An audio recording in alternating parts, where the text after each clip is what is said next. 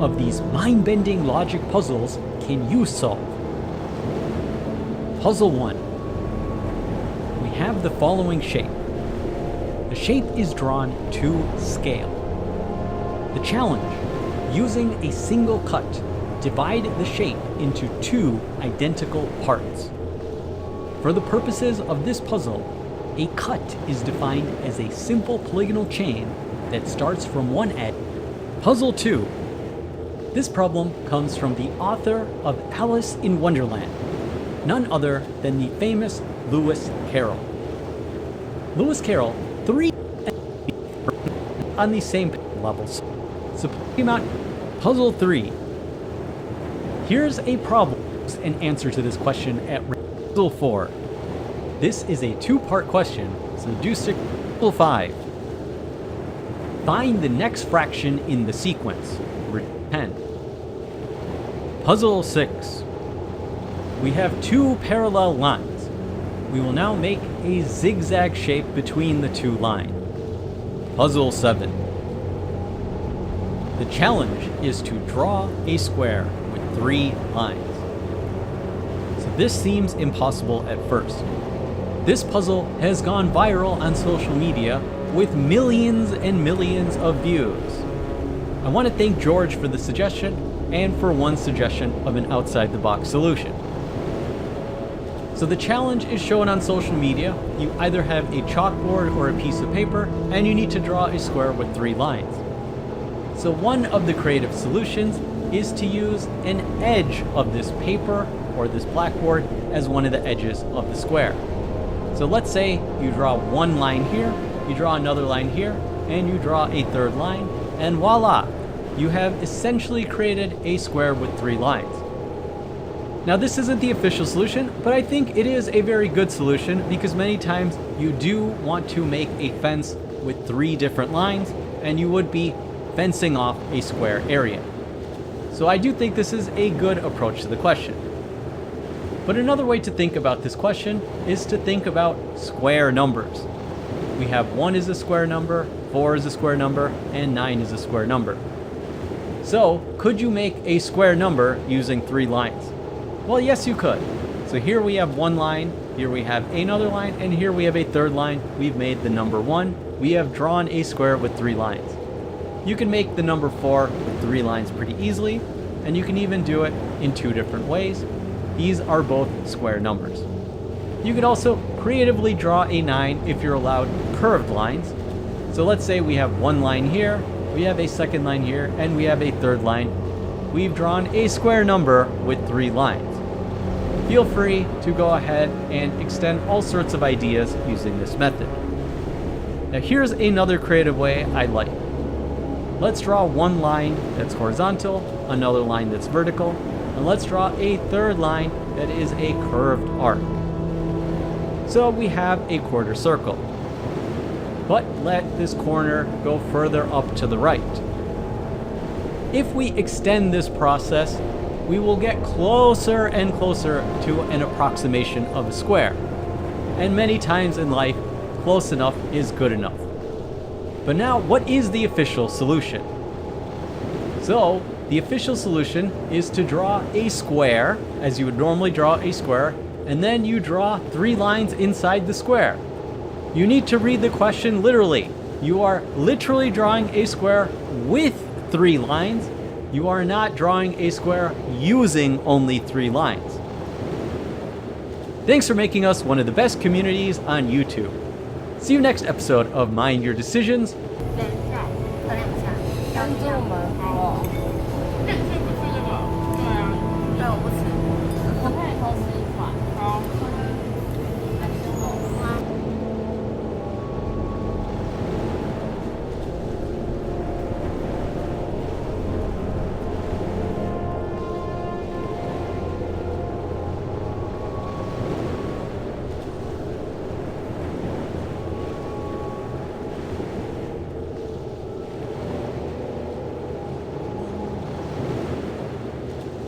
有锦衣结算过吗？没有，我从来没有真的很认真打电动。是这样讲，我想看要怎么讲的。因为比赛要的积分，我那时候就是大概前25就好。打锦衣有点太累了，而且要打锦衣不能好好练牌。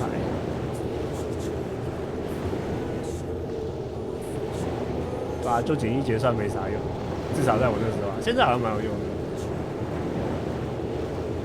要打锦衣就只能用那1-2副牌一直在按，就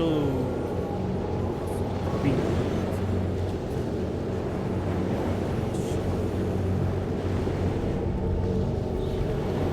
靠腰，他的体质太好了吧？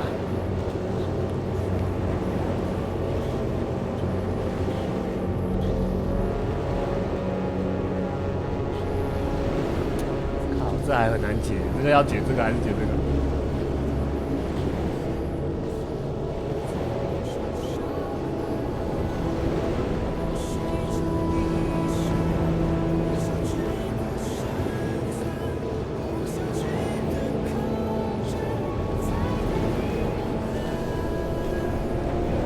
这个一定得砍他们2个一刀，只要砍谁？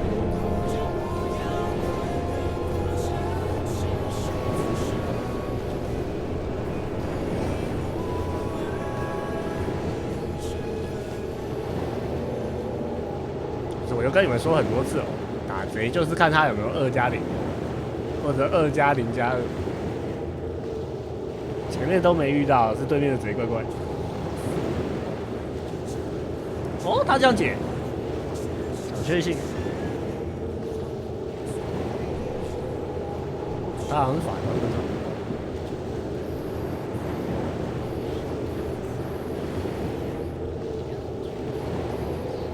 后面有改吗？我觉得好像可以继续闪，虽然的确断4费那已经不爽，然后7费变8费影响也超大，但其实也没到不能玩，感觉。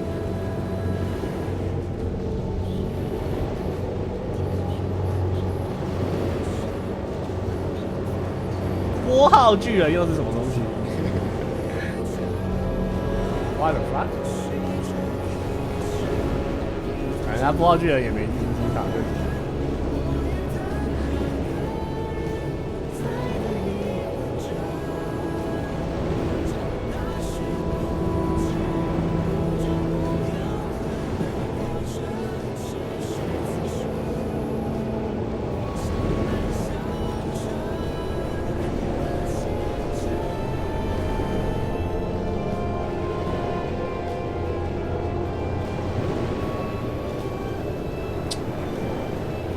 海盗不行，他真是要紧。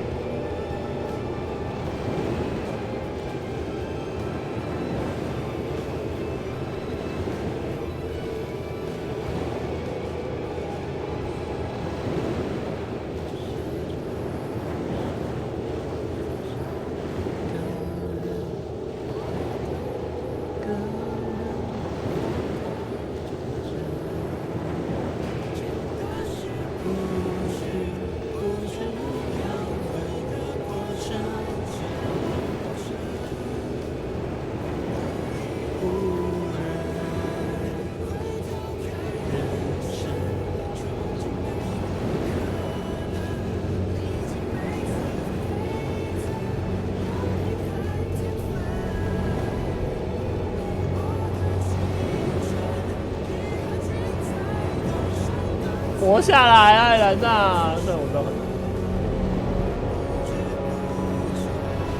1+4的就是3+2。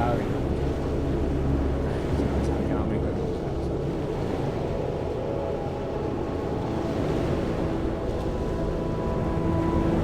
下来，真假？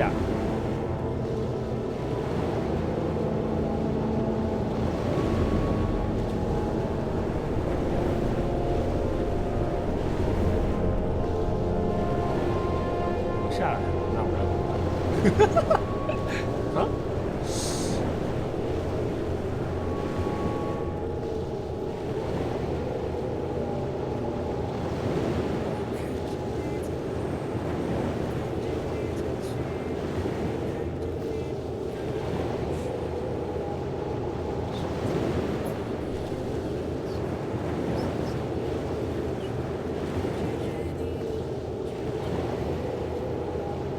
陨石怎么没砸头？真的啊，一来一回4滴，这边多扣2滴，这边少扣2滴。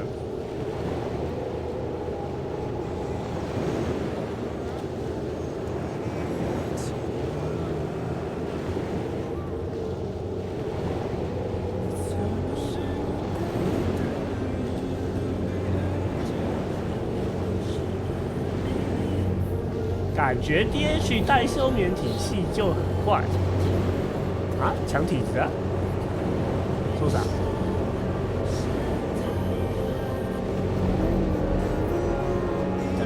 哎！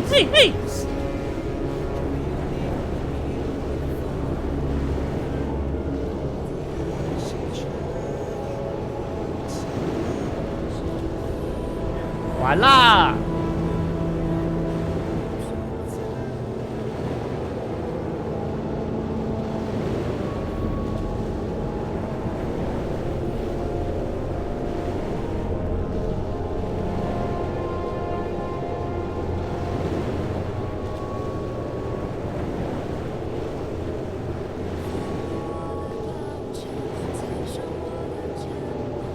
强牌该抄了吧？不可能！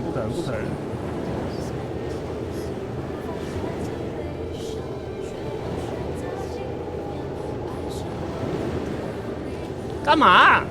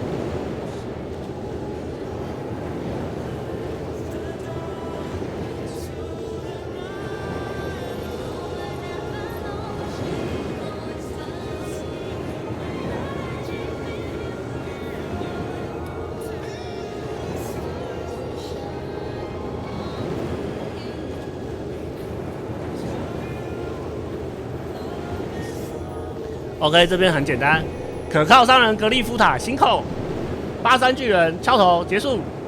还是我先死？我还没死，那就还可以。商人来，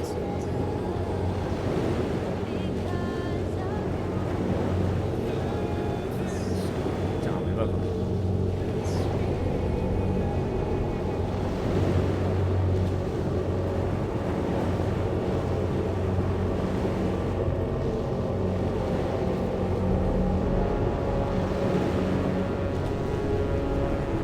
对呀，我要开场红绿梦。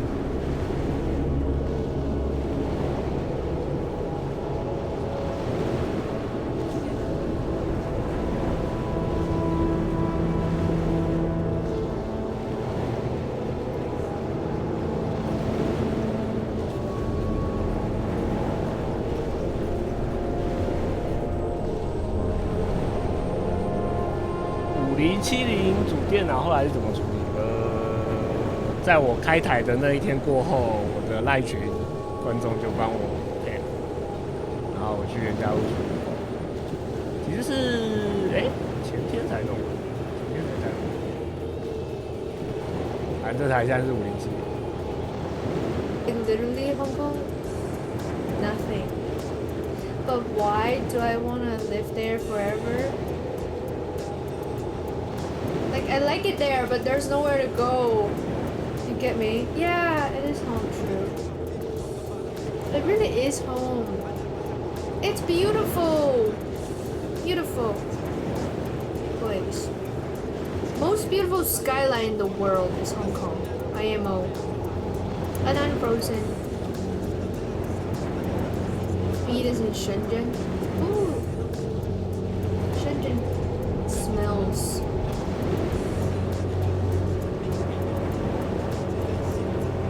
I'm sure there are areas that don't smell, but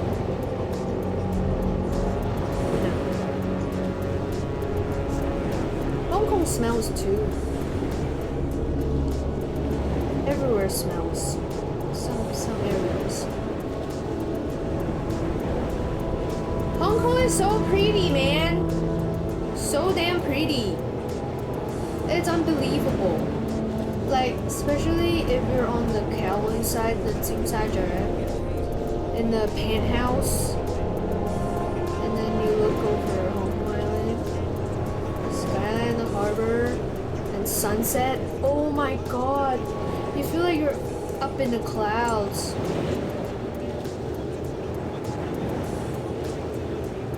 大陸味係啊！我想講咧，粉嶺嗰啲都有大陸味。即係如果你揸車咁樣去到勁上咧，一落車就大陸味。大包，大包放小，你不知道留给未来老周。然后呢？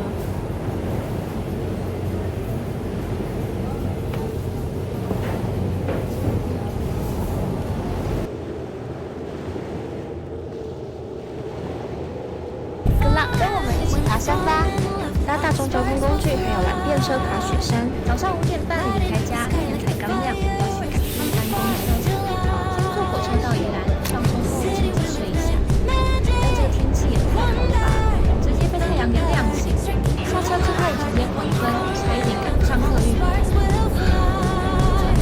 7点半顺利上车，继续睡。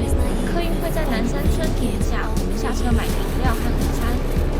上路，在车上戴好隐形眼镜，颜值加分。抵达武林农场要下车买门票。我现在要去蓝电车了，因为到登山口还有6公里，不想用走的，就只好蓝电车喽。哎呀，他要停车啦，等。他不在乎。正当我们苦无车子的时候，帅气的大哥出现了。要变车了！下重重的背包，坐上车，让笑声填满我们在的空间。在烈日下，这条到登山口的路，因为人情味而变得美丽，而且充满温暖。旅程中永远有挑战，我们也相信它永远充满惊喜。我也要，谢谢。而这些都是让我们旅程变得特别美。抵达，出发。中午的时候从登山口出发，被夏天特殊的绿荫环绕，享受着高山上天然的凉爽，还有无限美好的阳光。很快就到了第一个休息点，玩到喽！西塔，从南山村买了午餐，在山上真的是什么都变得好吃。进来七卡里面睡一下，躲避午后雷阵雨。哈哈。吃饱喝足，我们决定午休一下。没想到竟然就这样睡过头了。到今天的369临时营地还有5公里，赶快上路啦！不拖了。这是我们第一次在傍晚的时候走这一段路，被眼前温柔的光线，还有这一片绵绵的云给疗愈了。好酷哦！过了雪山东峰之后，我们走进云层里，夜色也渐渐沉降。最后在晚餐的时间抵达今天的营地。还好是有练过的，5分钟就搭好了帐篷。睡垫呢？忘记带睡垫。虽然忘了带睡垫，但帐篷里的浪漫感还是要有。暖黄的银灯，蓬松的睡袋，还有好吃的干燥饭。山上的幸福就是这么简单呢。被重来了1个小时，我们还是起床了。现在已经开始熄灯了，现在是大概快2点左右。我们要进入黑森林了。第一次的凌晨在黑森林漫步，整座森林只有我们2个人。黑夜中装水、滤水，继续前进，过地形，躺下来看星星，还吵到了一直正在休息的共读生。我们到圈谷了，剩下一点点路，加油！前面已经有亮亮的。我们看着远方的天际线慢慢的变红，这是我们为自己而走的路，为自己追寻的日出。要不要？看一下，这样的景色我们想分享给你，下一次有机会换你来吧。日出照亮了世界，在最后一段路陪我们努力的往上走。山顶的风景是大自然给我们的礼物。好久不见，我们到了。来雪山喝雪山啤酒，作为小小的登顶奖励。这一次也特别来敬你和你，就像是拜访老朋友一样，这是属于我们跟你2024年的回忆。还不到7点，我们已经返程下山，再看一眼美丽的雪山圈谷。啃着带上来的贝果，走在黑森林，阳光不时地从高大的冷山林间穿透进来。谢谢美好的早晨，以温柔相待。已经看得到对面的山了，决定坐在大草原欣赏一下，再去那个遥远的369临时营地打包下山。真的很远，期待新的369快点盖好呀！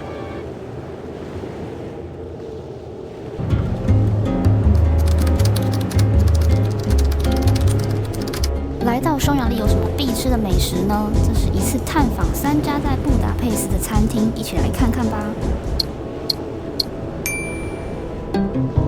马铃薯千层，它就是中国很常见的食物，超级粉嫩的。这个鸭胸，因为它的皮啊，我觉得没有煎到很脆，就是脂肪还比较多，然后它吃起来 Q， 可是不会有肥味。可是我还是比较喜欢，我记得我上次吃到另外一家的鸭胸，因为它的皮就是更酥脆的感觉。但是它就没有那么酥脆，可是也不会难吃。但是我是比较喜欢上色，但肉也是很嫩。我刚刚发现在吃几块这个鸭胸啊，我觉得它吃起来有一种猪肝的感觉，就是那种粉粉的感觉。口感呢？对，口感不是那种肉感，纤维没那么重。那我配它那个蔓越莓酱。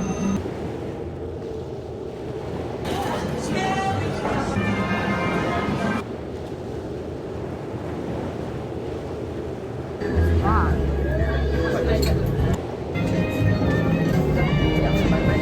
感觉很像薏仁，我也不知道，还是马铃薯，答案是大一锅，就是这2个。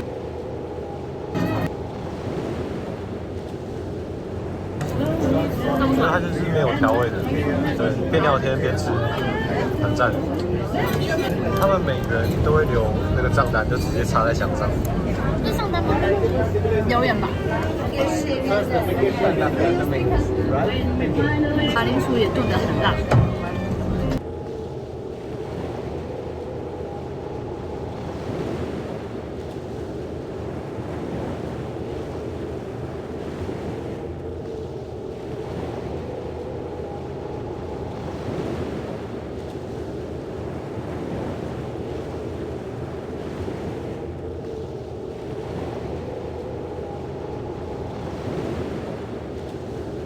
Assuming the bot will castle kingside, I will elect to castle queenside with the idea of e5, busting open the center, and going for the victory. Here's another good example. g4, probably not a very human move.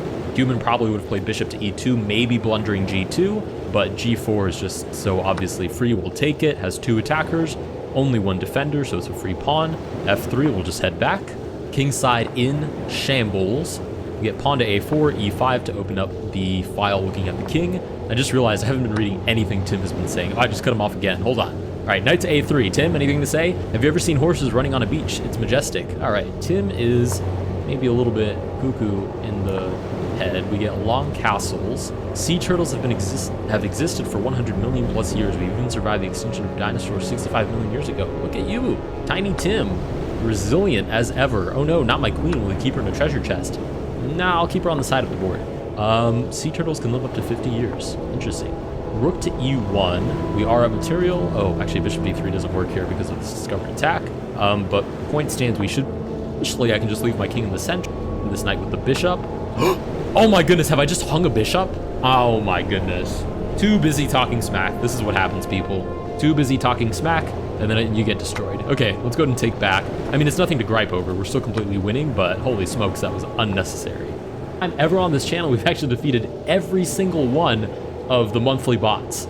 If you guys did enjoy this video, please consider liking and subscribing. Let me know down below what you guys thought of the monthly bots, how you guys fare against them, and what do you guys think about the fact that the highest rated bot is only 2,000. I will see you guys in the next one.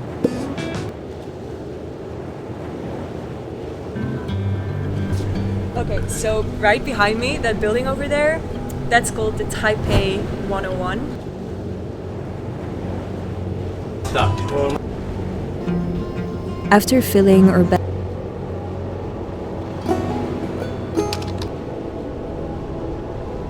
Spanish, because I can't go for the c3, because while the move h6 makes no sense, well, it had a sense to prevent maybe the move bishop g5.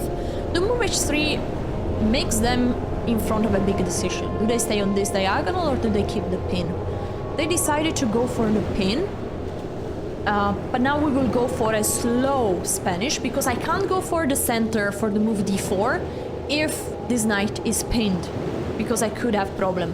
But I will go for the full plan, bringing my knight to g3, and you will see this bishop on h5 is not well placed.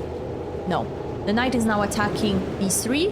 They are moving the knight one more time, so since we don't want to trade this bishop, we are allowed to move this bishop as well one more time. This is very typical. Now black will go for the counterplay on the queen side with the move c5, while we are going for an attack on the king side. The problem is that this bishop will have to move back many times, while black should have this bishop on the other side to keep going with an attack. Now this bishop will have to move, probably back on g6, and then I will play the move knight h4. Be careful to this move, you want to always check for the in-between move knight take e4, because if we take back we lose a pawn. But in this case this move doesn't work, because after knight takes I can take here, and I'm also attacking the rook, so this just loses material. And now you see the bishop had to move one more time, and now we can bring one of our knight towards the square f5. This is our goal. We'll go with the knight on h4, just because that knight is a bit more less stable. And how to keep going? Now there are many ideas. We could go for the move f4, we could go for the move queen f3, and I will play the move queen f3. Definitely I don't want to trade the queen, so the queen, I don't want to leave my queen on the d file. I don't want to take there, never, because I want to keep my knight stable on f5. Why is the knight so powerful on that square? Because g7 is under attack. So if I can bring a queen here, for example, that would be very strong. Now they are shutting down the action. I will play a calm looking move bishop d2, which is a cool idea. I can bring I connect the rooks, but I'm also threatening after pawn takes to take back. Good. Let's bring the rook also to the d file. This file is probably gonna be an open file if at any point black decides to trade. I'm not gonna trade myself. I don't want to help them to open up the queen side, which is where they should attack. And I'm thinking about, I have still many aggressive moves. For example, if this bishop at any point moves away, a sacrifice here could be very interesting. I mean, a sacrifice could be at any point interesting. Now I'm thinking about knight h5 as well. But I will prepare, I will improve even more pieces, because my rook on the e file made no sense. And you might say like, Alessia, but the rook on the f file. That was a plan. And my idea is that at some point I want to trade my knight for the bishop. And the whole point is that I want to bring the other knight there to move the queen and to play the move f4. And then you see the purpose of the move rook f1. This pawn is now unprotected, so this move starts to look interesting. So this cannot be played. That's pretty much good. So we are improving the bishop as well. And the move knight h5, I was talking about this idea. You always need to calculate knight takes this and then g6, so you have something. Oh, bishop there. Again, the bishop has been moving one more time. So now it's time to go for this. Because after queen takes, they are going... Okay, they're taking with the knight, which makes lots of sense. But it blunders material. This is a very typical tactic. This pawn is overloaded defending 1 and 2. So always look for bishop take h6. That's why my queen on f3 is particularly strong here, because now this tactic works. We want a pawn basically, and the only thing left is to keep going with the attack. I'm thinking about jumping the knight somehow, but let's go for the move f4. A beautiful idea in so many openings. Here we see the execution of it in the Spanish. Our rook is activated. Rook f1 made sense, finally. And now the rook can come here attacking this pawn. The other rook can simply join the action. The queen on f8 is defending everything, but now after rook here, that pawn... Oh boy, do you see it? It's beautiful. Is it working? I think so. I sacrifice the rook. The king has to take. Well, the king can also go there. And now I give a check. The king has no square to go. And after bishop here is just checkmate. Yes! GG's. The only move in this position was definitely king g8, but the attack is still overwhelming. For white here, we could take just another free cheese macaroni. Also, the rook is joining the party. Queen h4, I love this move, just straightening mate in one move. After bishop h7, this knight can join, this rook can join. This is looking very bad for black. Next game. And there we go, we have the Spanish against a 1500 ELO player. But this move, I've never seen in my entire life. This is a free pawn and is a free pawn. Dot. Okay, I can't really explain what happened here, but we were happy with it. Now they're attacking a pawn, we are protecting by making free the way for our for our bishop, so that's pretty much.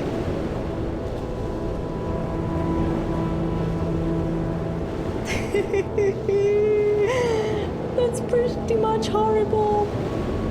That was the plan. They had this trap in mind. Now 1, 2, and 3. Sorry, my arrows are horrible. Whatever.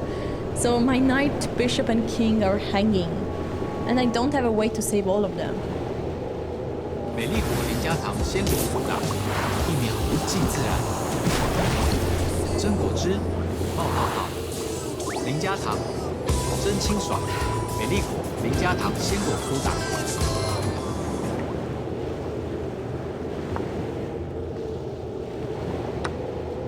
That's very disappointing. Okay, we'll just castle and try to say like it was a sacrifice. Our plan is to use the advantage that we have in development. That's pretty much the only thing we have. So what do we need to do? Try to be very quick. Very, very quick. So I'm playing the move d4, attacking the queen with a pawn, taking more space in the middle. I could also keep going by pushing this pawn even more at the right moment, of course. So let's play bishop g5. My plan is pretty straightforward. I want to attack this knight, and now I think I can... can't really, because I trade lots of material. And they're about to castle. Okay, let's play then the move f4 with the idea that I want to just take all the space possible with the move f5 and e5. Also, if the king is castling... Is this another trap or what? Yeah, if the king is castling after f5, this knight has to go on h8, which is ugly. Plus, after the move e5, this bishop behind is unprotected, so after 95 I take here intermezzo, pawn takes, and I win a piece. So this position is starting to become already dangerous for them. Okay, we are now attacking the queen, and we restored material equality. They helped us quite a bit, but I guess we can't complain. Once the queen is going to be moved, we're going to follow up with the move e5, attacking this knight, which has to move and doesn't have many good squares. Okay, shortly checking that this is not a problem and this is not a problem. Now I'm gonna take here, and you see those two pawns are very weak. I'm playing bishop e3, protecting my pawn, attacking this other guy. And at any point, I want to attack this king.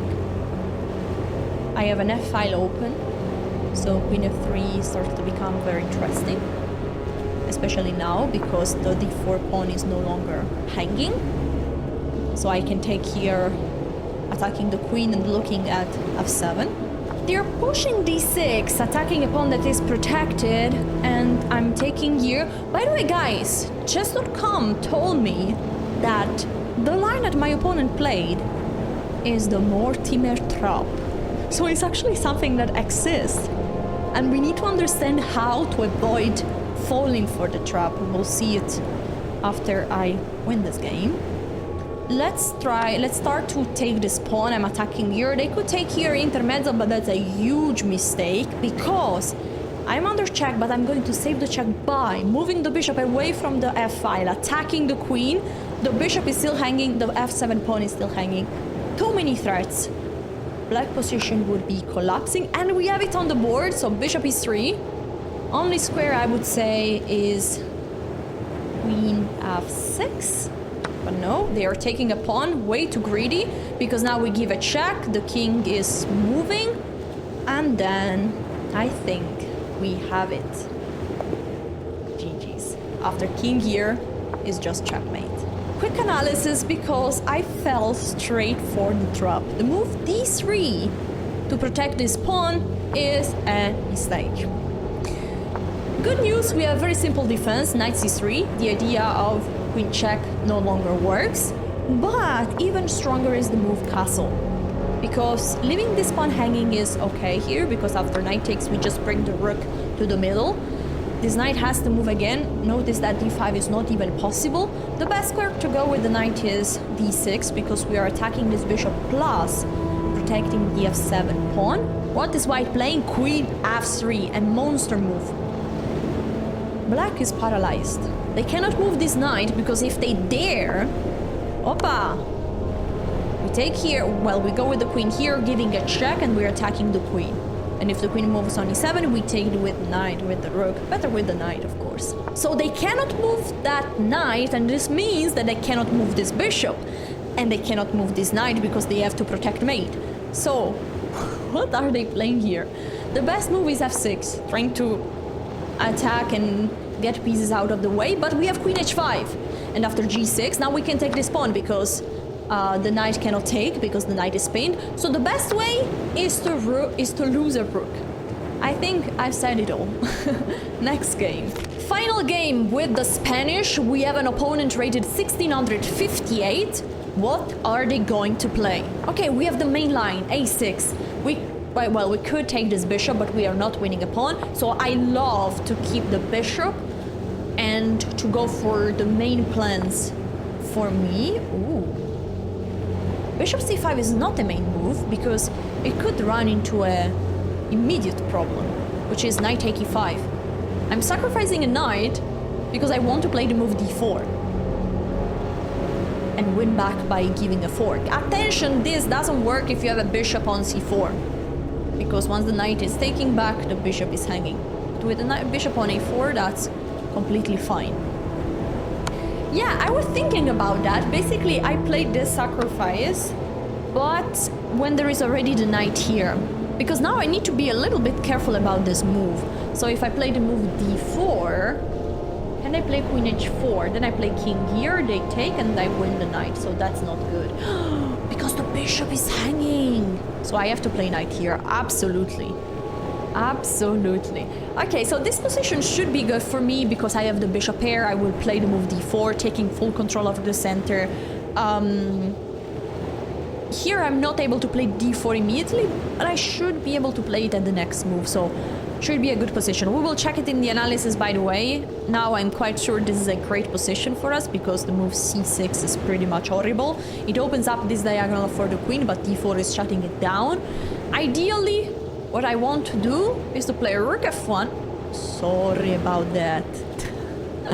And then to go with the king to safety. Usually they like to give this check, but the knight is just hanging, and if queen h4, I can just play g3 maybe? Yeah, let's calculate. I could go with the king back, but also g3 looks amazing. And then the knight and the queen are under attack. If knight here, I go with the king there. And they don't have pieces to attack me. This pawn is protected. And if knight g4, it seems like, yeah, the knight is... They are attacking, but they are not attacking. And at some point they will run out of moves. Okay, they give a check. Now, I could simply move my king here. The king is pretty safe. This check is not working because the queen is controlling. This knight is still hanging, and my rook is coming to f1, attacking the queen, and f7 behind. Remember, f7 is always a big target in all e4, e5 structures, and in many openings, because it's simply the only pawn that is protected only by the king. So we will attack it once with the rook, and then with this bishop. So this bishop is sneaky, because can attack this square, but also h7, which is very vulnerable once the king is castled, because that square, that pawn, is again just protected by the king. So now they're moving the knight to c4. Make sure to control where the knight can go, but all these squares are controlled, so very natural move, beautiful. Attacking the queen. My next move is gonna be probably bishop b3, attacking the knight and this pawn behind. Queen g6, attacking a pawn which is right now well protected, so we go back with the bishop. b5 is pretty much the only move for them. I could already take and create a huge weakness, but to be honest, I want to do something different. Stronger. And I will play queen e2. I'm threatening to win a pawn, because by taking, I'm just winning a pawn, and I think it cannot be stopped. For example, if d5, I'm taking here with check, and they're losing even more material. Okay, the knight is looking at this pawn, so once if I take this pawn, this guy is hanging, but the king is stuck in the middle of the board, so I can't believe, and I did some calculation that this pawn can be taken. In fact, they are not taking it. Meaning that we have an extra pawn, we can be very happy about the outcome. My king is slightly weak, but we should be alright, we just need to be a bit cautious. Now e5 is a move that is like screaming at me, and I love it because I'm attacking the knight. Ooh! Oh good. I shortly saw the in-between check, but the rook is covering, attacking the queen, and the knight is still hanging, so that pawn cannot be taken. But yeah, a small blunder there. I should have checked it before playing the move e5. I just got a little bit lucky. The knight is moving to a4. Trades are usually good for me. Still need to finish my development. You know what? I will let them trade. I will go with the bishop out. Like here maybe? There is d5 that they can play then. Well, d5 en passant. Amazing. So bishop f4. Looks great. If d5, I'm taking en passant. This bishop is pretty much in bad shape, and all I want is to bring my other rook to the game. And if they take, I'm happy to take back with the queen, protecting the pawn on c2. All good. I like it. I like to say, don't be the first one to trade. Usually works very well. Why should I be the first one to trade and help the queen getting here, give a check, being attacking all these pawns? No. I can rather let them trade, and well, my queen is not really getting improved, but at least we are not improving their queen. So Usually it's a good suggestion here, it's not a big deal, but in some positions it's really a huge difference between trading first or letting your opponent make the trade. A5, what's their threat? Very strong. Bishop coming here to annoy everything we have on this diagonal, so attention here. I'll play Queen D3 and you say like, hey, there is still everything here, but we are attacking the knight, which is hanging. So if the bishop comes there, I'm taking, and I'm getting 2 pieces for a rook, which is a great deal, just not just numerically, because it would be 6 points, but also because the rooks are not so strong in the middle game. Instead, in towards the end game, they get stronger. So good to have right now 2 minor pieces. Of course, they are not doing that. Makes sense. And now we have a very interesting middle game, because we have... Okay, I can't cover with the queen. I need to go back here, because we have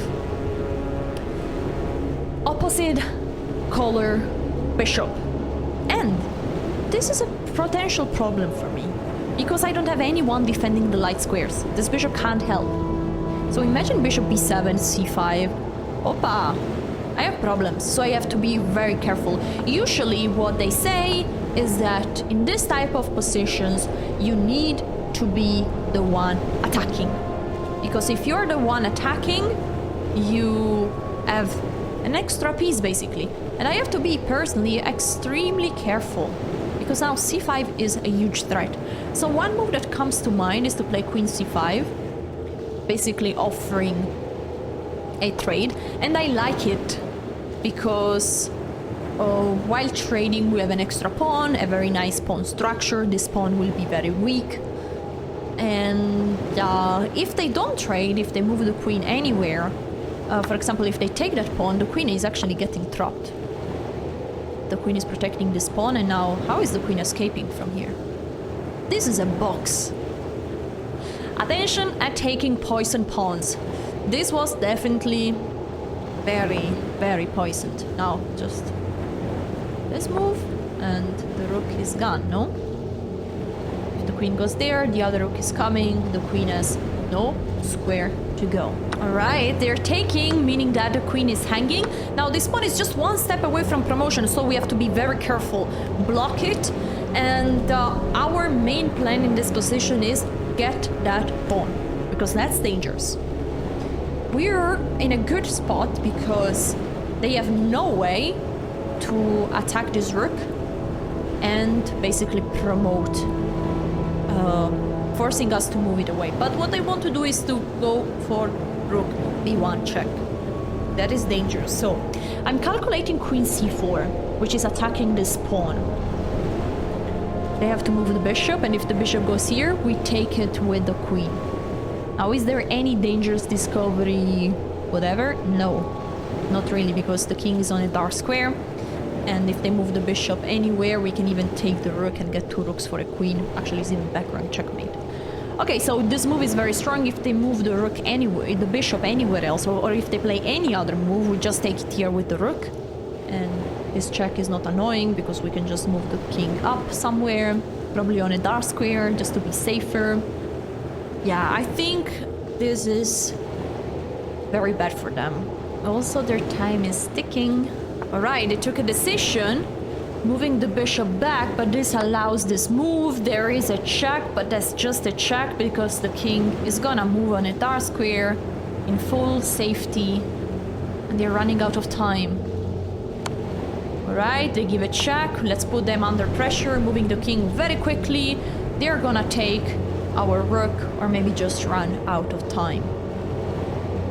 And GG's. How to win this position for white? The quickest way is, for example, after the rook trade, to use the queen and the bishop to attack together a dark square. Which one is the weakest? G7. So you can use your queen to sneak in, you can open up the square for the bishop, and it will be impossible for black to defend that pawn either with this bishop or with this rook.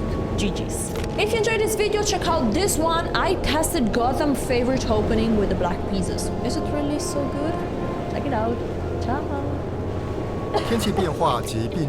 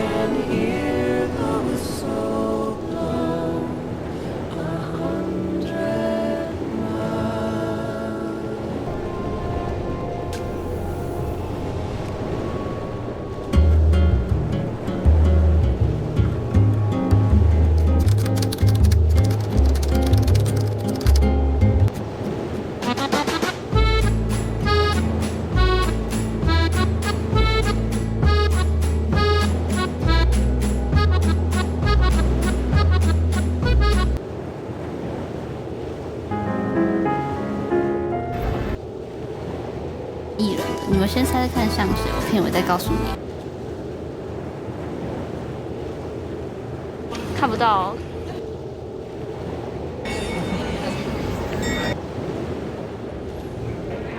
会回家的。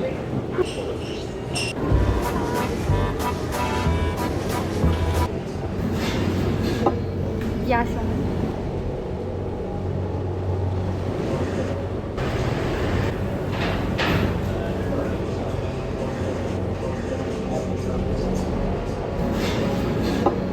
鸭胸，然后这个是牛肉。 Filtered, unpasteurized talk about Czech beer. Buckle up, we have a lot to drink. На здравие. Let's start with some basics. As you might know, to make beer, you need water, barley, hops, and yeast for fermentation. Generally, there are two types of beer, so-called top fermented beer, or an ale, or a bottom fermented beer, or a lager. Czech Republic specializes in the second type. In fact, one of the most famous lagers in the world, Pilsen lager, was invented here, in a town called Plzeň, which brewery and the city center we visited in one of our videos before. This is a beer that you can still try today, and it is called Pilsner Urquell. And because it is the most sold Czech lager in the world, they make about 3.5 million hectoliters of beer per year, we feel like enough was said about it. And today we're gonna focus on beers that consistently win prizes at competitions. They're lesser known, but locals love them. Of course, we have to start our video in the oldest monastery and the oldest brewery in the Czech lands, called Břevnov Monastery, that was founded in the year 993. The monks were not able to brew beer here consistently since 10th century. There were a couple of moments that interrupted the brewing process, but I'm glad that the beer is still brewed here. Na zdraví. And the award-winning beer we recommend trying here is called Benedict beer. You don't have to travel all the way to Břevnov Monastery if you want to try it though. It is also available in other pubs in Prague, for example Pivovarský dům on Ječna Street. But because you don't want to be an uncultured tourist, we also suggest you explore Břevnov Monastery, and we're gonna do it now. So let's go!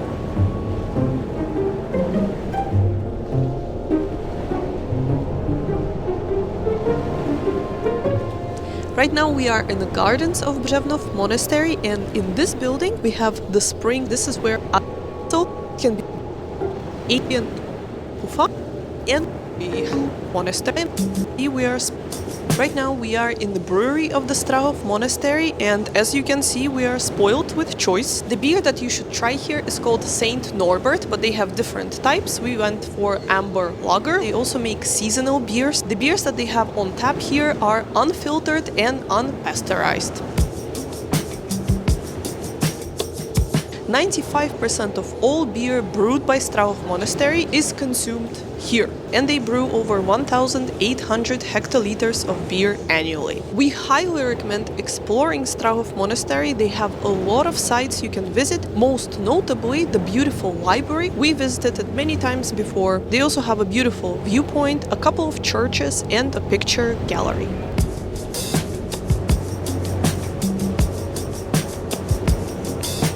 Oh, you're still here? Then I'll give you another fun fact about beer. Why did monasteries have breweries?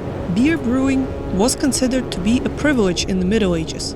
Only a king could grant the right to brew beer, which was usually bestowed upon cities, towns, and the monasteries. Monks devoted a lot of time to brewing beer, figuring out the best recipes and making sure its quality is top-notch. And they also drank a lot of it, about 4 liters of beer per monk per day. Even during the period of fasting, they still consumed beer, which was used as a nutrition supplement. Cannot argue with that. The next beer we want to recommend is Radegast, that won the title of the best light lager of 2024, specifically their Bitter 12. In fact, their motto is "Life is bitter, thank God." The god they're thanking is Radegast, of course, who is the Slavic god. You might know him from Lord of the Rings. He looked like this there.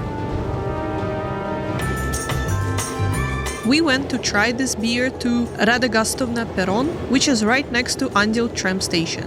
Radegast is one of Václav's most favorite lagers, so we were really looking forward to it. They also had a really cheap lunch menu, but first, dinosaur hands.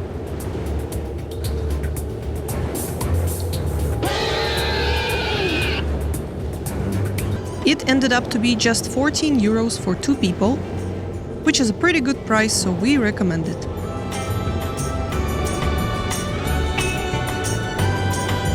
Our next favorite beer is 全新皇家风纹乳平衡油精华，由39配方蜂蜜精炼打造，深层渗透质地。is Kozel beer, specifically dark Kozel beer. It is not a problem to find it even on tap in restaurants. For example, Kozelovna has this beer, as you can tell by the name, but we decided to take a trip to their brewery in Velké Popovice. After they showed us around the brewery, we went to the cellars and tried their fresh, unfiltered Kozel beer.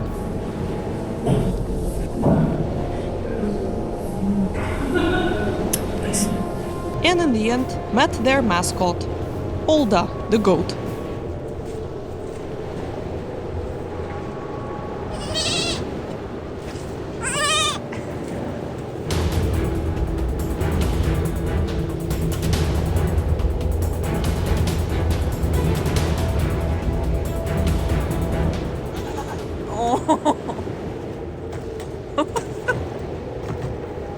Our next beer is also animal themed. And let's get to our next beer, but first, na zdraví.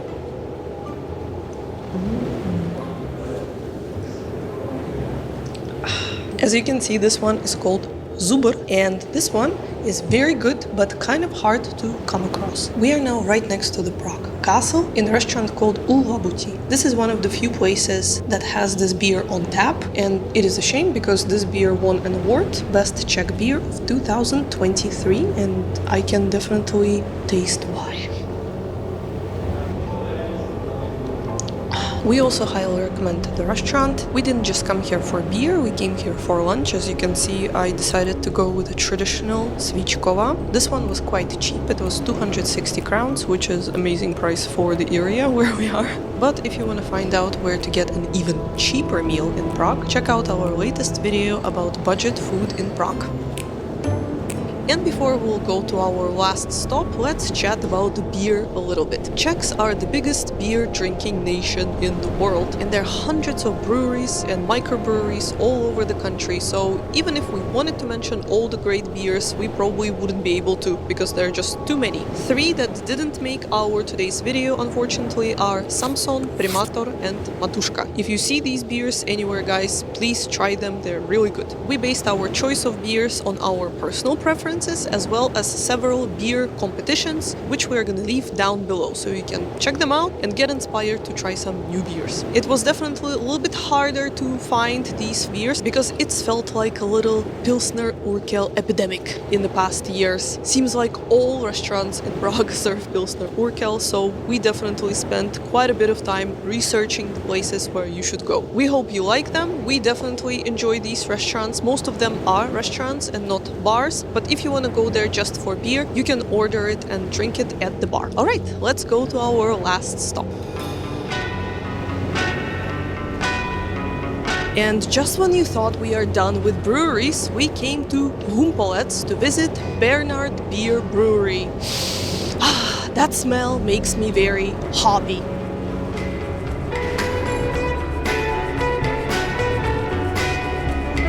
So this is their award-winning dark beer, and oh boy, the rich, smooth taste of this beer will drive you absolutely mad. I am already tipsy, in case you couldn't tell. We went on a tour of Bernard Brewery, and our guide showed us the nooks and crannies of their production.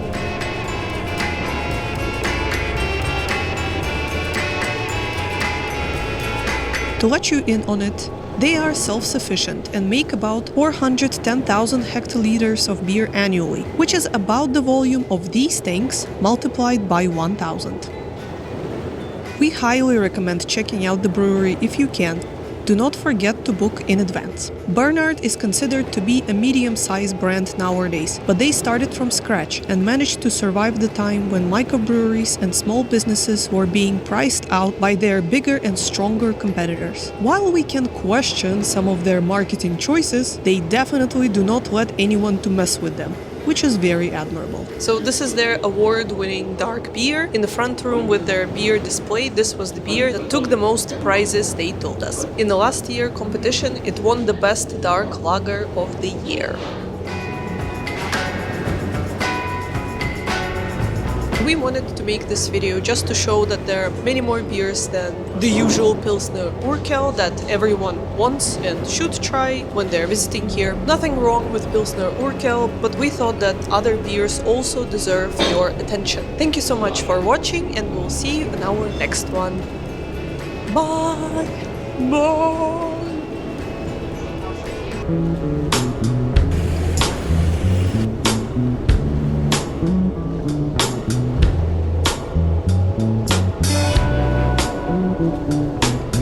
进我的口腔护具清洁定。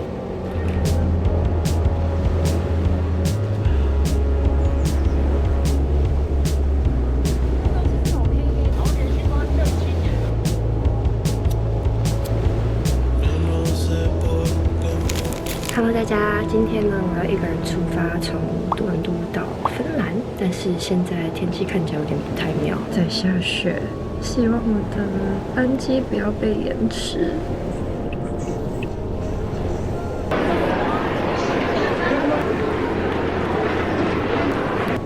可爱哦，把它脚软糖。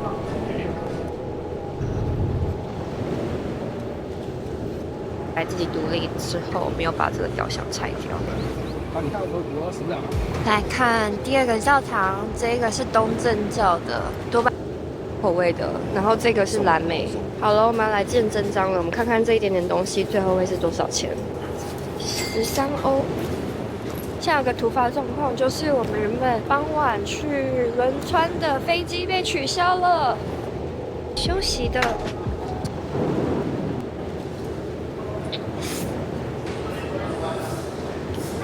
嗨，16D 好。我在这里，来看一下，这里面都是什么？拖鞋、水，然后操控的，这个是洗漱包。往内压。对，它旁边有个按钮可以压。哦，太神奇了吧！我刚刚那边拉扶手高度。开箱洗漱包，马上。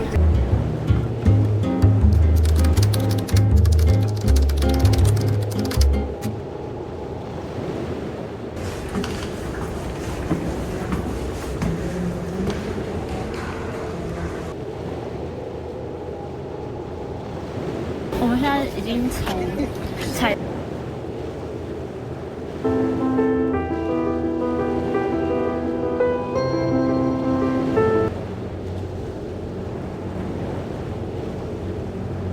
载着下，然后它里面还有红绿灯，蛮酷的。现在是红灯。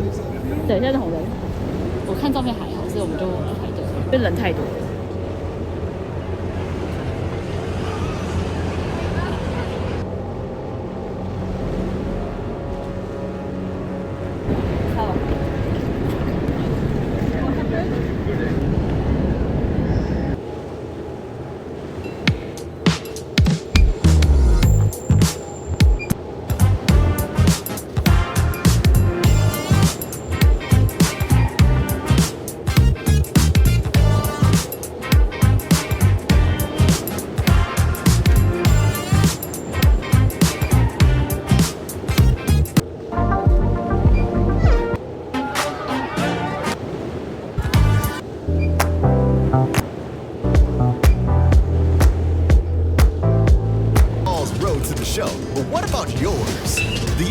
Hello and welcome back to the channel. Chess.com has all sorts of bots, from beginner bots to master bots, even athletes, musicians, creators. But now they have a new category, insane, with only one bot, the blindfolded Hikaru bot. To play the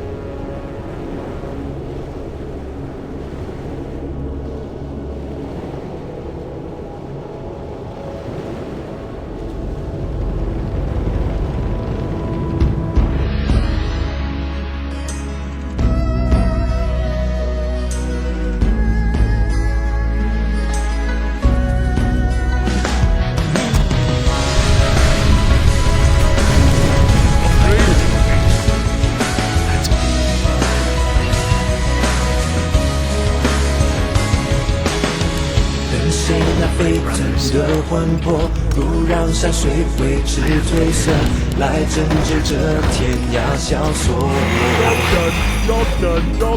是谁恩怨情仇烟火，心上牵挂不下抖落，只为世事杀出传说。为狂世敬畏，胸怀天下。虽然地震却会残杀，难道有为天道错？残悲歌为切，未看奈何？怕岁月过，只随信念火，等后世来评说。你是风沙的怒吼，你是断崖的坚守，你是剑锋过后仰望月夜眉间的寂寞。你是滴水的沉着，你是落花的优柔，你是万世称颂却为日落，默默哀叹的血肉。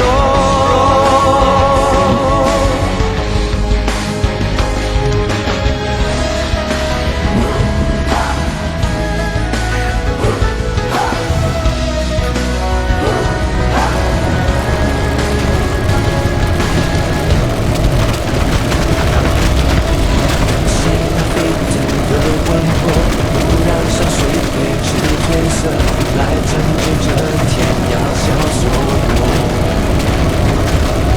是谁恩怨情仇烟火，心上牵挂不下抖落，只为世事杀出传说。为狂世敬畏，胸怀天下。虽然地震却会残杀，难道有为天道错？残悲歌为切，未看奈何？怕岁月过，只是信念火，等后世来评说。你是风沙的怒吼，你是断崖的坚守，你是剑锋过后仰望月夜眉间的寂寞。你是滴水的沉着，你是落花的优柔，你是万世称颂却为日落，默默哀叹的血肉。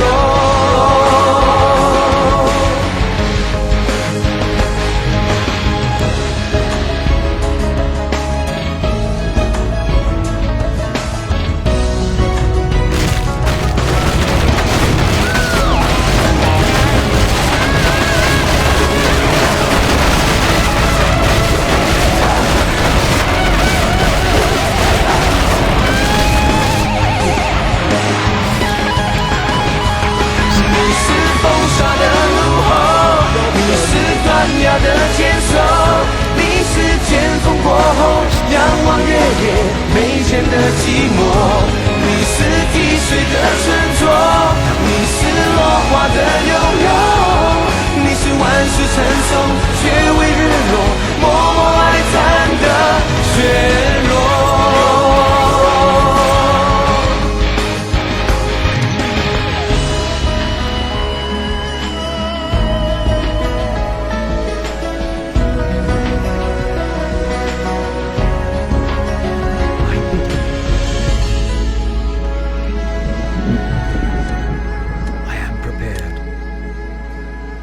Bidding.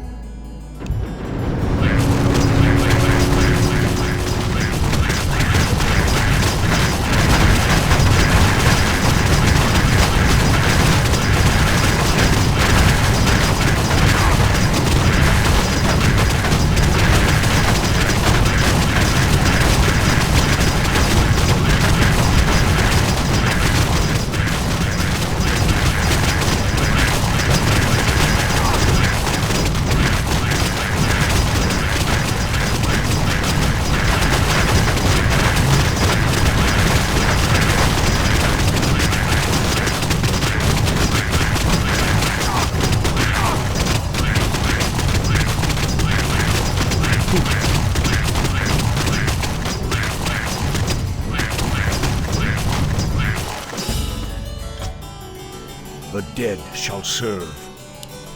I am prepared. That's a given. Upgrade complete. My brothers. Job's done. Has begun. That's a given. Job's done. Job's done. Job's done. Job's done. Job's done. Job's done. Job's done. Enlighten.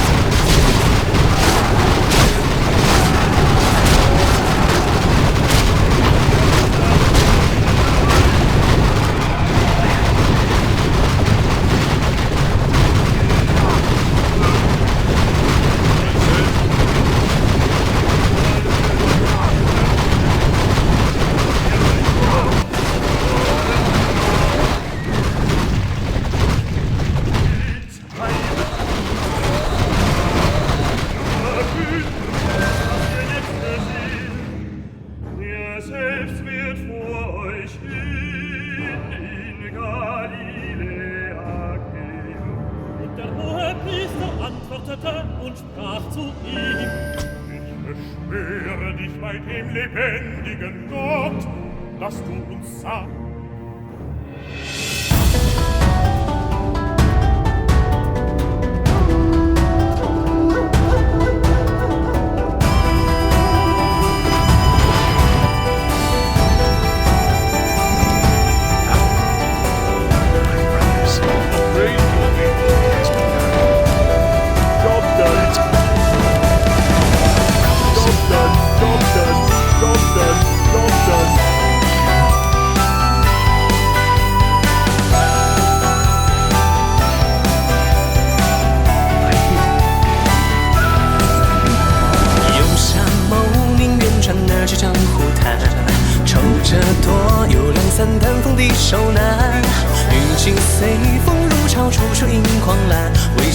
三声小姐醉了，远方几乎回首，明月满青山，天地庙一起满踏至长安，灯影泛酒正暗，满座君贪欢，众人看风披散不云南，为此间江湖年少偏爱纵横天下，满朝陈年华轻剑快马，风尘为国也不闪牵挂，执念生杀，醉里论道心事折发。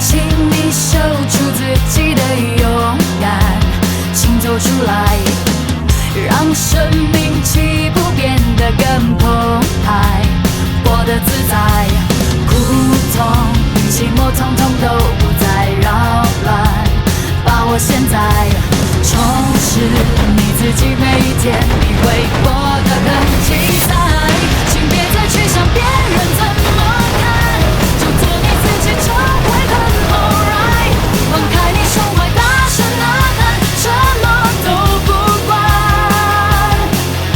我不再去想别人怎么看，我就是喜欢自己很勇敢，就请你和我跟着音乐一起来摇摆。如果你现在觉得头痛，别躲在家里自己寂寞，不如就和我一样一起大声呐喊，放开所有一起来嗨。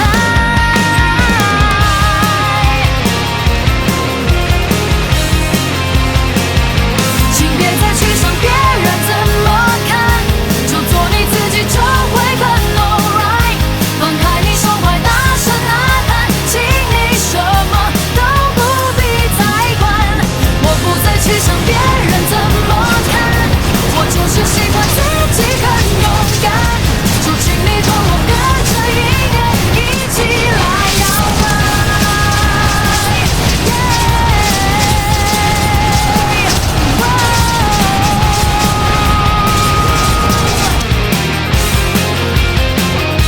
我不再去想别人怎么看，我就是喜欢自己很勇敢，现在我只想做我自己，真的很愉快。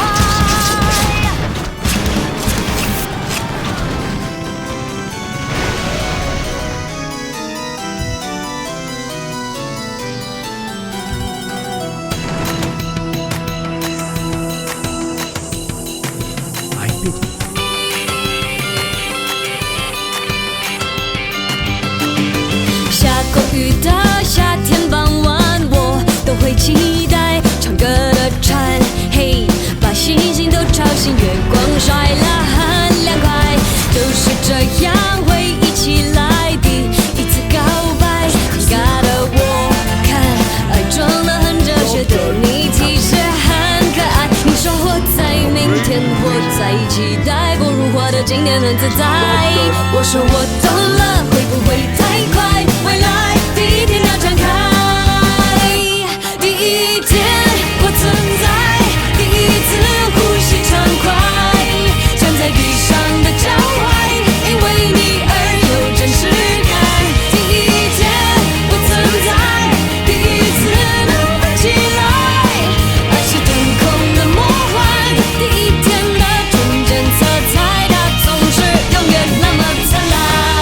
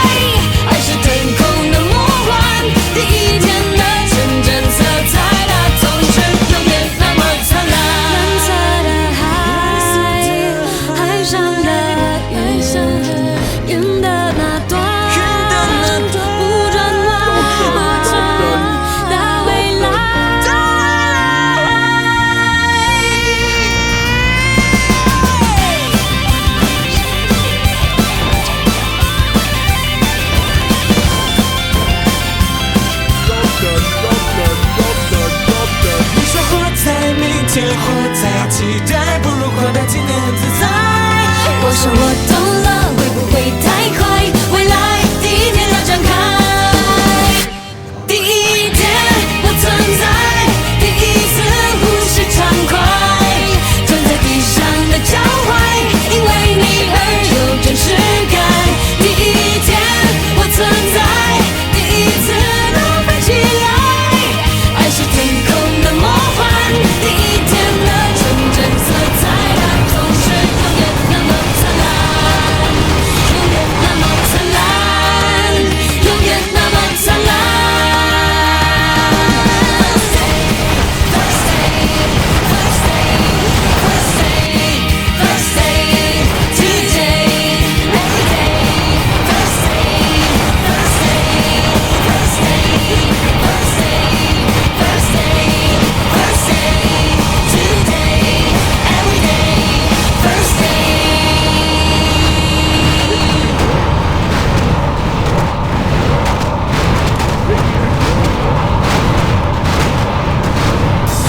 无论是在家放空还是在外奔波，音乐都能随时陪伴。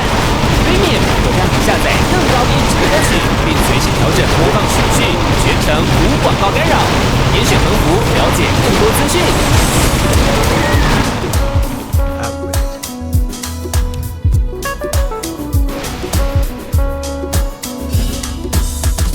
This better be good. The dead shall Upgrade serve. complete. Upgrade complete. This better Upgrade be good. complete. Upgrade complete. Upgrade complete. MadamelClara has begun. Job's done. Job's done. Job's done. Job's done. Job's done. Job's done. Job's done. Job's done. Job's done. Job's done. Job's done. Job's done. Job's done. Job's done.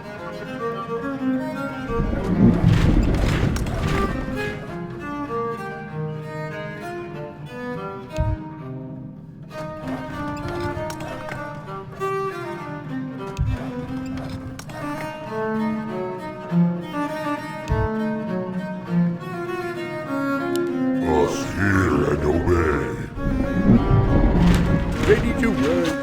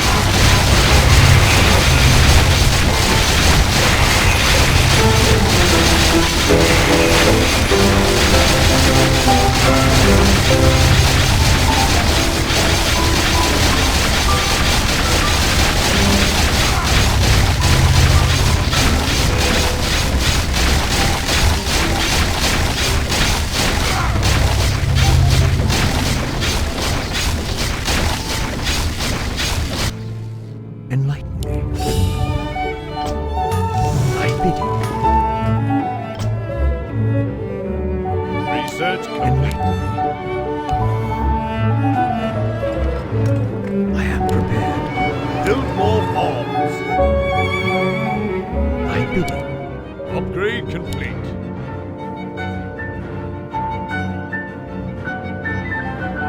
The restless dead await. I am prepared. No one shall be wiser. Job's done. I bidding. That's a given. Upgrade complete.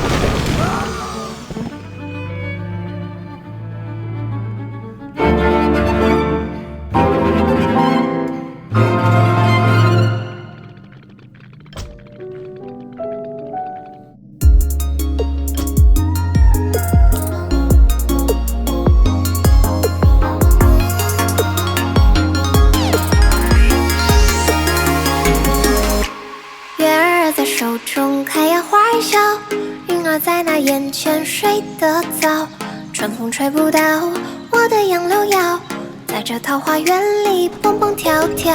少年你莫要归心太早，燕儿它也双双飞来摇，桃枝摇摇还绿了芭蕉，南台雨大风吹也潇潇，花见了猩红也会掉，少年的心儿永不老，喧嚣了长发垂髫，这样花枝江南水中摇，一片柳絮飘飘过了天之角，一棵草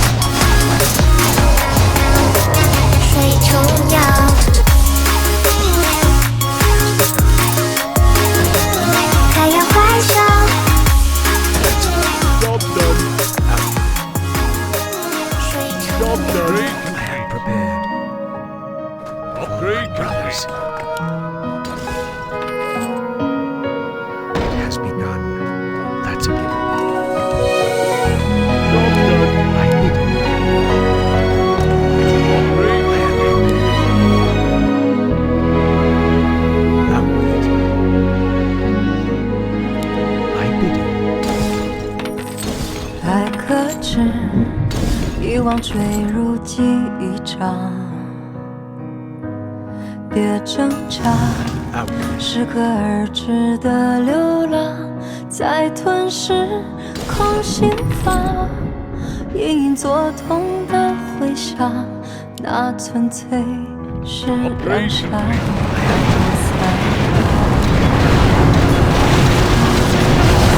谁不慌？执念荒唐又消亡，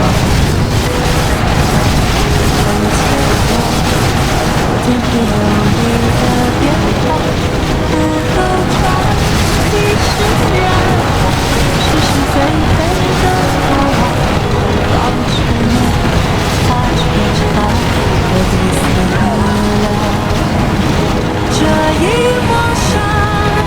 曾炙热如清凉，向往怎会繁星途红了眼眶？这一抹伤铸成了内心的坚强，刺不穿那心底的冰凉，不过是在沉重。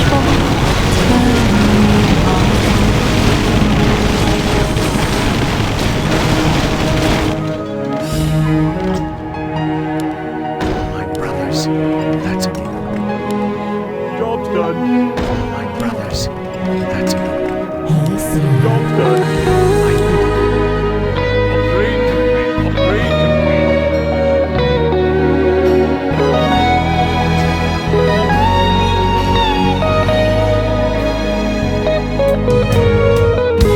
谁蛊惑？执念荒诞如笑话，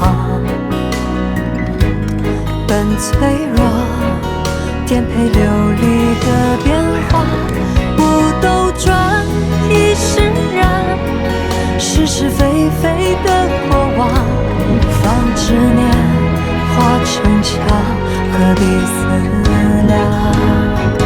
这一抹伤，曾炙热如清凉，向往怎会繁星途红了眼眶？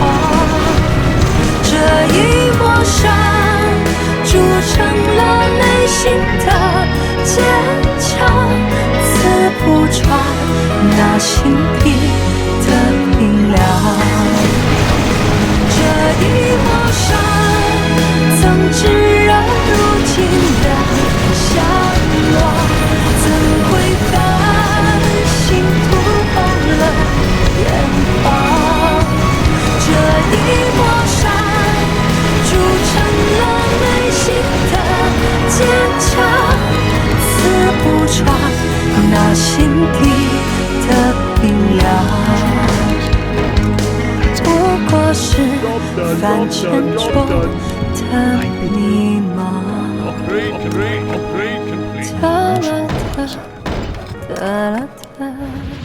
Job's done. What does the shadow rule? That's Upgrade complete. For my brothers. No one shall be the wiser. I stand ready. Job's done.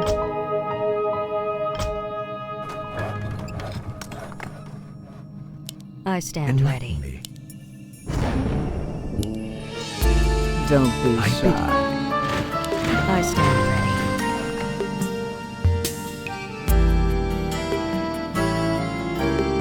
I stand ready.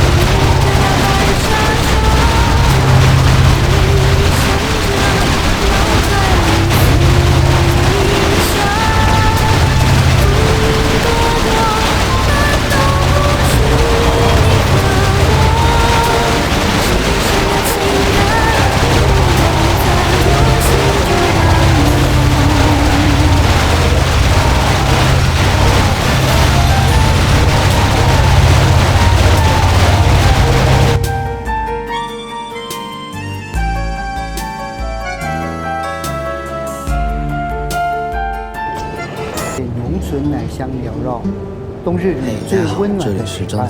Hey guys, it's Brandon Beal here. 我的 The 新歌 London Old School system is one of the with most Zemo popular is out openings right in now on chess, Spotify. but most 欢迎 players 大家 don't 在 know Spotify 上 its 搜索聆听。 biggest weakness. You stay here on my mind.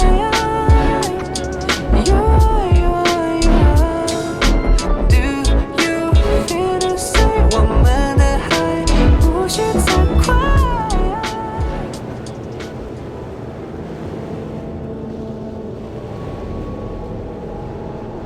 Today, I will show you all you need to know to exploit it, including how I beat a 2300 elo player in just 22 moves with a very spicy attack.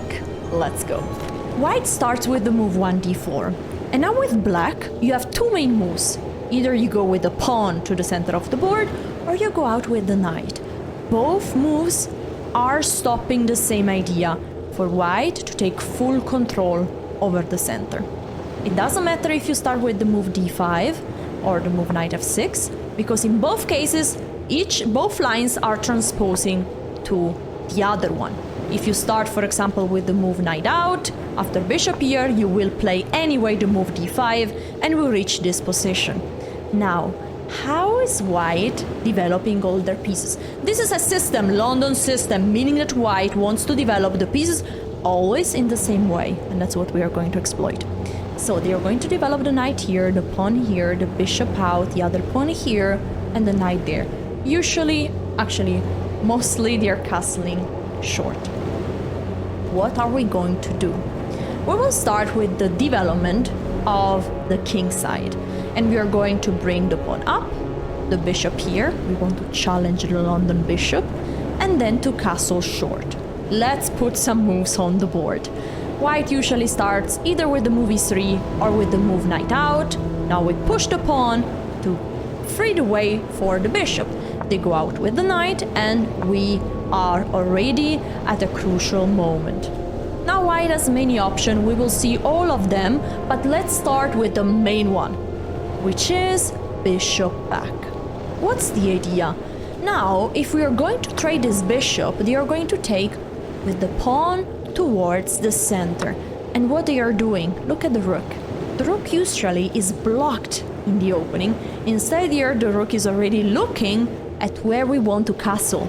So if we castle the king already after bishop d3, this attack could start to be very annoying. Imagine the pawn running forward to push away the knight. We are in trouble. That's why here, after bishop d6, the bishop goes back, we are not going to take. At least not for now.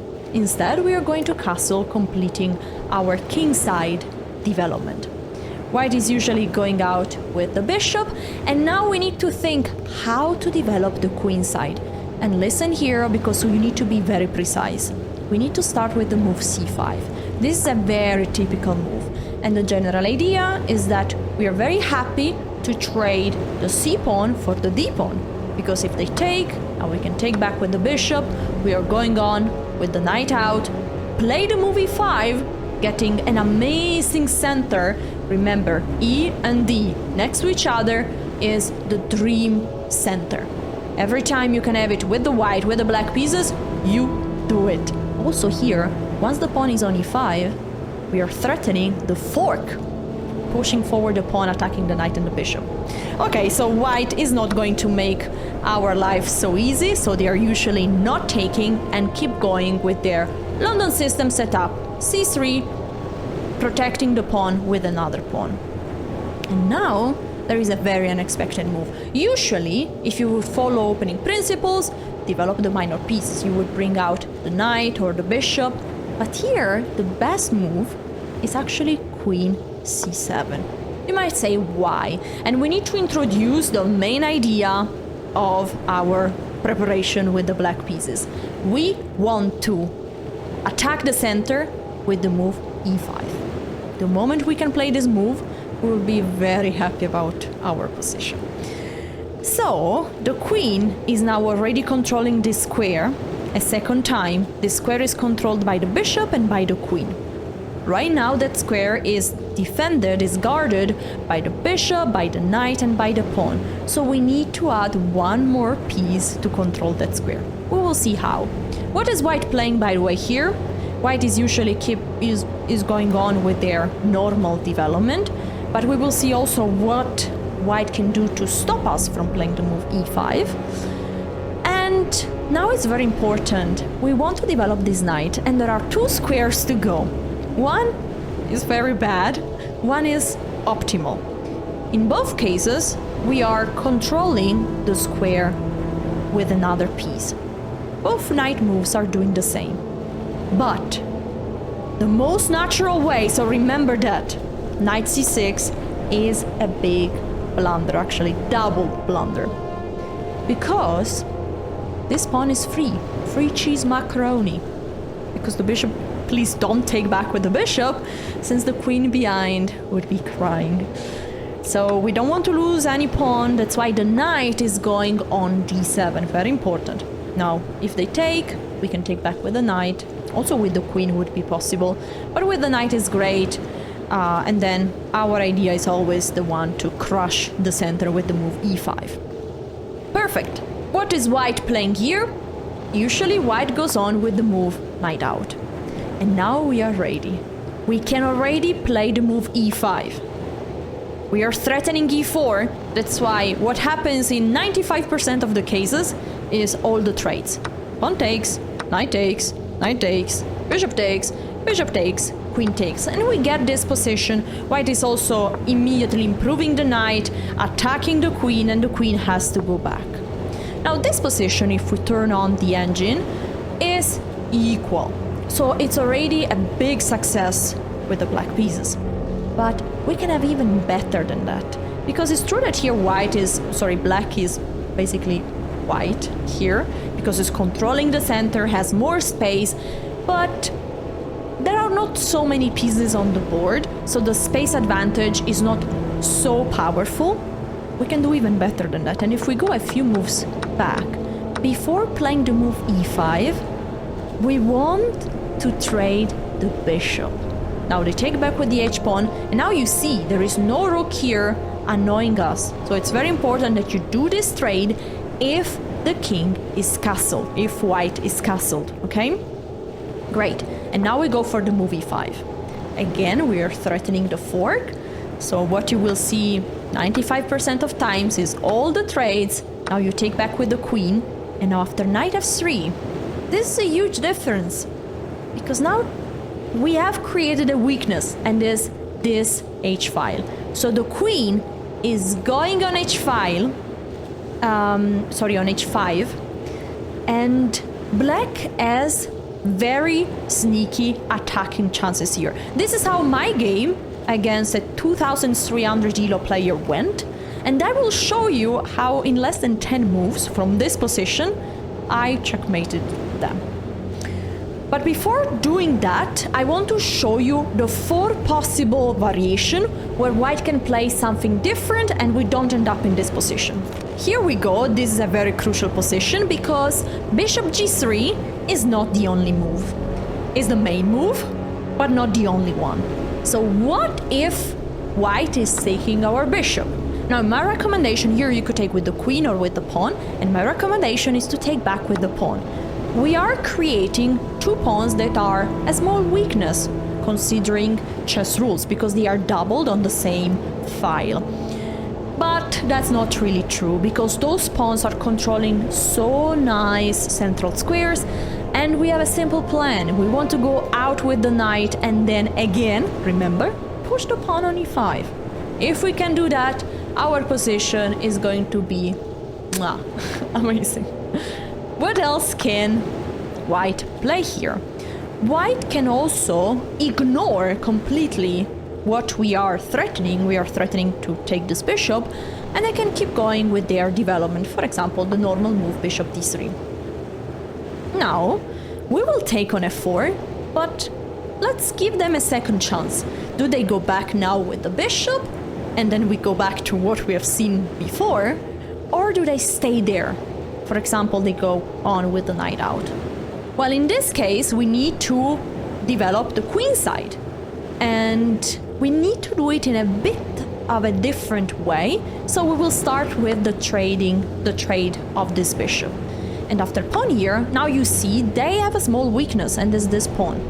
Because these are double pawns, that's true, this pawn is controlling a central square, but is less good than before. For example, the best move in this position is queen d6. We are immediately attacking that pawn, and white has to play the move g3. At least this is the best engine move to protect the pawn with the pawn. And now, one simple idea. How can you develop all your pieces? If you don't do this, you could end up in trouble. Because look at the difference between this bishop, very strong, and this bishop, very sad. So we need to trade it. How do we do it? Bang, b6. We want to go with the bishop here and trade off the good bishop for our bad bishop. There is just one move for white to stop this idea, and is queen e2. Because now if we go with the bishop there, yeah, we lose material, we lose a piece. So please not. But we need to make sure that once the bishop is here, the bishop is protected twice. By the knight and by the rook. So we play the move a5.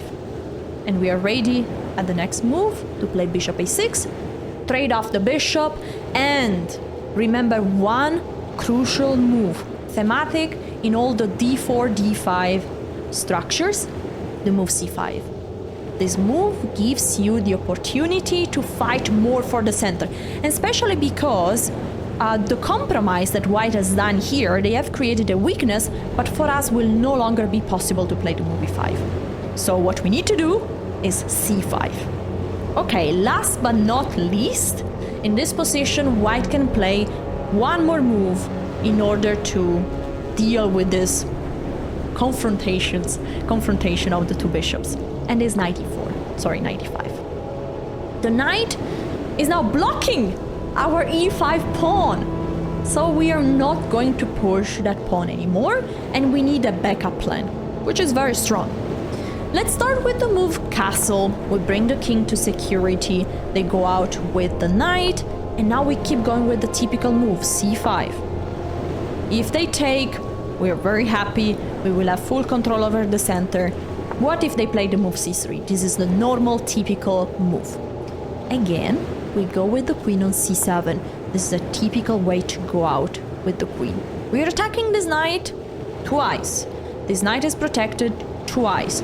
So still, white can simply go on either with castle or with the move knight d2. This is the most precise move, because after we are attacking the knight a third time, now notice that now the knight is going here and no longer on d7, because if they take this pawn, hello there, this knight is free and very juicy, very tasty. We are very happy with that. So the best move here for white is to go with the knight, defend the other knight. That's why this wouldn't have been possible if white would have castled first, right? Perfect. And now, what's our plan? This is something that my grandmaster, fiancé, soon-to-be husband, I will keep you posted when it happens, told me, is that we don't want anymore to trade this knight. So actually the best move is knight e7. It took me a while to understand why am I moving the same piece again. And the point is, I will show you, this knight will end up being in trouble. And my whole plan is to play b6, bishop b7, bring the knight on e4. This is a very important move. Knight e4. I am stopping the strong bishop that is pointing at my king. So after castle, we play b6. I want to protect this pawn with another pawn, and white now could play many moves.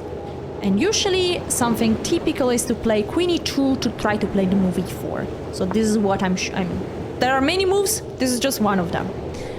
And here we go with the knight on e4. Typical way, we are stopping the bishop from the attack. Remember, every time they trade here, you can be very happy with your with your black position here. Black is -1 out of the opening. And the whole point, you have bishop here, they don't have any more the attack, and this knight is still going to feel very uncomfortable, and we will see why. In this position, if they don't trade, and they keep improving their position, bringing the rook to the game, now already this knight might end up being trapped, because f6, the knight cannot go anywhere except for this square. And now you play the move h5 and the knight is trapped. Remember this idea, because it can happen so many times, okay? That's why in this position, objectively, the best move is to go with the knight back. So you're challenging this knight, and this knight is getting some extra squares. Now, black is usually completing the development with the move knight b6, and there are a few ideas that you can remember. The move f6. Also, this knight is sometimes, after the move f6, if you're trading off this bishop, this knight might have a very fun route. Knight f5 and knight d6. Going to say hello to the other friend, and usually black has a very fun position here. Last but not least, after bishop out, bishop back, there is another moment where white can change something. After castle, bishop d3, c5, c3. Now we go out with the queen, you remember. And this is the last moment for white to play the move knight e5. Because after castle, we go out with the knight. And after knight here, now this knight is free, right? We are attacking 3 times, the knight is protected twice. So we win a pawn. That's why here is the last moment to play the move knight e5. And this is very similar to what we have seen before, but notice that the bishop is on g3. And this makes a small difference, because after the move knight c6 or the move knight d7, white wants to defend this knight with the move f4 to try to start an attack. Now, again, we see a very important plan, and is with the move b6. This bishop is preparing for 2 things. The standard plan, to play bishop here and then knight e4, blocking this bishop from any attack dream. But there is another idea. If they simply go out with the knight or they castle the king, bishop a6. I want you to remember this move, because if you can trade your bad bishop, the light square bishop, for their strong bishop, white's attacking chances are very, very small. Actually, there are no attacking chances. I mean, I can't say there are no attacking chances, but they are very small, okay?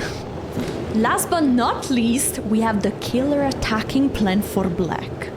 I played this game live on chess.com against 2300 elo, and here they play the move bishop e2, a smart move. They are trying to intimidate the queen on h5, since the bishop is on the same diagonal, but now I play the move bishop g4. And that's very cool, because the knight and the bishop are both frozen. If the knight moves away, the bishop behind would be hanging. And well, the bishop doesn't really want to move away, because then this knight would be pinned, and I have a very sneaky way to attack it one more time.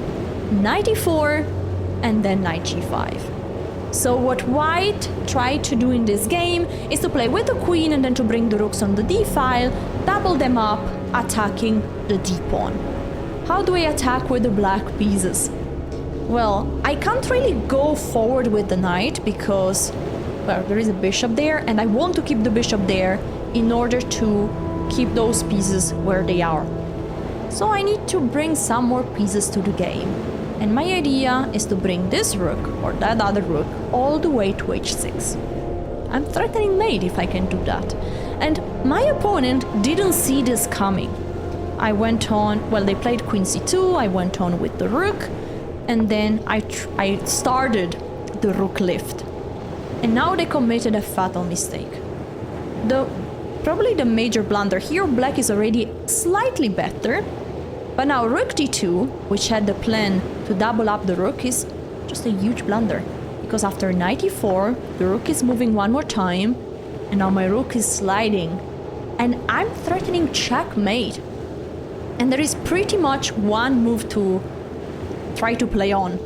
If knight h4, there is a free cheese macaroni over there. So with an extra piece, I should be able to win the game. Plus the attacking chances are not yet over, because g5, attacking the knight, is a move that I'm going to play next, and so I'm going to win at least 2 minor pieces. What did white play? White tried to run away, because it seems like this is almost checkmate, but it's not really checkmate. I will remove the evil bar. I don't want spoilers. And by the way, if you haven't subscribed yet, please do it. It helps the channel a lot, and it's just 1 click, and it tells me, yeah, Alessia, keep doing more videos, we like it. So I gave a check. Now there is just 1 move. The knight needs to cover the king, and I was in a spot where I had to think a little bit, because I can't really take this knight, I can't really do anything with the queen, I can't take the pawn, and attention, the 2 bishops are facing each other. I don't really want to trade because I want to keep attacking, and also now the king, you know, can start, well, not really, cannot really run away. This position is probably still better for black, but I found something better. I left the bishop hanging because I saw this move, rook h2. I'm attacking g2, and there is no way to defend it. The king cannot really run away because, as we saw, this knight is hanging, and so they took the risk. They said, okay, show me, checkmate me if you can. And I said, like, I mean, I'll try my best. Now the king went here, and after I took the knight, they resigned. And the reason is that after only move king here, I'm going to take there, the king has 1 only move, and then I'm taking here, and this is checkmate. I won in 22 moves against the London system with 1 brilliant move and 99% accuracy. If you enjoyed this video, go check out this one where I explain how to play with the black pieces against 1d4. London system is just one of the possibilities. Check it out. Ciao!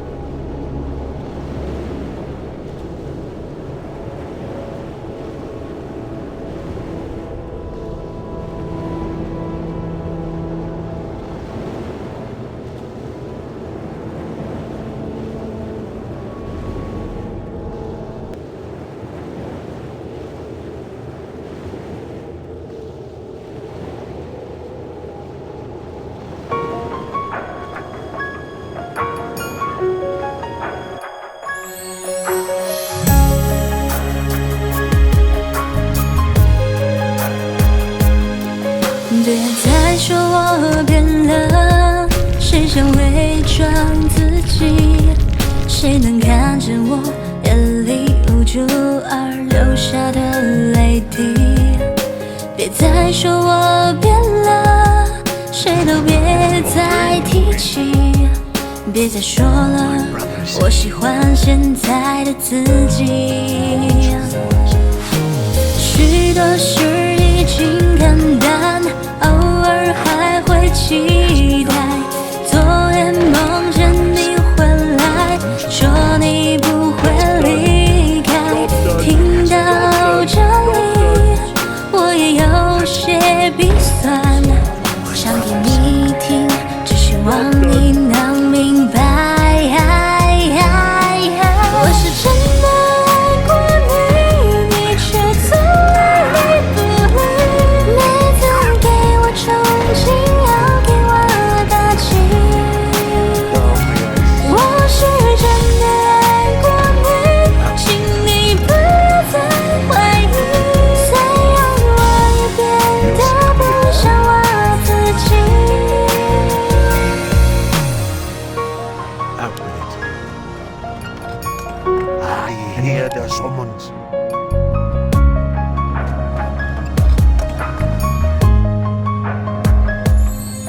别再说我变了，谁想伪装自己？谁能看见我眼里无助而流下的泪滴？别再说我变了，谁都别再提起，别再说了，我喜欢现在的自己。许多事已经看淡，偶尔还会期待。昨夜梦见你回来，说你不会离开。听到这里，我也有些鼻酸，想给你听，只希望你能明白。我是真的爱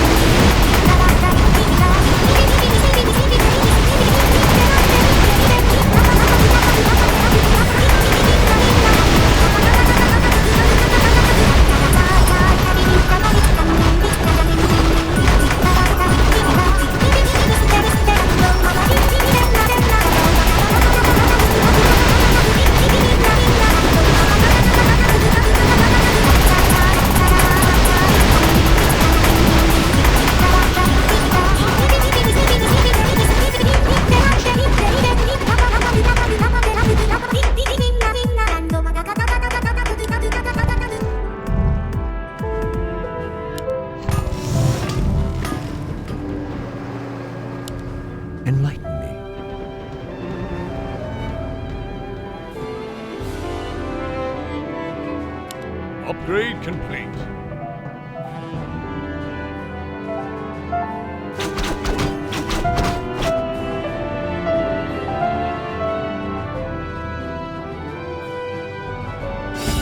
That's a given.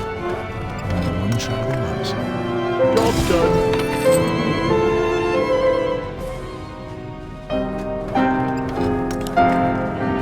Research complete.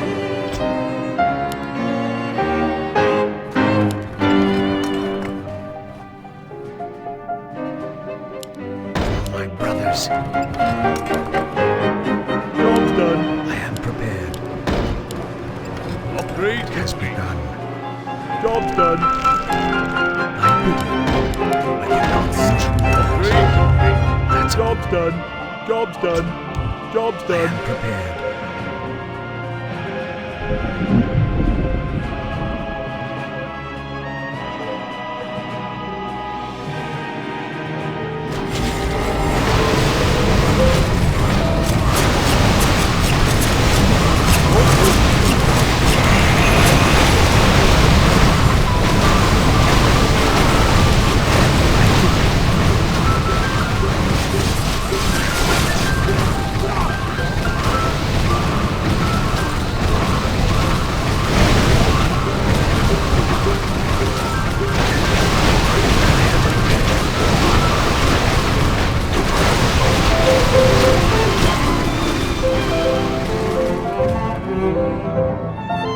Research complete.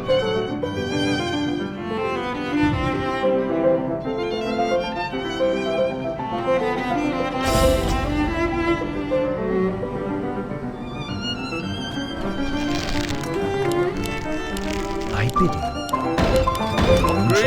Upgrade complete. Job's done. Job's done. Job's done. Upgrade complete. Upgrade complete. Job's done. I am prepared.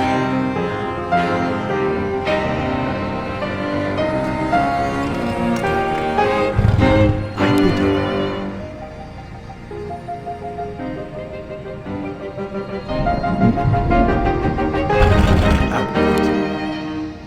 Speed. I am prepared.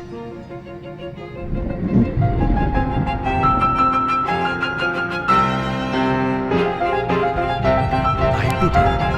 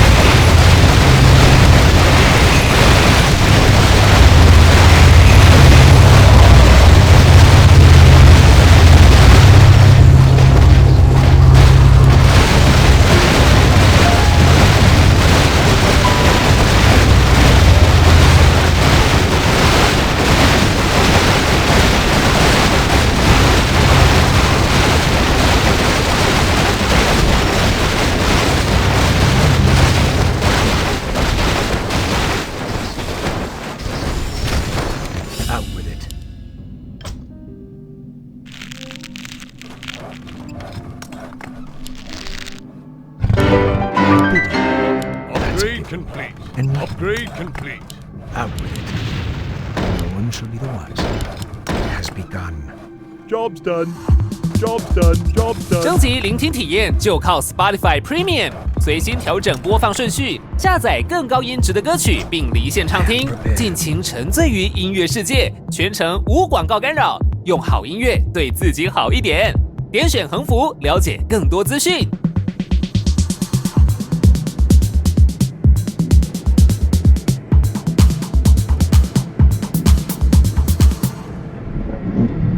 I bid you.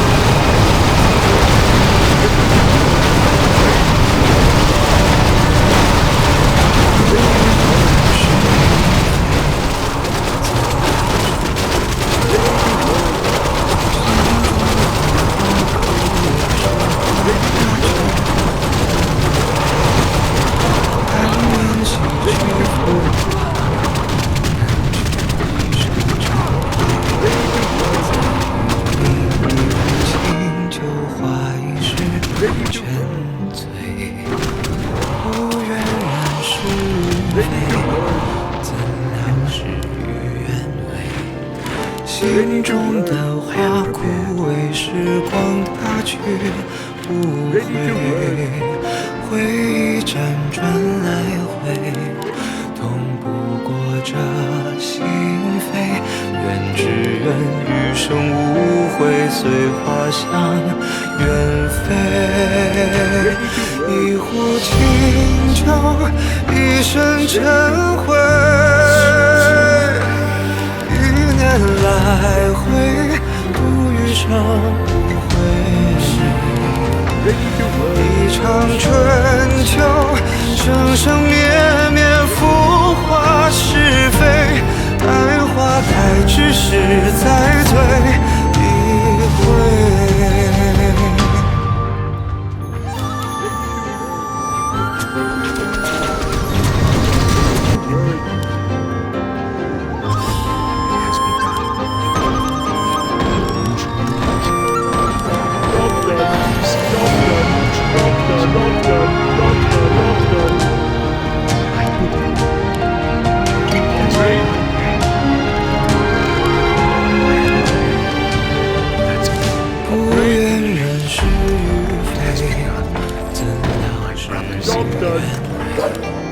心中的花，不为时光它去不回，回忆辗转来回，痛不过这心扉。愿只愿余生无悔，随花香远飞。一壶清酒，一身尘灰，一年来回，度余生无悔。一场春秋，生生灭灭，浮华是非。待花开之时，再醉一回。愿这生生的时光不再枯萎，待花开之时，再醉一回。愿这生生的时光不再枯萎，再回首间尝新酒余味。一壶清酒，一身尘灰，一年来回，度余生无悔。一场春秋，生生灭灭，浮华是非。待花开之时，再醉一回。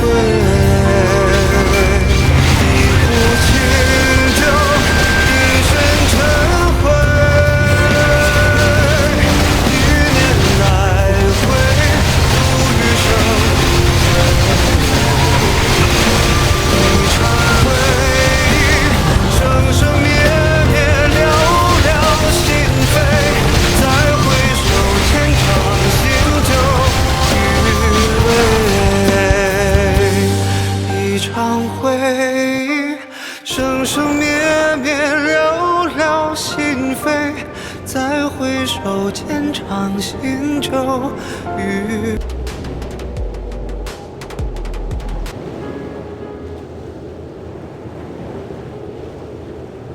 Can't believe tariffs hit outer space. Yeah, the tariffs hit the Terrans hard. Oh my God! Look at my buffed Loon Ring Messenger. I can play it on turn 2 and it's not embarrassing. One thing, by the way, that I've actually considered in this deck is cutting Power Shield, depending on like the metagame. Because Power Shield, we have Power Shield like is mostly valuable when you're like breaking like, you know, particular stat breakpoints, like health breakpoints. Yeah, we're just playing this. It's fine. BD Razor, step to click the win. Oh yeah. Getting so many updates for War Game pre-orders today. Oh, I said on Blue Sky, like I'm looking forward to the Switch pre-order delay radicalizing an entire generation.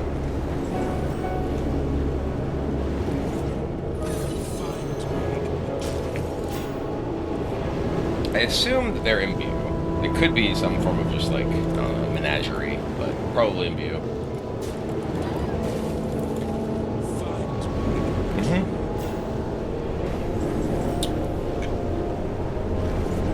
Do I just swap here? Yeah.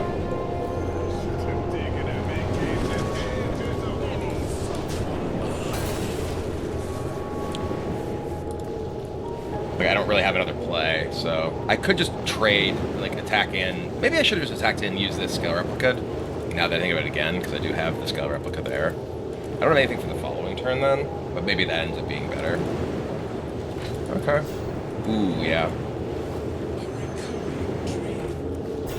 What? Oh boy. Alright. Well, I do have a play this turn. I've only imbued once.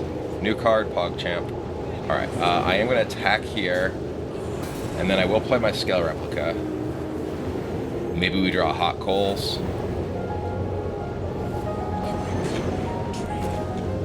We did. Oh, we drew both illusions. Let's go. Okay, so shoot you. Shoot you. I will power that. Yeah, I am gonna power shield one of these.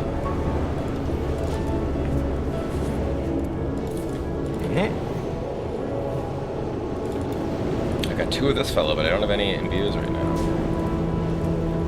We get consecration me? What's going on? Why are you attacking that guy? Glow sticks, sure.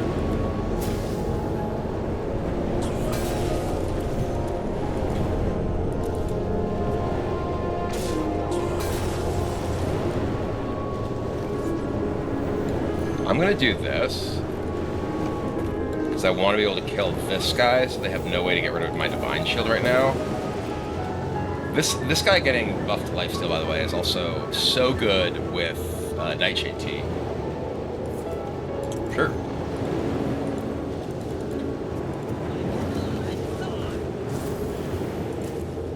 They have finally imbued.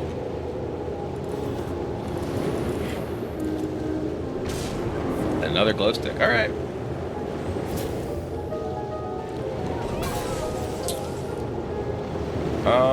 Yeah, I will Green Wing. Sanctuary shoot this guy.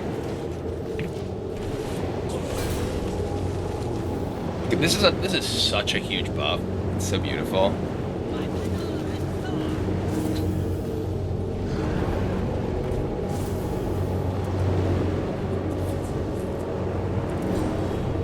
So this is 2, 3. All right. They'll live with 3 of you guys. Ooh, that guy's a good one. Oh boy.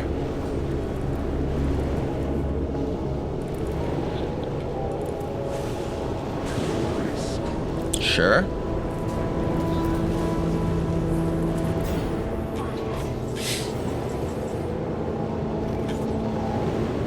I think we're just moonwelling. Yeah.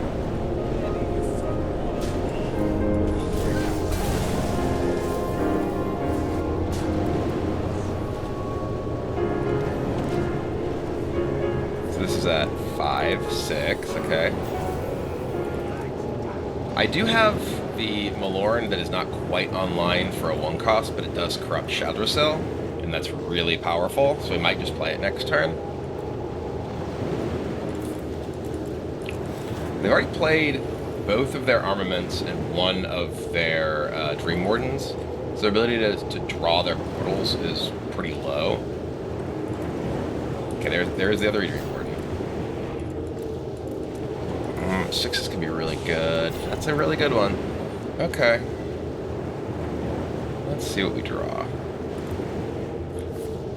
Divine Brew. Okay.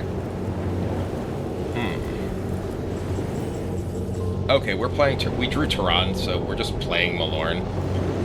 Even though we don't have the discount, because we're going to have Shaldrasil into this. Sure.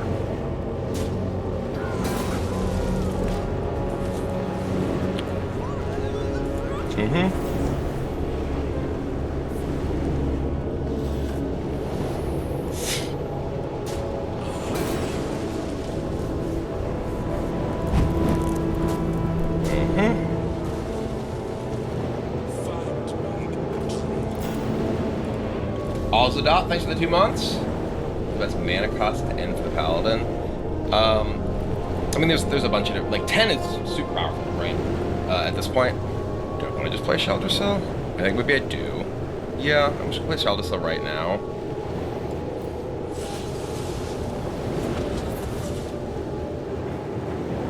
We'll shuffle in this guy, I think.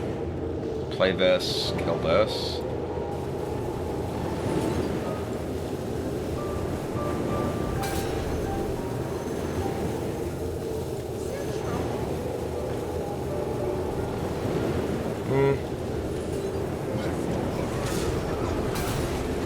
Okay.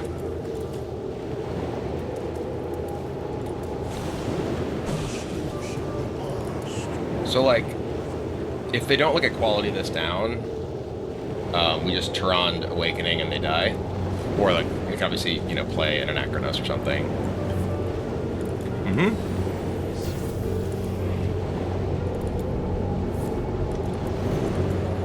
Sure.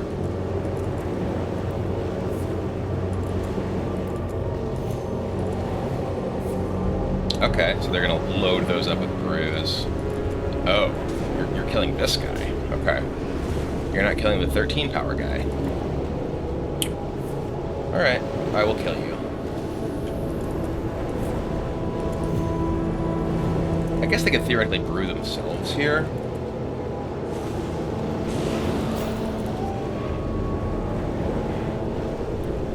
If they brew themselves, they don't immediately die. Alright, you're dead. They could have brewed this guy, and they wouldn't be dead. Although, actually, we have Nightshade Tea, so yeah, they would be. Alright. Farewell, friend. Actually, no, they go to 3. I don't know why I had that in my head that they were dead, but...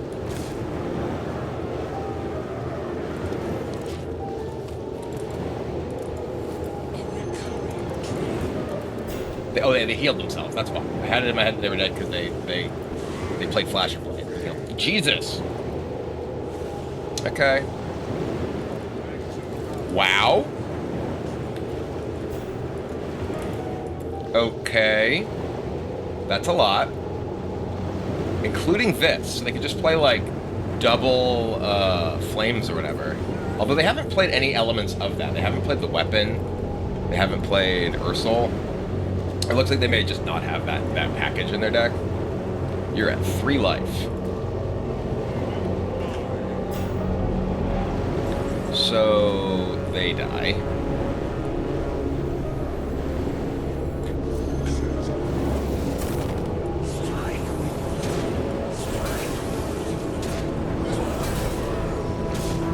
Even with heal, it's cheat.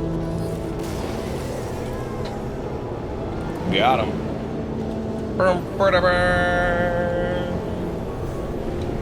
Fun fact, my record against Mage with 10 or 11 times, guess what my record was with Imbue Priest? Prior to the patch, of course.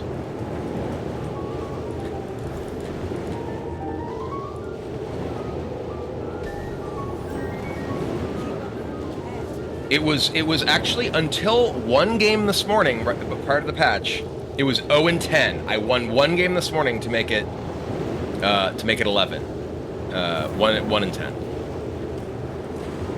It was just so impossible to beat Colossus. It's probably still hard, but now at least this isn't just die to a ping. You have like better pressure. Their Artanis and Chrono Breaker weaker.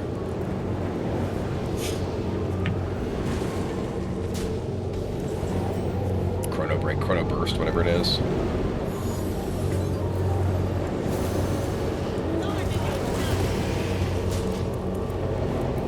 This is a very expensive hand.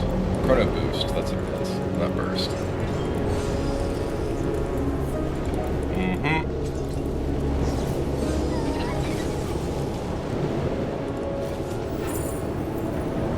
I can't play either of these, unfortunately. I'm one shy.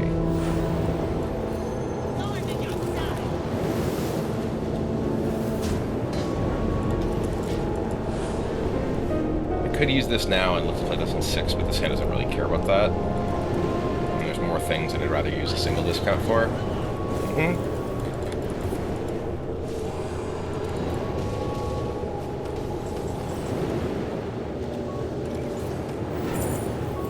You know, sure.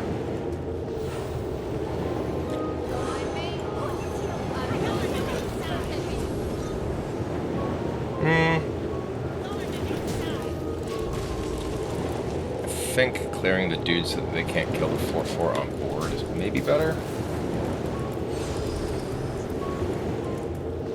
Yeah.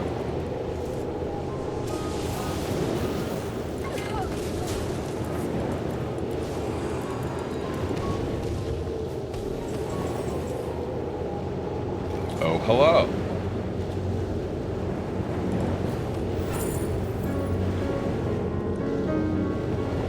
Can't play any of those, unfortunately.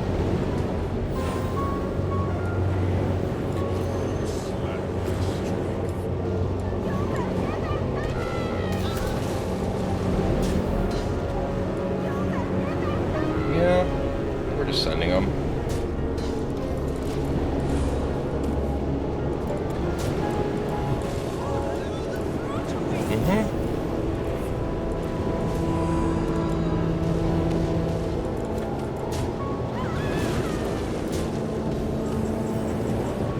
Lunar Wing. Okay, so I'm gonna play Lunar Wing, then Hero Power. We just want the Holy Nova. Yeah. Which I think is shoot you, Holy Nova, hit you. Okay. Thoughts on meta? I feel like if Mage super willing to do her starships, I mean, there's a patch today that nerfs both of those. So, give it some time, friend. Alright. Ow. Alright, it's Ziliak's time.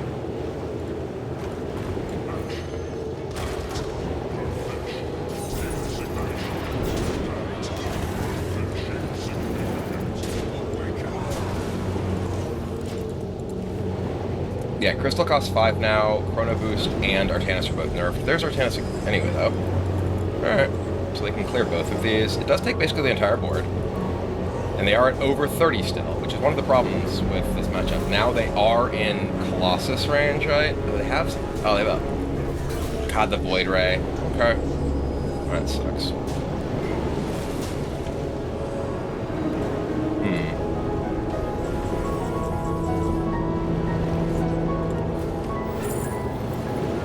Okay, I will take and play this Kaldorai.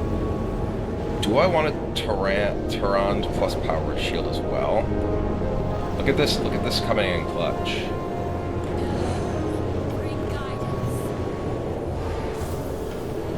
Yeah, I'm doing this.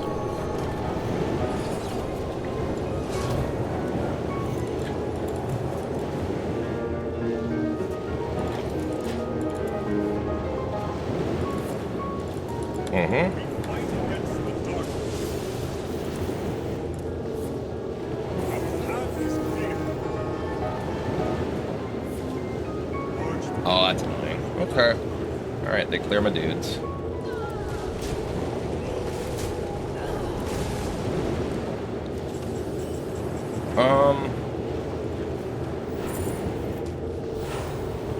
It's my second spell to double cast. We get to play both of those. I think that's fine. Like, I don't want to leave 7 power up here, because if they do Colossus me, I end up taking, you know, what, 16 from Colossus and 7 more. I think it's more important that I just clear these dudes and get a board than Malorn, like, right now. Okay.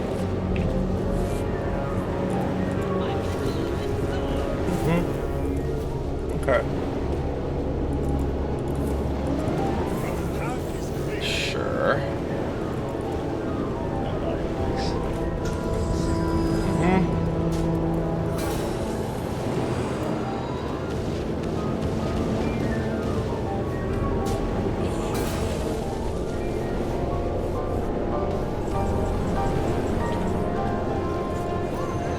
we are doing this.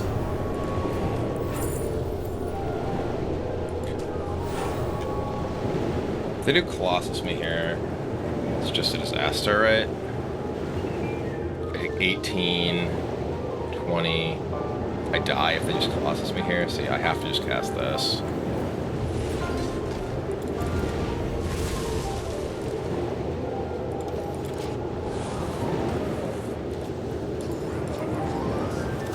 Okay. I don't see why you think you should reset if you change your hero power. That just makes, like, fewer options. Like, yeah, if you want to play an imbue deck with a hero, go for it. It's fun.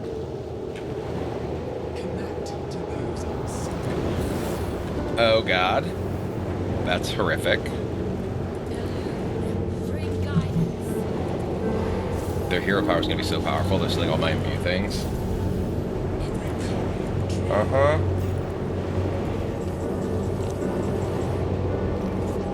My turn?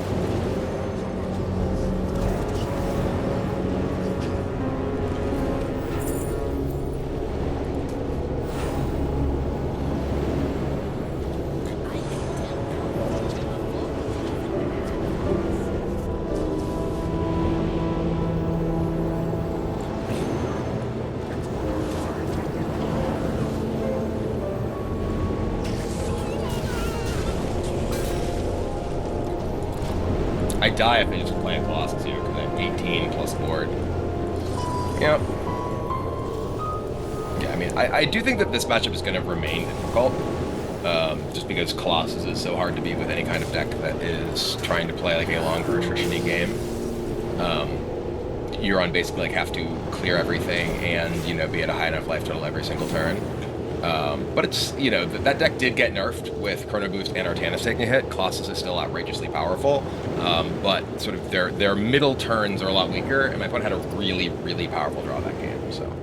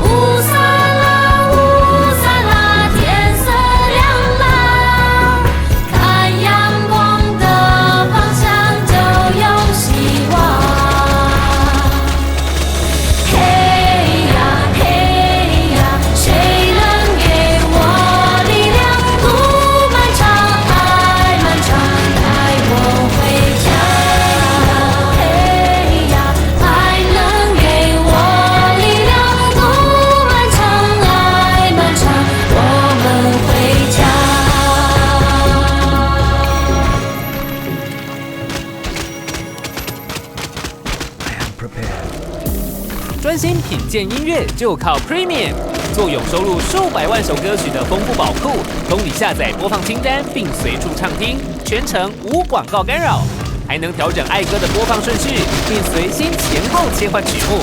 你的音乐由你做主，点选横幅广告获取更多资讯。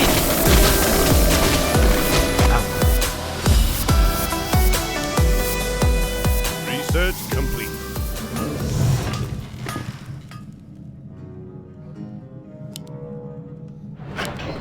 I bidding. Upgrade complete. I am prepared.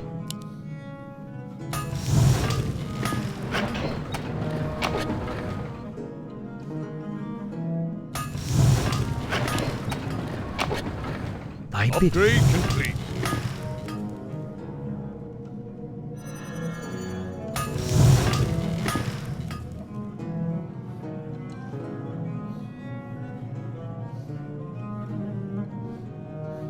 Out with it.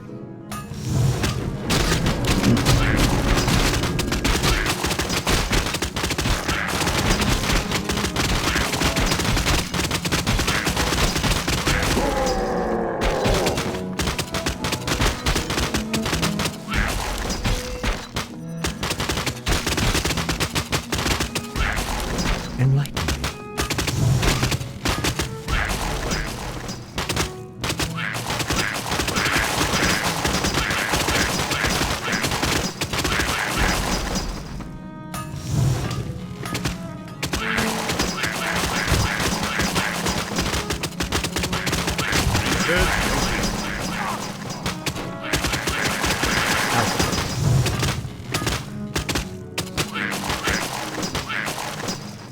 Enlighten me.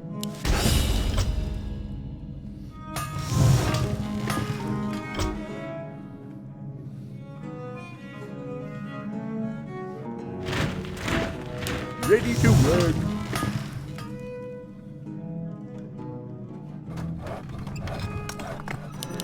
I bidding.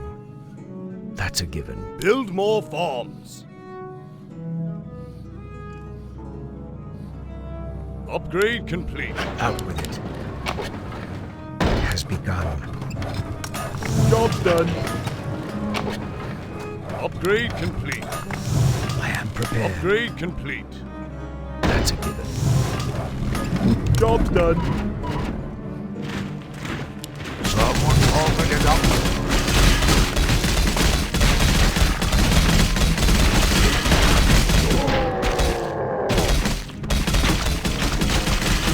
More gold is required. More gold is required. More gold is required. More gold is required. More gold is required.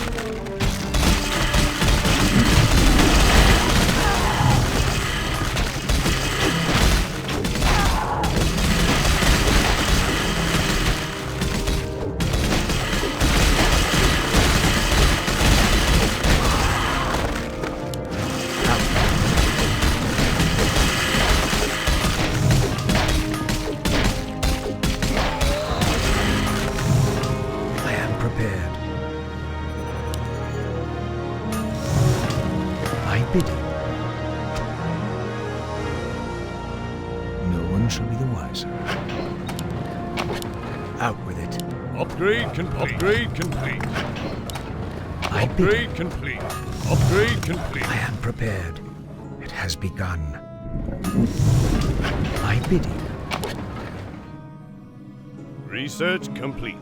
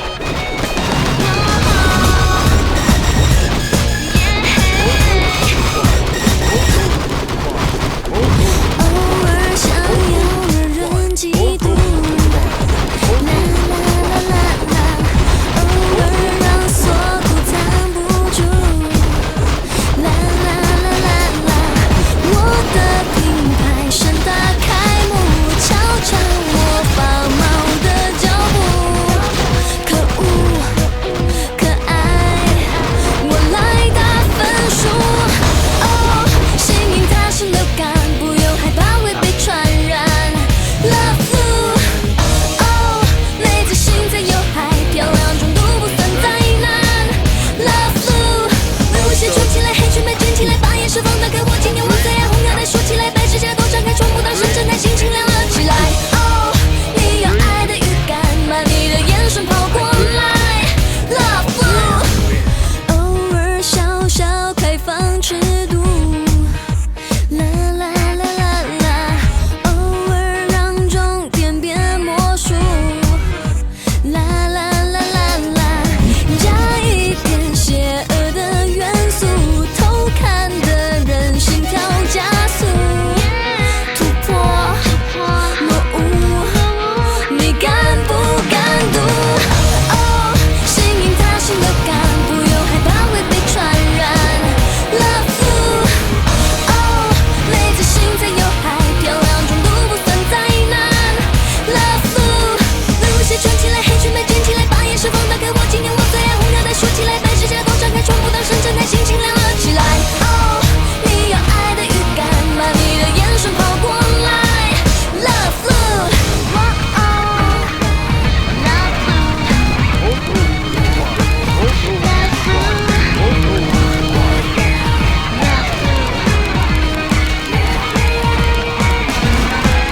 当个某某公主的跟班，不如我们逻辑倒过来，越冒险越大胆，我越喜欢。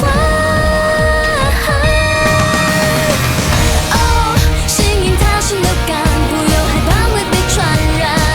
Love you， 哦，每次心在有海，漂亮中度不算灾难。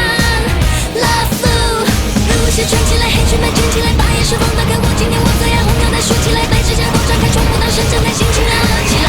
哦，你有爱的预感吗？你的眼神跑过来 ，Love you，Love， 啦啦啦啦啦 ，Love， 啦啦啦啦啦 ，Love， 啦啦啦啦 ，Love， 啦啦啦啦，路线串起来，黑裙被卷起来，把眼神放大给我，今天我最爱红腰带竖起来，白世界都张开，窗户当深沉，心情亮了起来。哦，你有爱的预感吗？你的眼神跑过来 ，Love you。 Upgrade complete. Upgrade complete. Enlighten.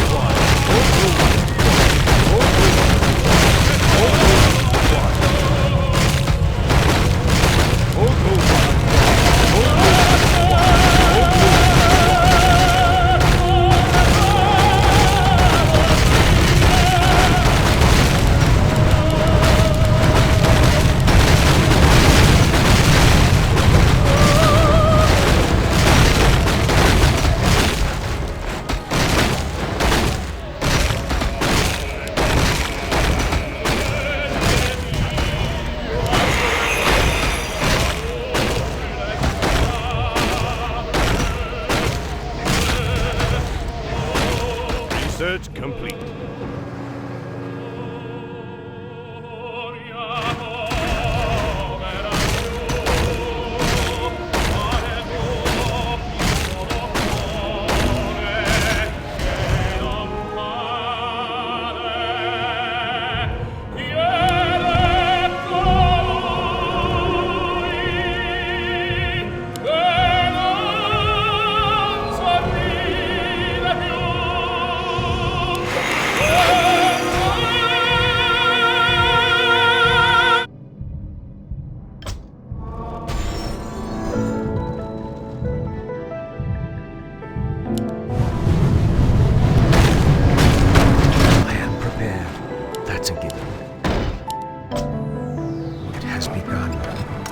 Job done. 你知道我今天都睡不着，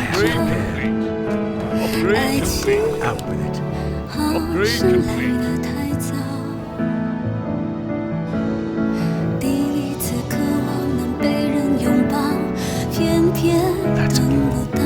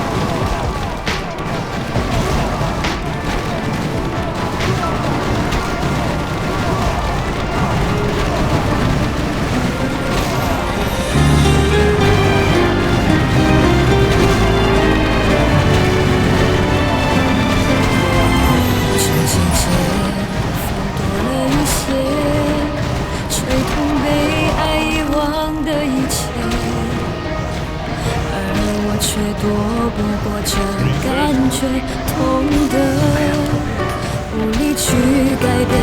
谁了解，在我的世界，爱的信仰已被风熄灭，就像离开树的落叶飘不见，已经慢慢凋谢。忽然下的一场雪，飘得那么纯洁，将我埋葬在你的世界，冰封了我爱的期限，却让痛成为永远。在一瞬间，曾经所有的梦都幻灭，剩下回忆湿了我的眼，还牵着你给过我的誓言，发现已经无法兑现。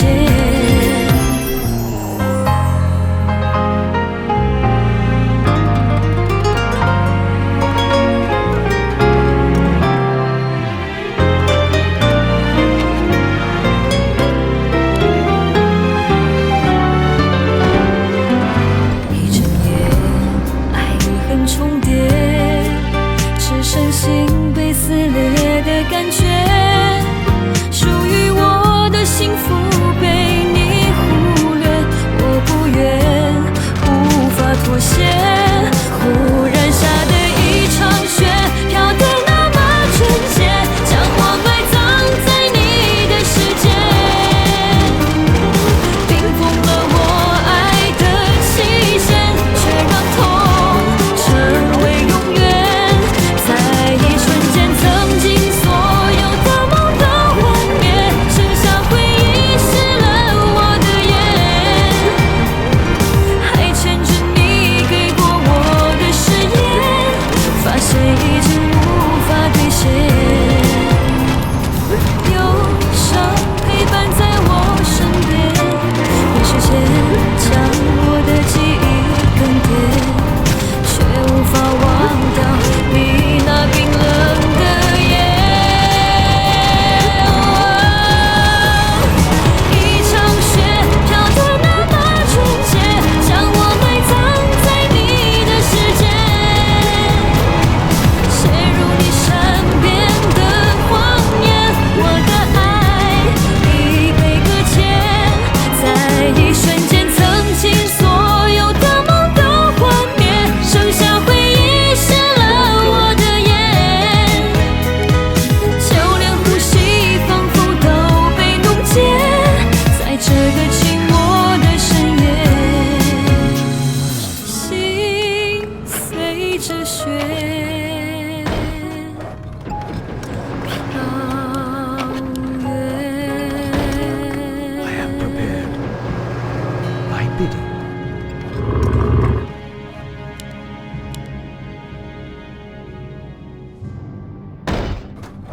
嘿，大家好，这里是张子墨。 Hey guys, it's Brandon Beal here. 我的新歌《Old School》 Old School with Zemo is out right now on Spotify. 欢迎大家在 Spotify 上搜索聆听。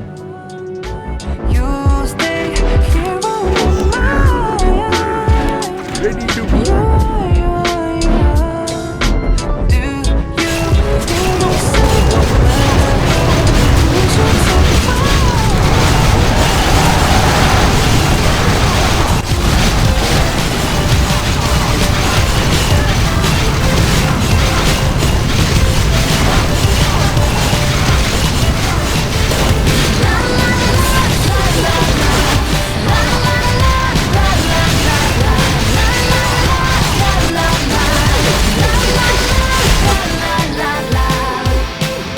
是谁让我编一个借口，黯淡了从前的我，保持缄默，低调的做梦，酿出不肆意天空，想表现自己，怕得不到肯定，反复的挣扎越来越没自信，别操多余的心，反复的全部听，有一件事再累也不放弃。如果你听见我，勇气慢慢扑过，二话不说，那正是时候。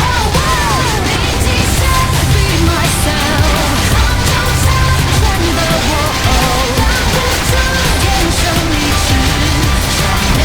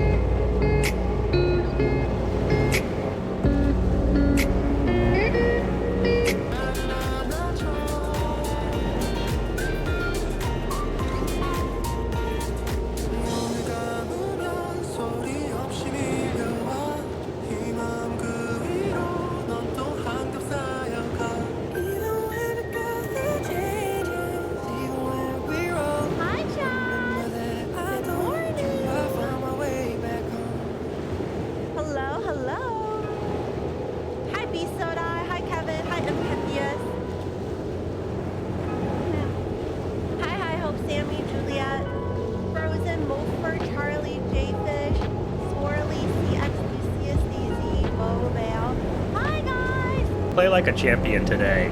So for this combo, we're first going to start by playing Aviana to make our cards cost 1 mana. Then we can play Tyrande and Champions of Azeroth to obtain a random Archmage Antonidas. And finally, we can play a Concierge for the Exodia Mage OTK.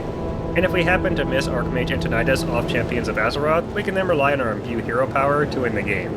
So I think that's pretty much it for the deck control this time, guys. I hope you enjoyed mooning the opponent. Remember to like and subscribe, and thanks so much for watching.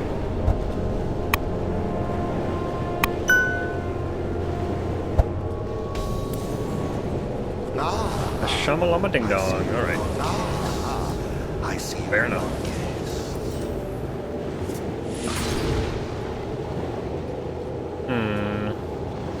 Okay. I could take the copier, but it's fine. Might disrupt me, unfortunately. Oh wow. That's a deep cut.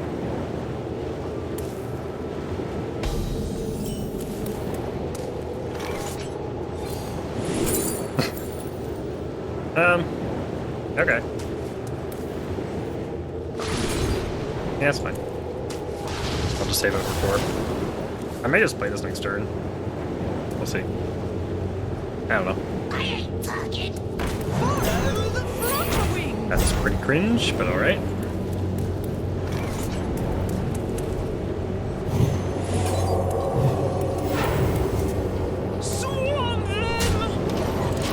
Of course, that's his random.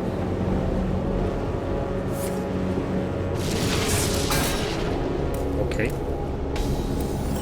Not sure that was really necessary, but okay, whatever, sure. Follow the front wheel.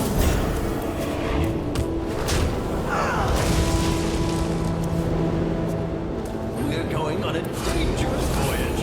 That's the worst part. Like, he's playing a fun deck, and then he does that. Just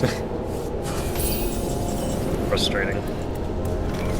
Follow the front wheel.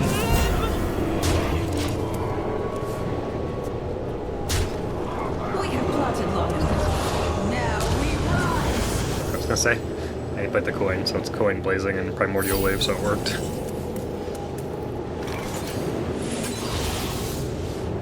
Nice. Not quite ready to do that though. Oh, it's here bar. Okay. Doesn't really matter when I put it on.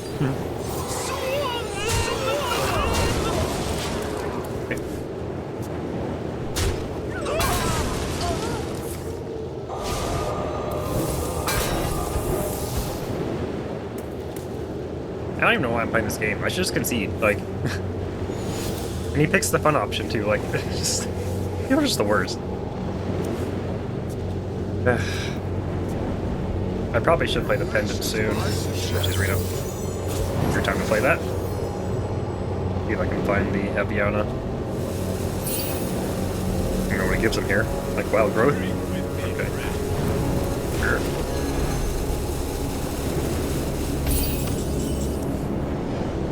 I could do it now. Play this first, then. Okay. I'll take it optimistically.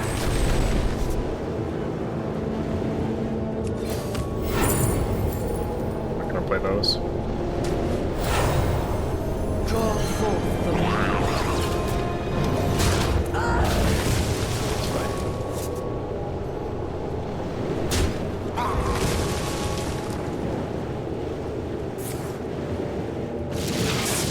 My man. Get punished, I guess. Good stuff in a way, I suppose. Why am I playing this game? Because I hate myself? Like, it's just gonna disrupt me. I can play Mutanist or Theotar. A waste of my time. Got it too. 2 of them. Okay. I just won't forge it.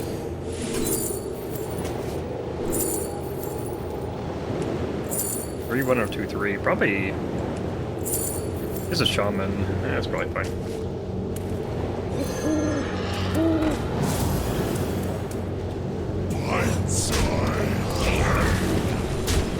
Just go for it. I can play it next turn. I just need to find the Concierge.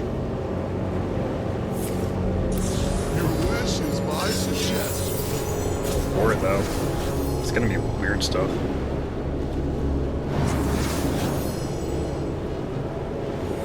This guy's toast. This guy's toast.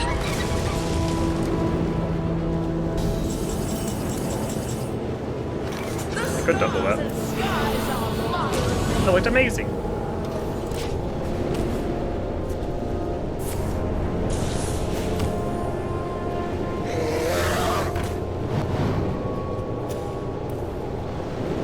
That's like a stereo target for me, actually. Time has come to dethrone our former master. Don't really have to either, but we could.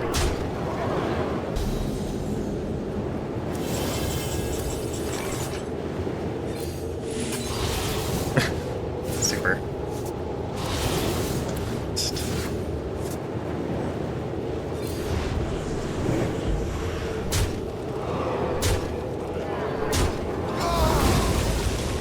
Time has come. I don't even have that many minions left. Actually crazy. 1, 2, 3, 4, 5, 6, 7. I'd say more than I think, actually.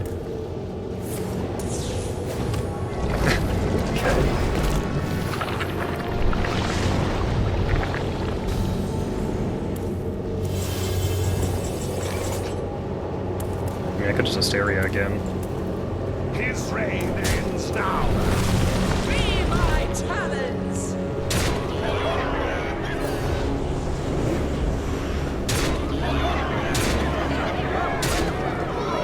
Wow. Okay, I was gonna say. It's almost supremely lucky.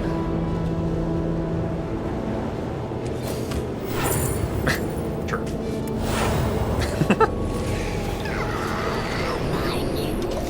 Alright.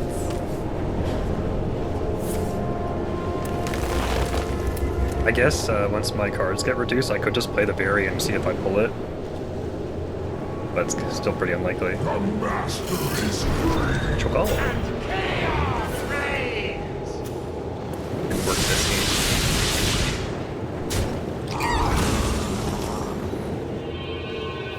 Aww. Crazy. Actually, no, it's still lethal, right? You require my assistance.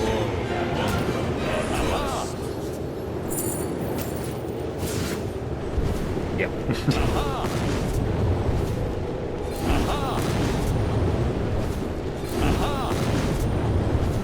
We need concierge.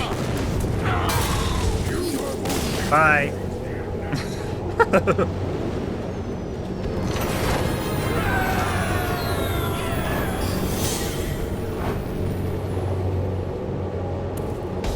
Okay, potential. I actually have Eater of Secrets on my ETC if we need it. So.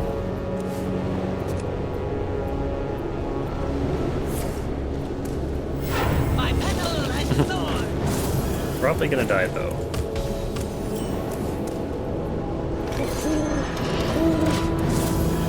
Bird is the word. Not sure I can make it to like turn 12 or whatever. And my opponent gets lucky. Fun. Good top deck at least. Time has come to dethrone our former master. Weird.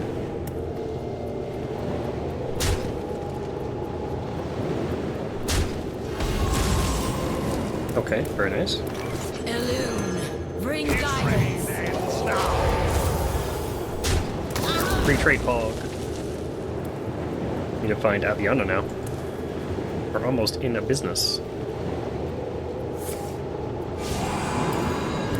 It's pretty low impact. Random.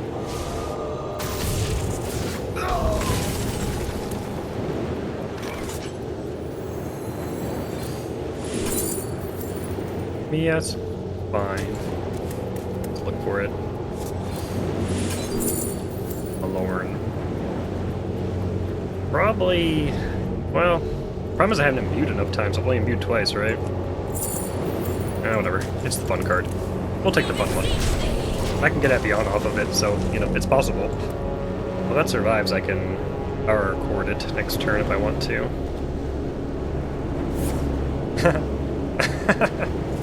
Swear to God. I don't even really have a good way to copy his, do I? If he actually just, like, slammed one down. I really do. Or... may just be hero powering here.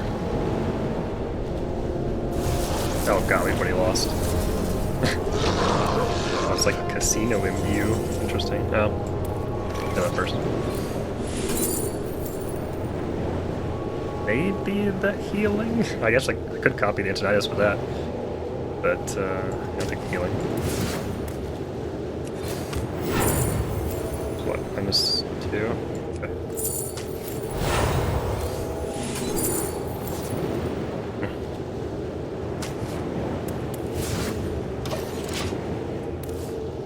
I actually could play Tyrande and play the power chord on it. Seems a bit excessive, but...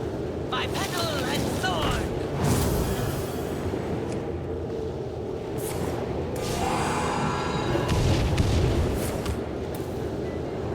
To find the Apiana. Destroy the board, Trick Totem! Like a flames! What?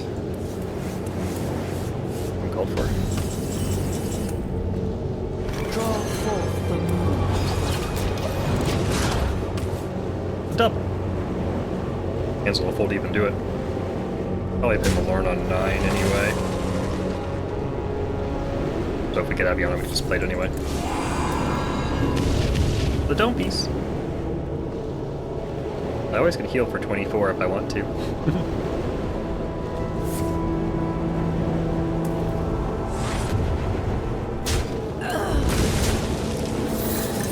Oh boy, that's annoying. My petal and sword! For the Alliance! Got it. Double brand.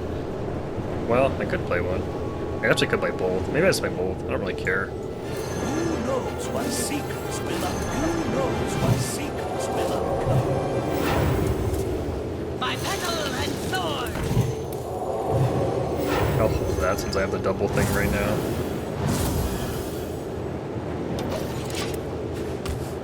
Why are my minions off center? Oh, it's invisible. There we go. That's why they're off center. That's fine.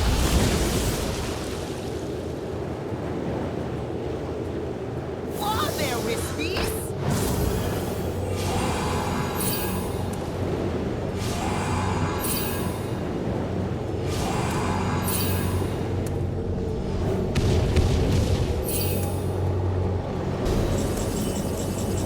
One time lucky you're protected.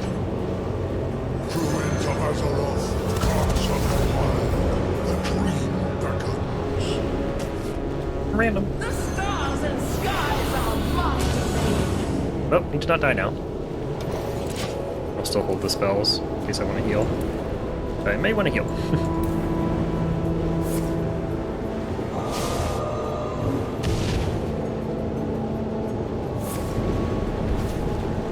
Random damage, the worst kind of damage.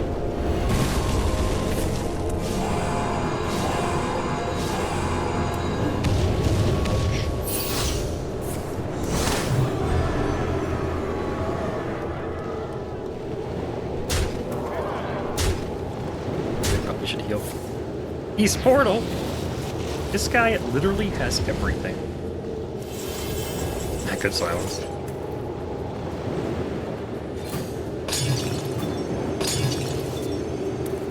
I actually forgot that I drew a card now. Didn't mill, but actually forgot. My petal and sword! Let's see what we get first. Not Mucho. Just cheap. Copy my taunt, I guess. Follow the flutter wings! Follow the flutter wings! Be my talent! I tell you, Divine Shields aren't very good against the hero power, but whatever. Gar, can you be a big old dummy, please? I have no time for games. Maybe I do silence then. Oh, he's trading.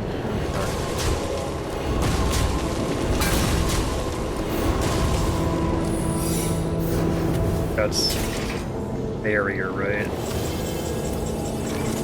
think he thinks. Thorn in your side. Okay, that's fine. That's fine. Like, do I care if he steals my stuff? I could make him steal a bad target.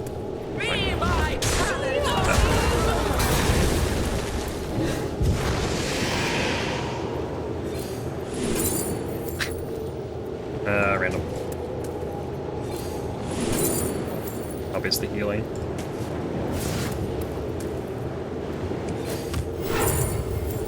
Order lol. I'll take a draw. Be nice if I have my ETC just in case.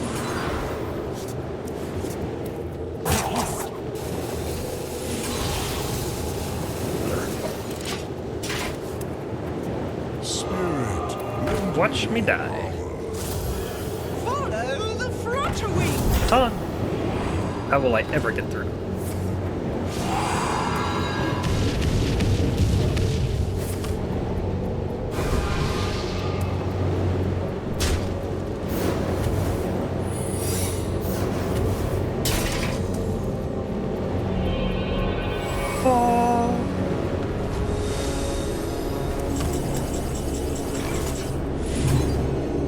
This one ice barrier? Ready to check in? You require my assistance. Hee ha ho hey ha ho hey ho. Take that wisp. Take that wisp. Uh-huh. Uh-huh. Uh-huh. Uh-huh. Guys, I think we need some epic music. Behold! The skies are mine alone. Bring guidance. Uh-huh. Uh-huh. Uh-huh.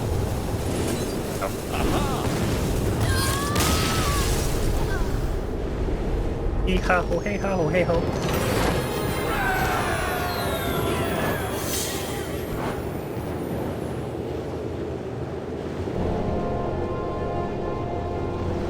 美丽果林家堂鲜果粗打，一秒尽自然。真果汁，林家堂，真清爽。美丽果林家堂鲜果粗打。 My chess friends, AlphaZero has released a brand new version AlphaZero 19 at the start of its tournament play. The new AlphaZero with a maximum ELO of 4500 performs like a chess king. Today's video is going to be about AlphaZero and an awesome legendary game of mine. We must use time as a tool, not as a couch. Alpha started the game with d4, we have knight f6 knight f3, I didn't play the queen's pawn opening symmetrical variation, instead I followed my Spielman book opening. You may think of playing d takes c5, but black can win back his pawn with the bishop. If g4 happen then play a5, 1600 ELO rated player may play c3 but after pawn exchanges, knight c6 will target to the pawn. The queen can also arrive to the a5 if white tries to protect his structure.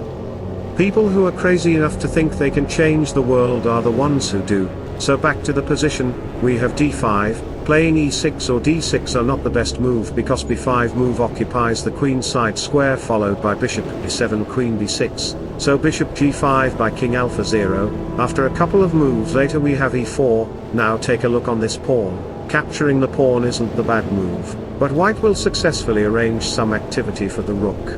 You may think of winning the pawn but it will not create any serious damage for white. Back to the position, we have a6 knight d2 d6 and a4, try to open up the file, so I expand the Hikaru pawn chain, e5, he tried to damage my pawn chain which is why I captured the pawn. I am up a pawn but after a4, Alpha makes a nice strategy with knight a5, knight e4, bishop c4 to occupy this diagonal, where the rook can enter to this file to attack on my king side, and there is a nice tactical idea with e6, which will create serious troubles for my king position and f7 pawn.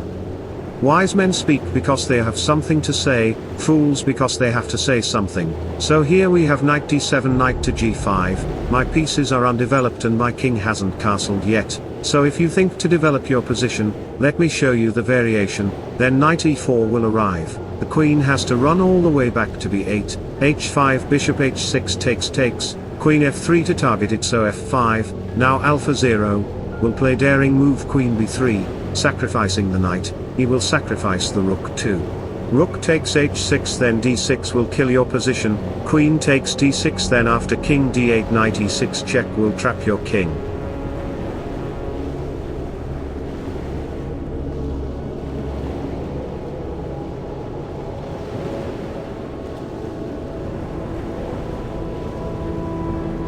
You has to sacrifice the queen, then the game will be in my hand.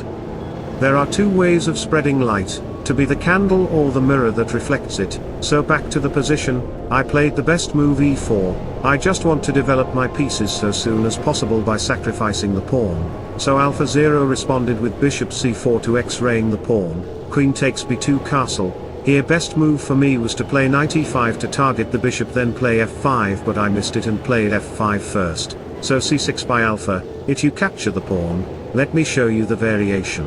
d6 takes, then he will sacrifice the knight, f takes e4. Queen d5 to create two big threats to the king and rook, a few moves later white will win the rook on a8, bishop takes a6 is coming, knight f7 check is another logical move to consider, black will face positional disadvantages, so back to the position, I played knight e5, c takes b4, and taking the b pawn isn't the best move because the rook will get the b file with a tempo, so g6 to develop the bishop, but Alpha in time, strikes the king side with d6. He is trying to open up my king position completely to weaken these squares. Opportunity is missed by most people because it is dressed in overalls and looks like work, so I played bishop h6 to target the Alpha 0's insane knights, he gets the opportunity to sacrifice the knight, takes queen d5 to give me a check on f7, if you dare to capture the knight, let me show you the variation, then d7 check will destroy you, knight takes pawn will lead, queen takes rook followed by bishop takes e6, which may cause checkmate in 5 moves, if king d8 then bishop will arrive on a6.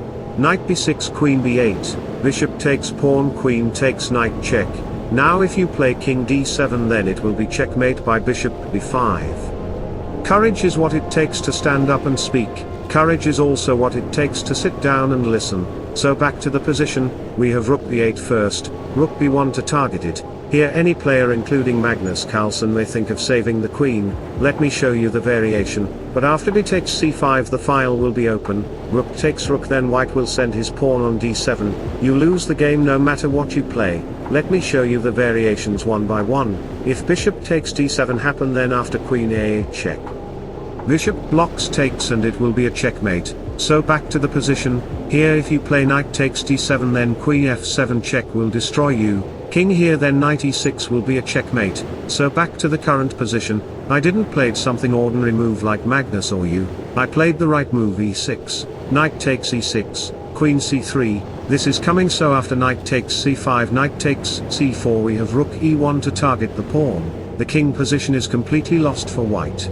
White can't prevent black attacks at all because my king is in the middle of the board, Alpha 0 played like a 5000 elo rated beast, he has improved his version to maintain his integrity, but I am stockfish, I will take revenge from him by checkmate him with only one pawn.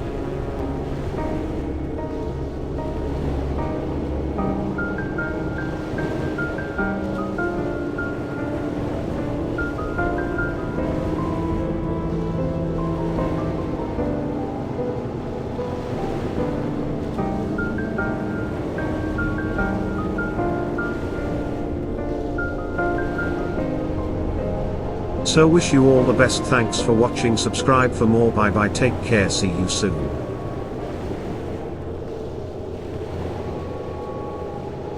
选专业善存，经科学研究，3周看见不同。严选自天然万寿菊，滴滴精粹，好吸收，高17%，善存叶黄素。 Game time. The amateur years are just the stepping stone, and your journey to the big. Welcome back, everyone. For today's video, we are going to be playing against the famed Leela chess spot on Lead Chess. Now, Leela has a variant, which is Queen odds. Many players have taken up the gauntlet and played against it. I'm going to try it out with Queen odds, up a queen from move number 1, but we are playing bullet. Now, I assume I should be able to win pretty easily, but seeing as Leela is much stronger than I am, let's see how it goes. So first game, we're going to start with the white pieces, and then I'll play a game with the black pieces. Let's get right into the action. Okay, we're waiting for the game to start. Trying to think what openings I want to play. I think I want to be very aggressive in the opening if I can, so let's go here. Let's go here. Actually, Bishop G2, very bad free move, by the way. Okay, let's go here. Let's go here. At some point, I need to attack very quickly. Let's go C5. Just rip open the center of the board. This should be winning. I mean, somehow this has to be winning, no? Maybe I've already misplayed this slightly. I mean, this looks very clean. Start pushing. How do I do this, actually? It's defending annoyingly well here, in fact. Here. Let's just take. Here. I'm in. Back. Take, and now there's no attack on the queen side. I am down on time, though. Let's take. Let's go here, I guess. Wow, Bishop E5 is a great move by Leela. That's not a move I expected to find. Let's force pieces off the board. Let's take the bishop, and now we get the win. Now I have 23 seconds. This will be good enough. Takes. Let's go check, check. This is not stalemate, so okay, we'll go check, and we'll go check. Whew, I was very nervous that game. It was a tough game to play, very stressful. I guess if I hit rematch, I don't think that's gonna work, right? If I hit rematch, it's just gonna force me to play it with the same thing. So, if I hit rematch, I think I will cancel the rematch. I'm not sure actually how to cancel it. Let me figure this out. Give me 1 second while I set up the next game, you guys. Let's do one more. Let me figure this out. Check this out. Leela queen odds. Have to reset it. Copy. This one. Okay, this one I will select black. Let me pull this up here. I don't know how to. I'll pull this over here. And let's do another game. This time I'm gonna play black. I think I'll try to play 4 games. See if it can actually beat me in any games. So let's select black. And off we go. All right, here we go. Game number 2 of 4. Let's go. Okay, D4. Let's play D6. I mean, it was faster than me for sure in the game. Knight C6 is a very bad move, by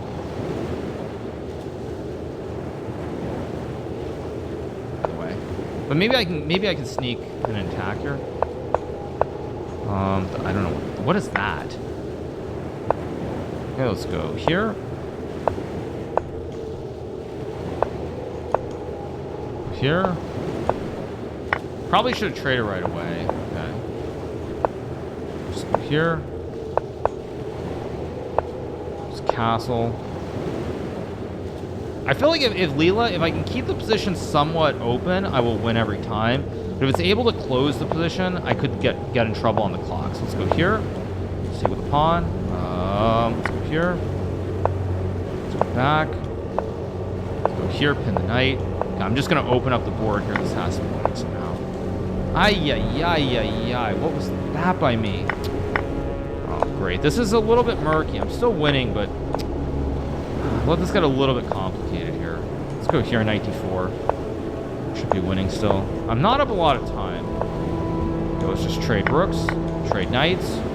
For a split second there, this one got really, really dangerous for a split second. Okay, gotta move. Gotta keep going. Let's take. Let's go back. Let's go here. Here comes. Okay, let's go here. Go here. Takes. Now we get the queen b3. Check. Let's go here and let's go check.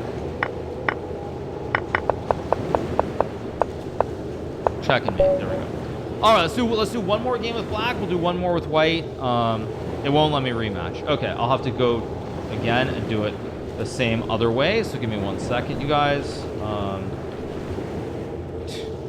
Off. Let's go TV. Very now.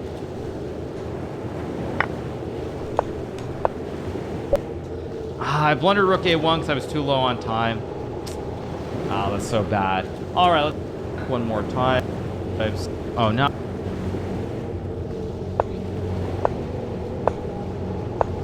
Okay, I should.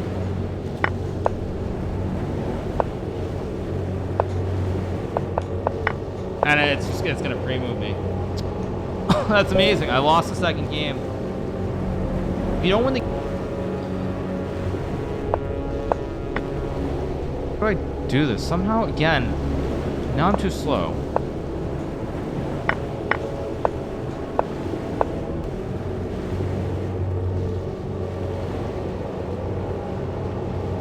能按学姐3，儿科医师推荐最多临床实证，真正有效调整体质。 Greetings everyone! Today we'll be testing and ranking all the different classes in World of Warcraft patch 11.1 based on their movement speed from slowest to fastest. This video focuses purely on the core movement abilities that classes get through their baseline skills and talents, and so I'm excluding any abilities that require a target, whether it's an ally or an enemy. This is all about the maximum potential each class can reach while running in the middle of nowhere. No targets, no combat, just raw speed. If this video gains interest, I will likely make a part 2 showcasing movement potential when including targeting based abilities, as they can be game changers for certain classes. I'll start by showing the talents I picked for each class, then we will see them race side by side, grouped by armor type. Each run lasted exactly 5 minutes, and to ensure fairness, I removed all gear from all 13 characters to prevent any unintended speed boost. One important detail, small mechanics can make a difference. For instance, if you have a speed buff active and you jump just before it expires at 0 seconds, it will end mid-air, giving you a tiny burst of extra movement, only a few milliseconds, but still helpful. I made sure to use this trick consistently. Additionally, for abilities with multiple charges, I rotated them efficiently, activating other movement skills while waiting for charges to finish to maintain the best possible speed uptime. Let's dive in and see which class truly dominates the race.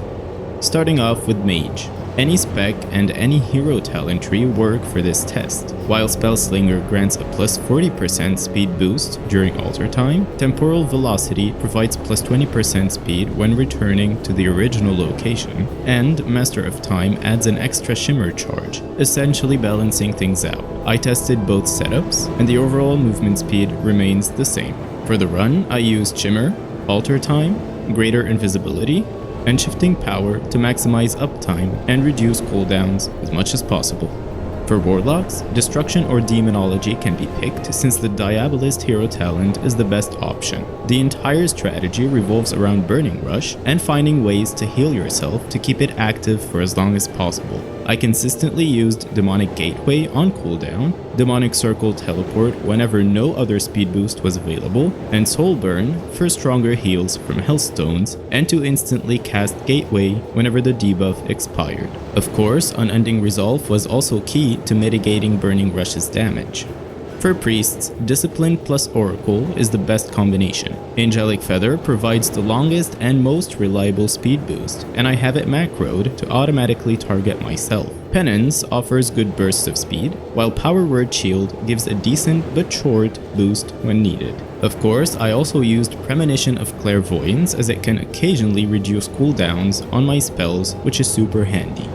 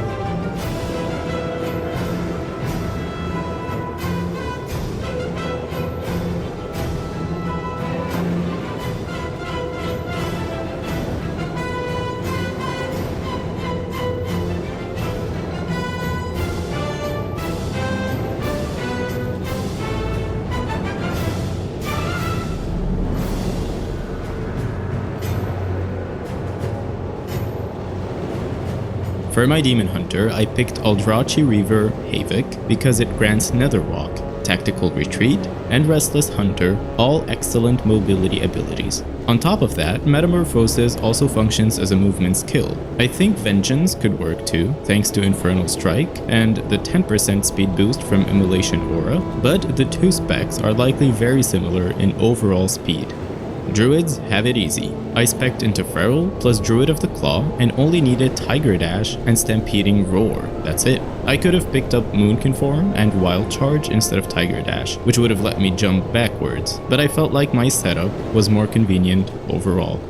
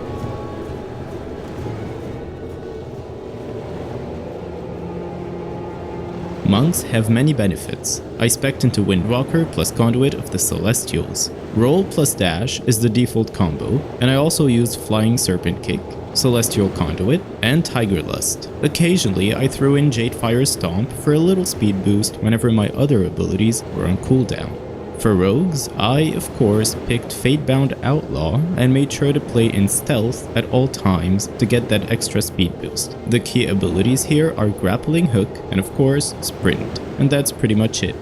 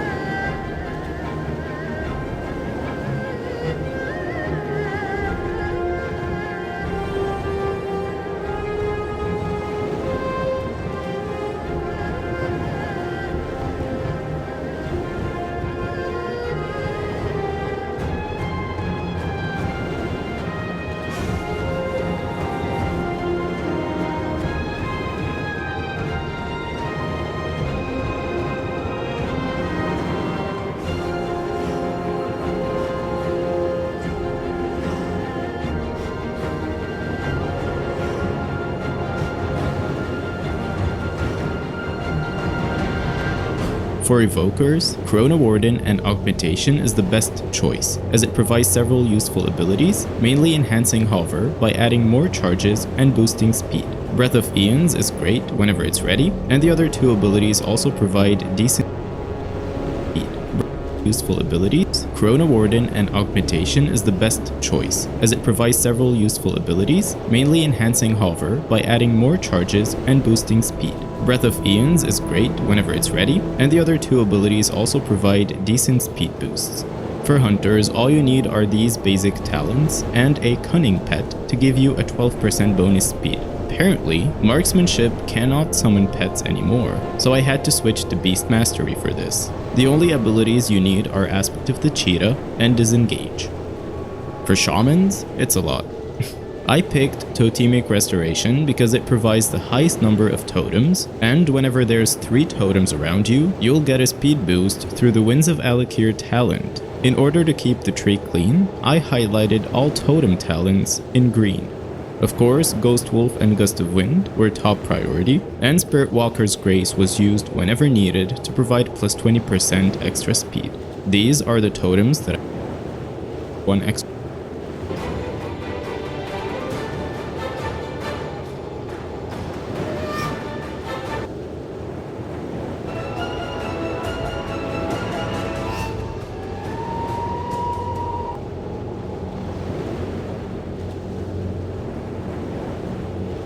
For Paladins, the best option is Retribution plus Herald of the Sun. Divine decent speed boost, so I always used Wake of Ashes and refreshed the buff with Eternal Flame. Blessed Calling Fury talent, which gives a small boost if you're holding one-handed weapons, so the only ability I could use was Heroic Leap. Lastly, Death Knight's probably the slowest class that comes to mind, but Blizzard actually gave them a very nice talent with Rider of the Apocalypse, which replaces Death's Advance with a Charger, so it's literally a dead paladin. This run was all about the Death Charger and Wraithwalk.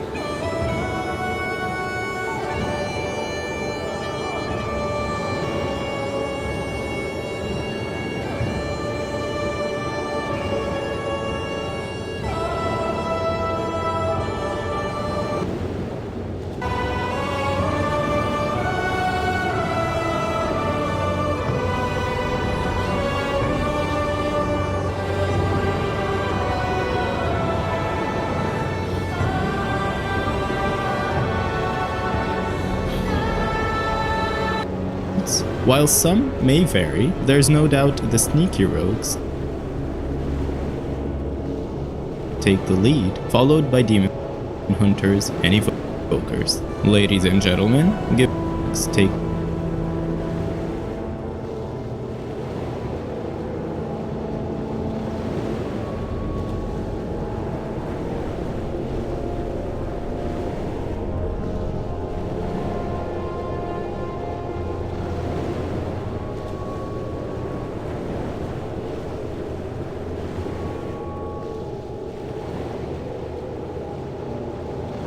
the lead, followed by demon hunters and evokers. Ladies and gentlemen, give it up for the swift and stealthy, and for the double jumping champions. I do feel bad for the ones that fell way behind, but hey, at least they made it to Westfall. If you enjoyed this video, please hit that like and subscribe button, and let me know in the comments if you'd like more speed.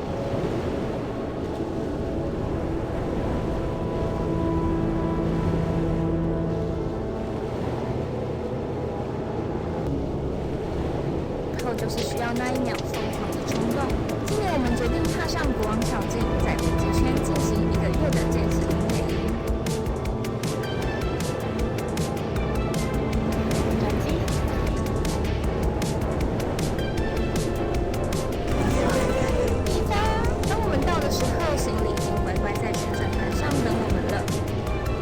机场打包好，没有任何一点多余的行李，但背包马上从5公斤变成12公斤。我们要面对的现实才正要开始，因为从斯德哥尔摩要转3趟车，夜铺火车、长途巴士，最后还要拦电车，才能抵达国王小径的辅导起点。车程总共将近24个小时，希望能够顺利啊！当决心去迎接一切未知，冒险的旅程就已经在眼前展开了。The Kiss Trail is calling。人生有时候就是需。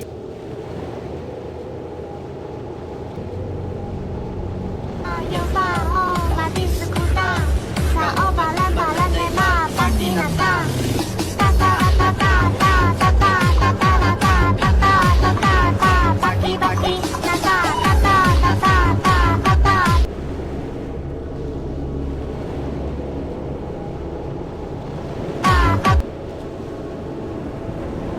不是雪，而是有你的冬天。我期待的不是月，而是和你的遇见。我期待烟花满天，我可以永远靠在你左肩。我期待的不是一句抱歉。号码变作位置断了线，有人经过后注定失联。玻璃窗写着情缘，美梦挤满房间。哦，冬夜的雪吹来就消失不见。离别像天亮，不知不觉，无言比谎话更像再见。一个人坠入冬天，孤独与我周旋。哦，漫天的雪，不及再看你一眼。我期待的不是雪，而是有你的冬天。我期待的不是月，而是和你的遇见。我期待烟花满天，我可以永远靠在你左肩。我期待的不是一句抱歉，我期待的不是雪，而是白了头。我和你相拥走很远很远，不顾一切的爱。Story Step 1's the story of idol murdered in broad daylight. I don't know, like this kind of stuff.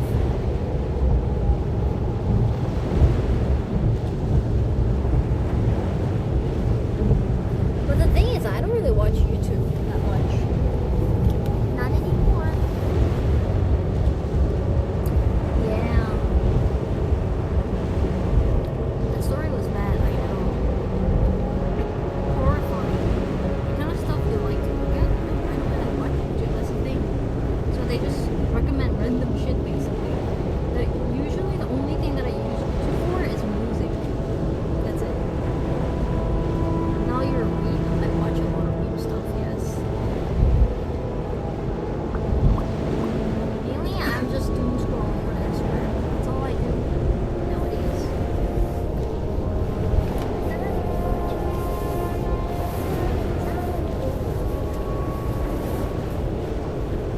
Korean drama? Oh yeah, guys. I started watching this TV show called Tangerine or something that has IU and Park Bo Gum in it. Bruh, I cried so hard watching that. You guys wanna cry insanely? You should watch that. I cried.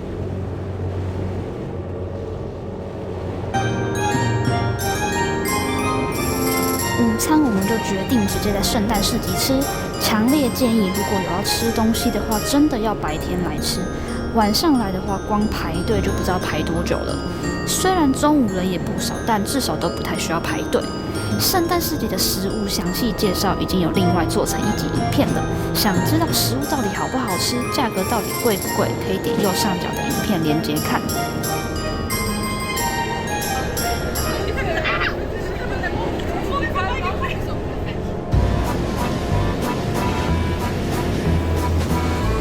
吃饱走来老城区这侧的沿岸晃晃，我觉得查理大桥的两侧沿岸都很建议可以来走走。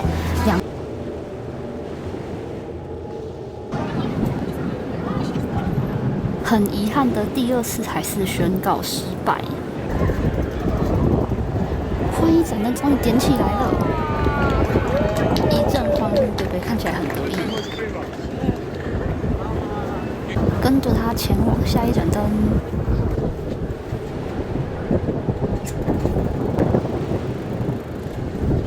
恭喜点灯北北再度成功。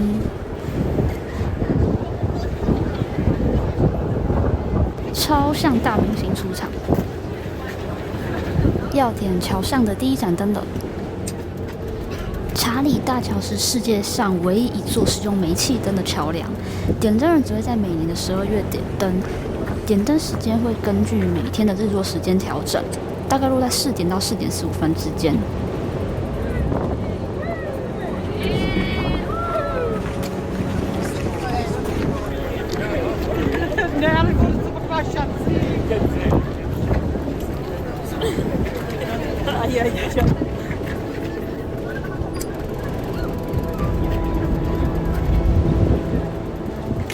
点灯北北也很乐意跟大家拍照哦。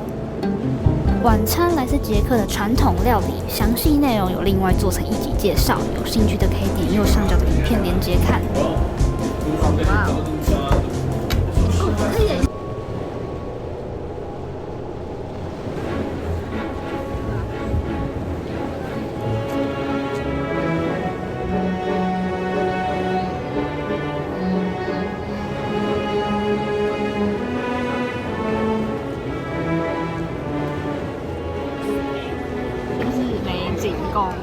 然后我觉得美景宫比美泉宫的那个外面好看。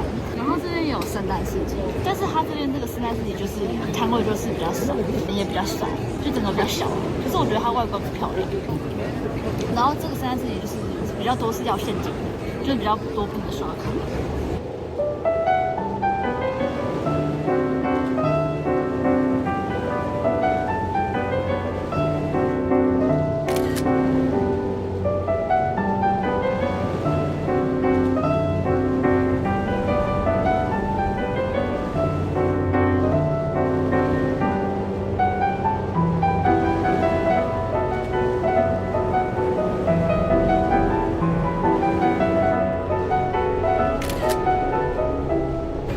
来欧洲随处可见的土耳其烤肉，有肉有菜，分量又大，是想省钱又可以吃饱的好伙伴。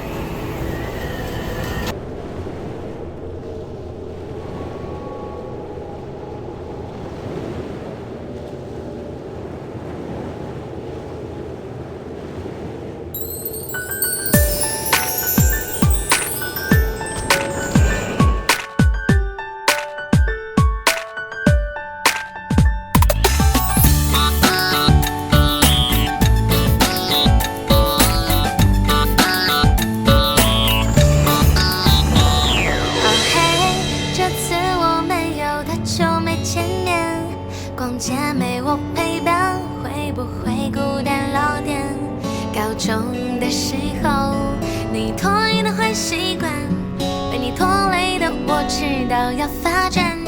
我说再熬夜，黑眼圈又扎一圈，没有我在身边，是不是心情那些？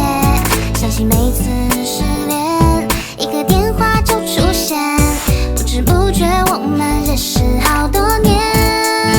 隔壁班的男生个子很高，打球也很实帅，不如铃声一响就陪我去操场走起来。现在看来，花痴的你从没改，拜托能不能有一点高姿态？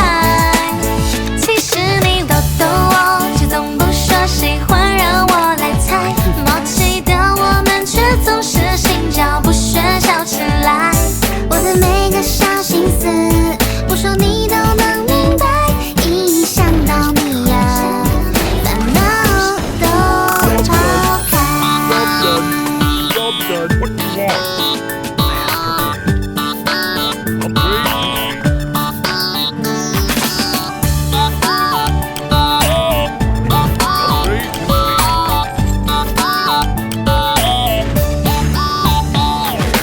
嘿，这次我们有多久没见面？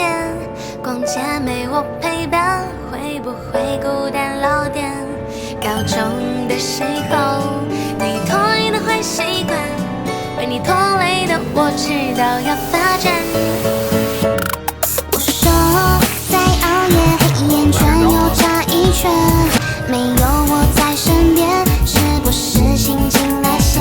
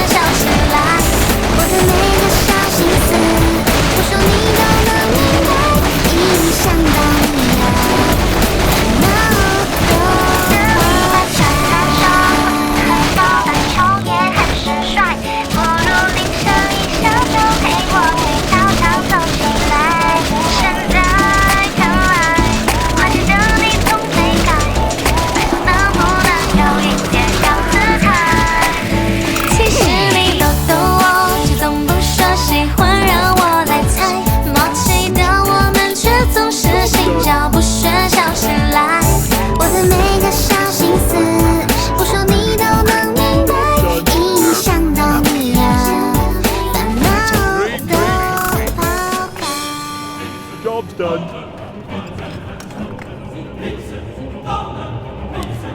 What do you want? I am prepared.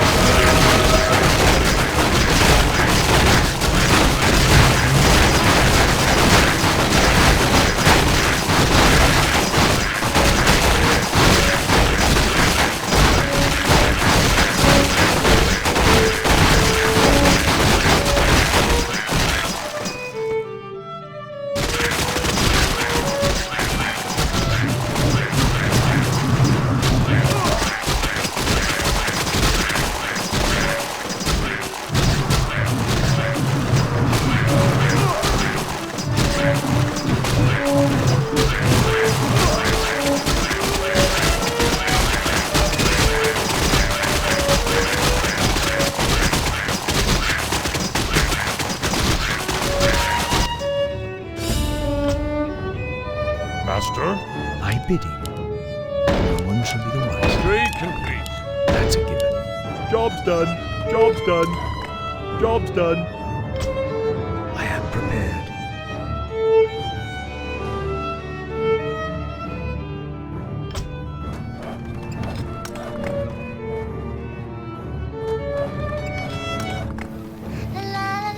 Out with it.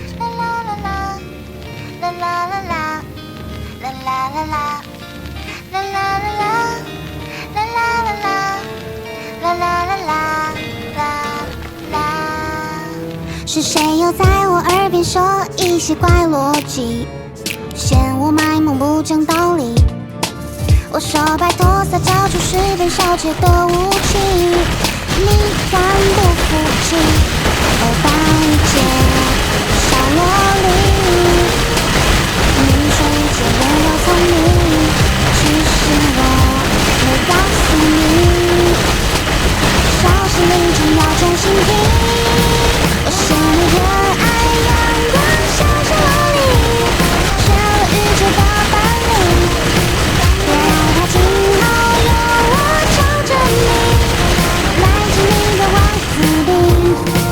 我是你可爱阳光小小萝莉，呆萌妹她来附体，我是1、2、3、4、5、6、7，快来说我爱你。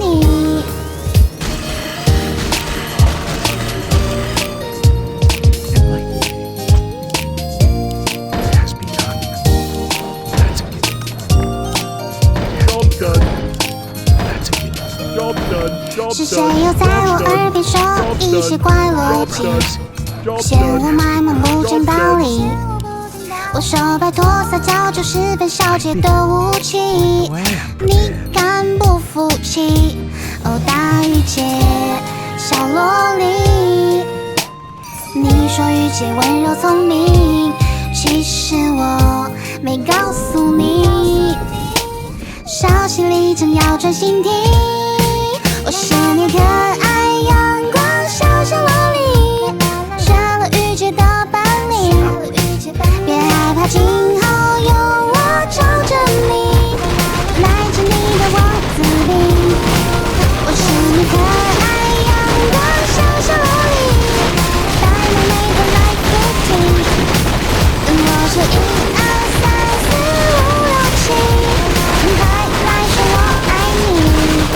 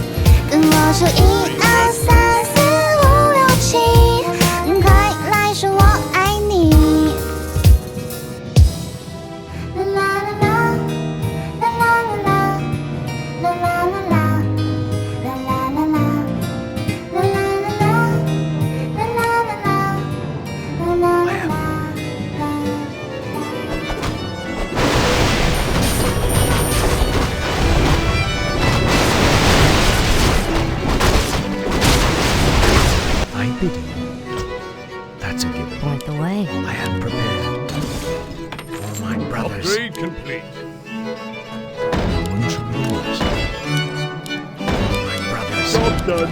Job's done. Job's done. Job's done. Job's done.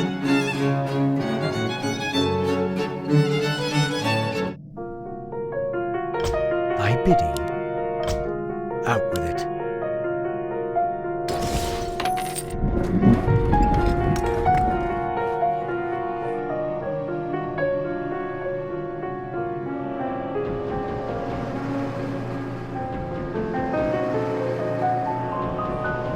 Enlighten me.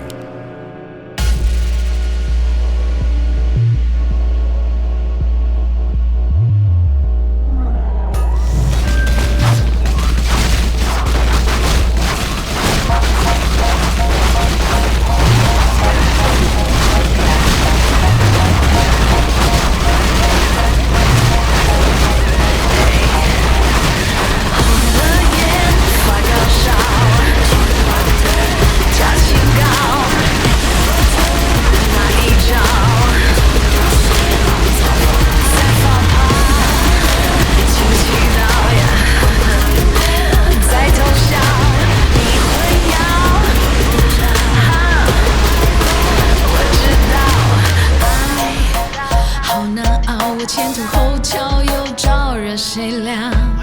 最新款水蛇腰龙原闻到你突围在发酵，谁怕谁误会？我生来高调，风全身人勿扰。你无声状况环绕嫉妒伤。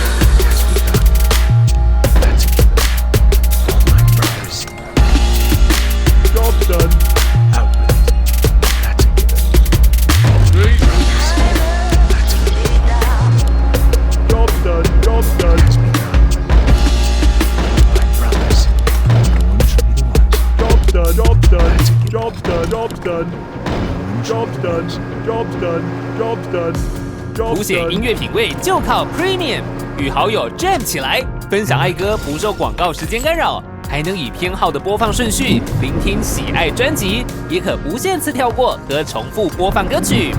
点选横幅广告获取更多资讯。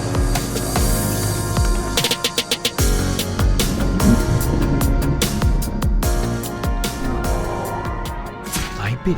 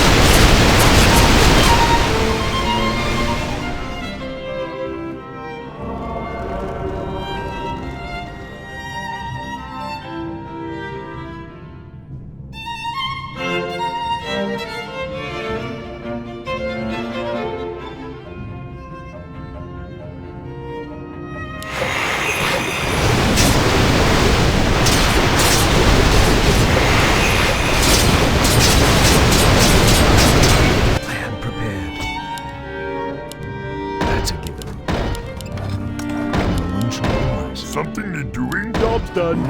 Job's done. Job's done. Yes. My people. That's a given. My brothers. Job's done. Job's done. Job's done. Job's done. No one shall be the wiser. Job's done. That's a given. Job's done. Job's done. Job's done. Job's done. Job's done. Job's done. Job's done.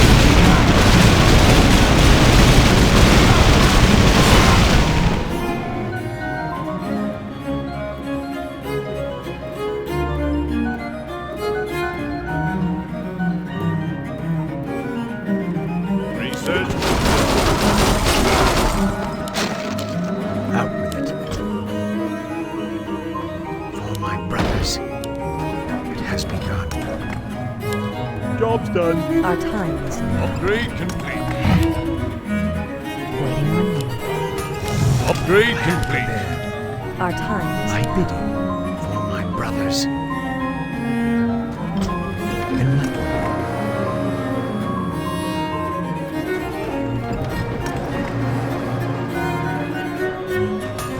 I am prepared.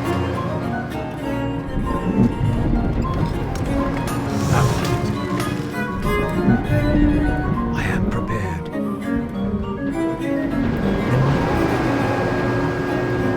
My bidding. Research complete.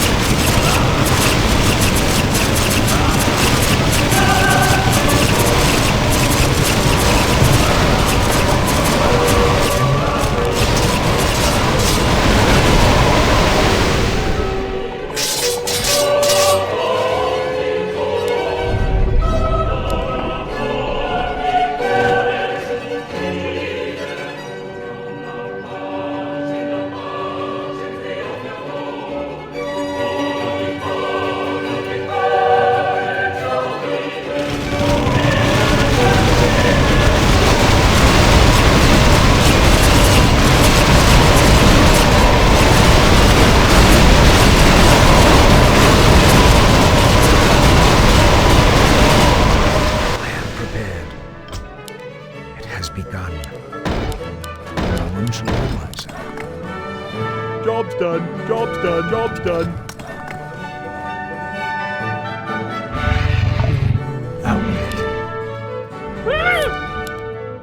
My bidding.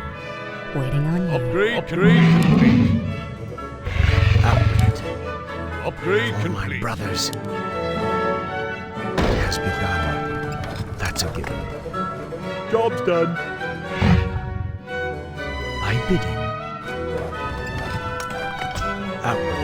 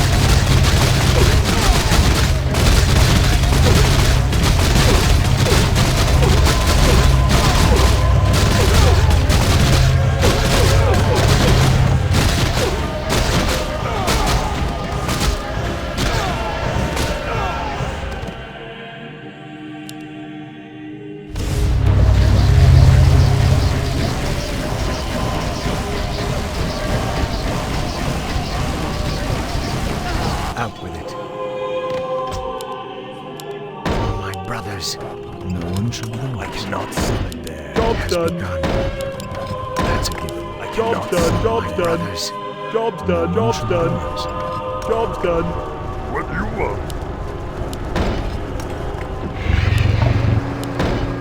Yes.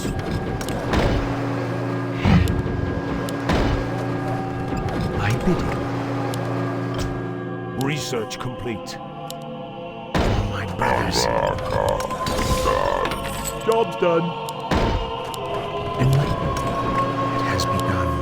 Upgrade For my complete. brothers. It has begun. Job's done. I bid you.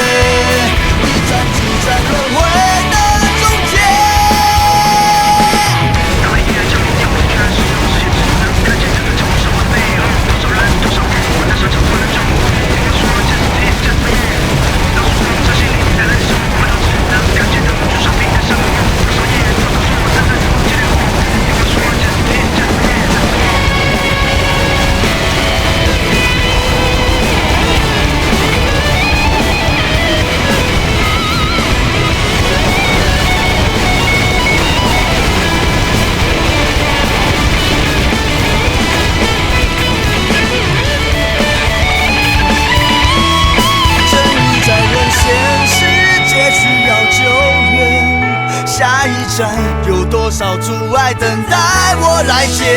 直到黎明来临。夜，一整夜，一站只站沦为了终结。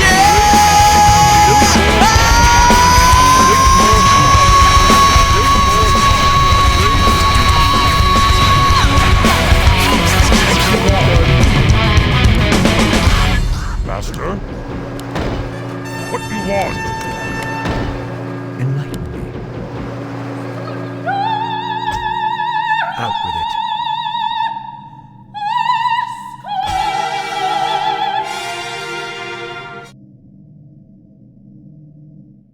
你知道我对你不仅仅是喜欢，你眼中却没有我想要的答案。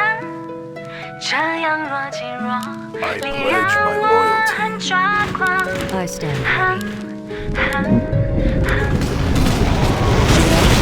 不知道该怎么说，心里面在想什么？没啥的心的我，也很讨厌这结果。你看我眼神，像是个宝贝去诉说。Hey baby， 这个外面，这个真的是对你难不在乎别人怎么看，想找出出路。要多勇敢，那年会左右为难。知道我对你不仅仅是喜欢，你眼中却没有我想要的答案。这样若即若离，让我很抓狂。No， 可知吗？知道我对你不仅仅是喜欢，想要和你去很远的地方，看阳光在路上洒下了浪漫，当作我对你表白吧。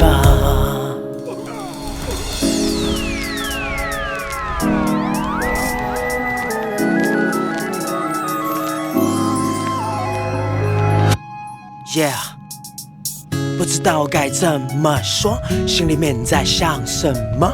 闷骚的性格我也很讨厌这结果。现在我又为你去改，从感觉变成行动派。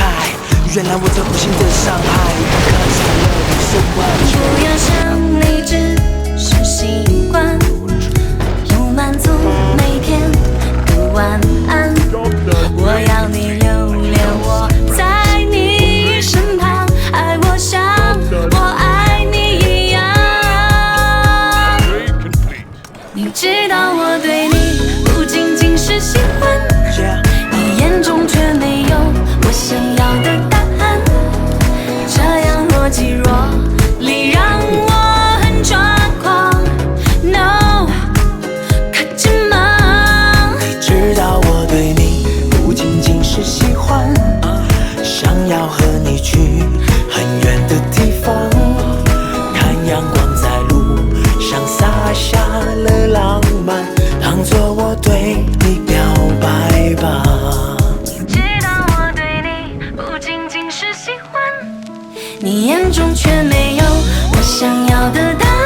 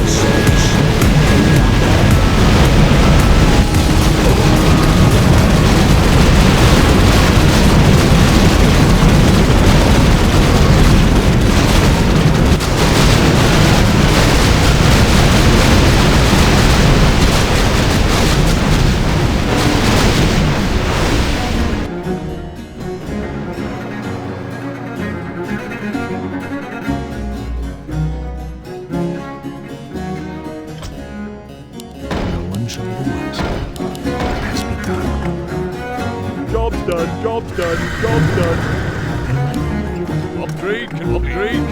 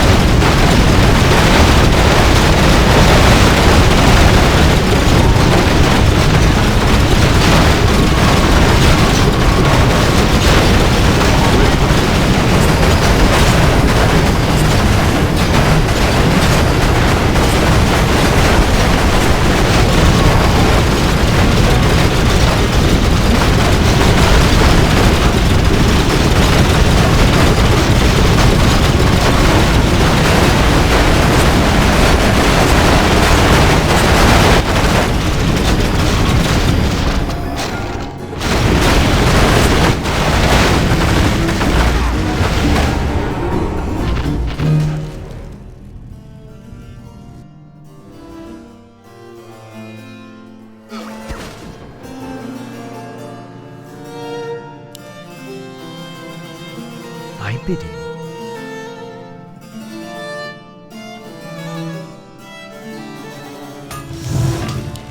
Enlighten me.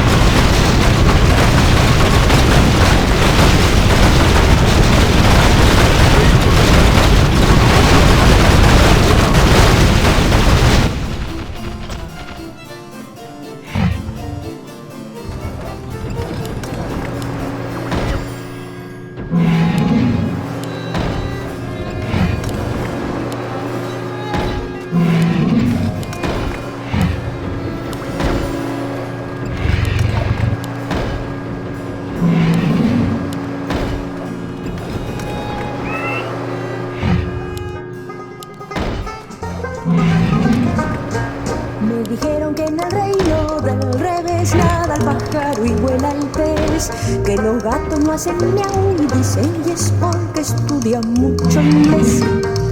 Vamos a ver cómo es el reino del revés.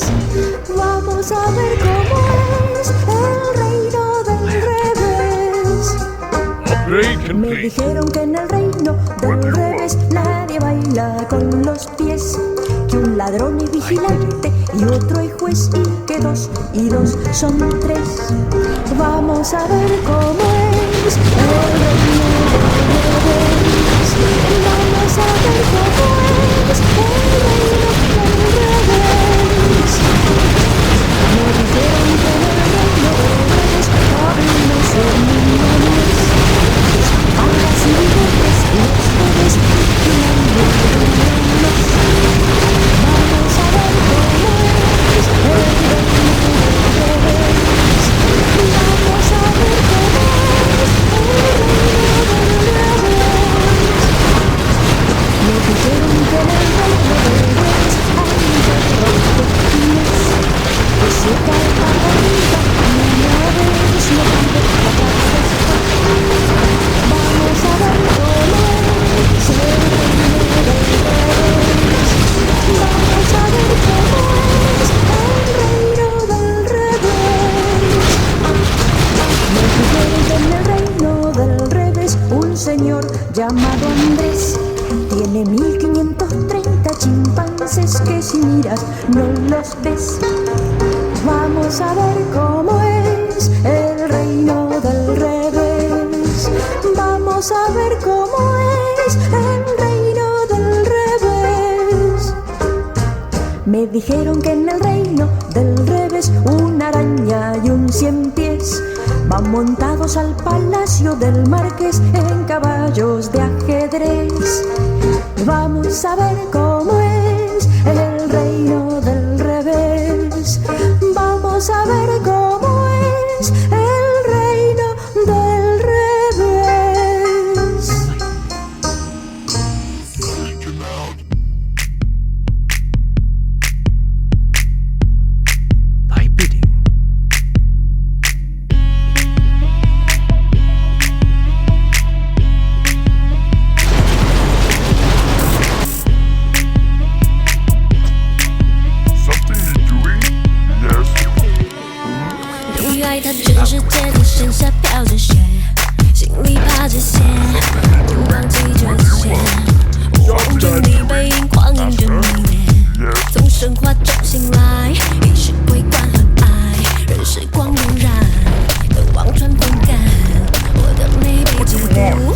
荆棘般的嫉妒是无在发迹。爱自由制约了王者，沉迷于这书面规则。问他呢？问他呢？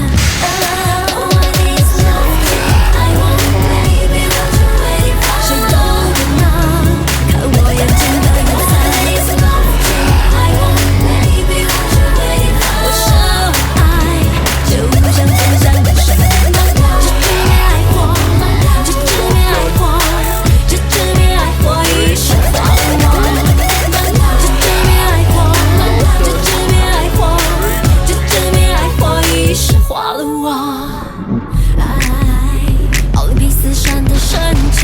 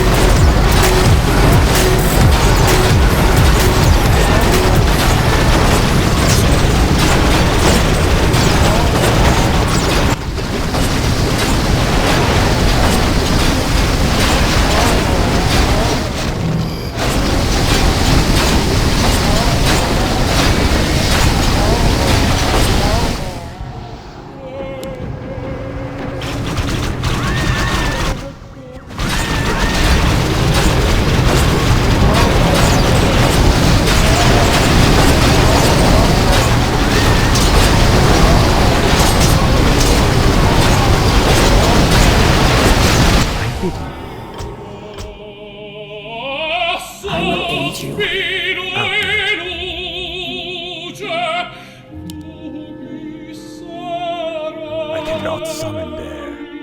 For my brothers, no one shall be the wiser. Job's done. Job's done. Upgrade complete. Upgrade complete. No one shall be the wiser. Job's done. Job's done. My bidding for my brothers. Upgrade complete. Enlightenment. Job's done. My bidding. That's a given. No one shall be the wiser. Upgrade complete. I am prepared.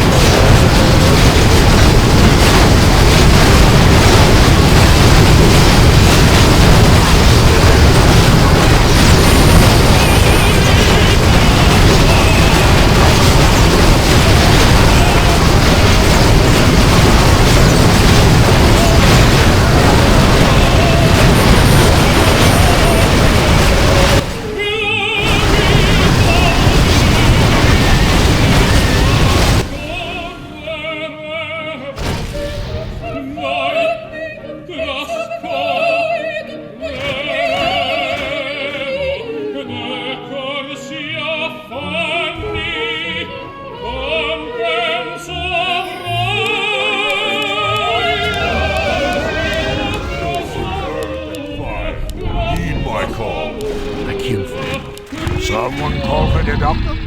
I stand ready. Storm, earth, and fire, heed my call. I kill for you.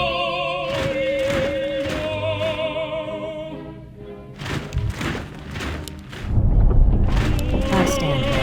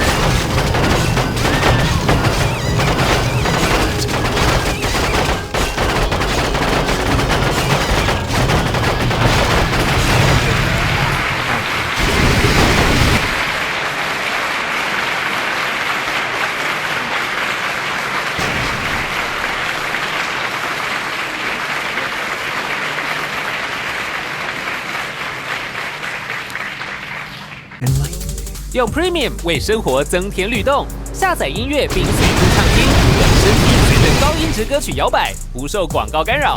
放手让智慧随机播放的推荐曲目穿插于播放清单，也可无限次跳过和重复播放歌曲。我的耳朵我做主，享受音乐不受束缚。点选横幅广告获取更多资讯。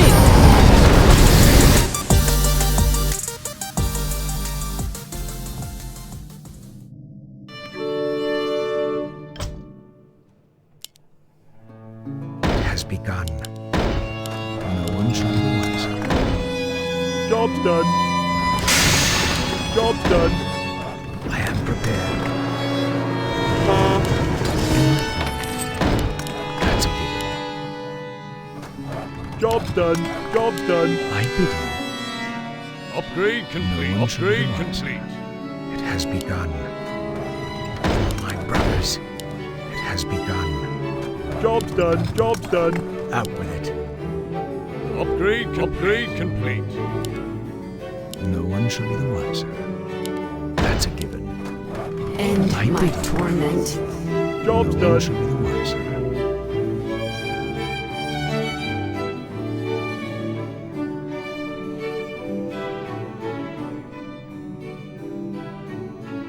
For my brothers, that's a given. No one shall be the wiser. It has begun.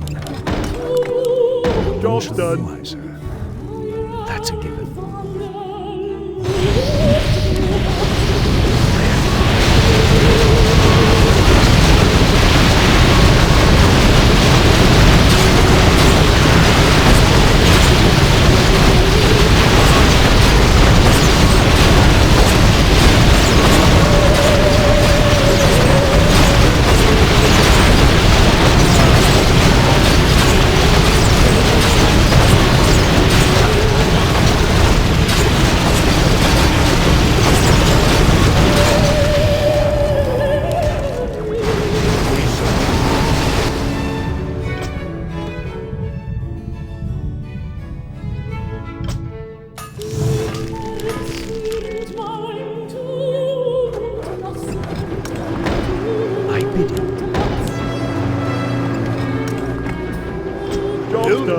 Out with it. That's a given. It has begun. No one shall be the wiser. Job's done. That's a Job's given. done. Job's done. You called to me. What must I do? I cannot say. I bid you. You called to me. Upgrade complete. Upgrade complete. I am prepared. No one shall be the wiser. Upgrade complete. My brothers. Job's done. Enlighten. Upgrade complete. It has begun. Upgrade complete. Job's done. I am prepared. Upgrade complete. I bid you. Upgrade complete. 飘向北方，别问我家乡，高耸古老的城墙，扛不住忧伤。飘向北方，我不要，也不能够听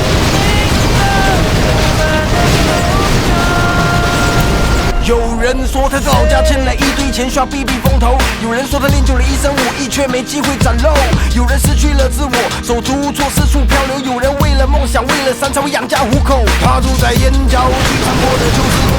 拥挤的大楼里，怎么陌生人都来吃坏？他埋头写着日语，还抱着多少憧憬？往返在旧山林号公路，内心盼着奇迹。不听也不想，不看回头望的遗憾，扛下了梦想，脚依然决然去流浪。只想每次追光环，过去有风光，就算再不堪百战，也不能投降。再见了南方，阳光最美丽的家乡，也是不要忘梦境到绿色的幻想。雾霾太猖狂，我闪躲前方。我飘向北方，别问我家乡，高耸古老的城墙，扛不住忧伤。我飘向北方，家人是否无恙？肩上沉重的行囊，盛满了惆怅，也是最后期望。回不去了远方。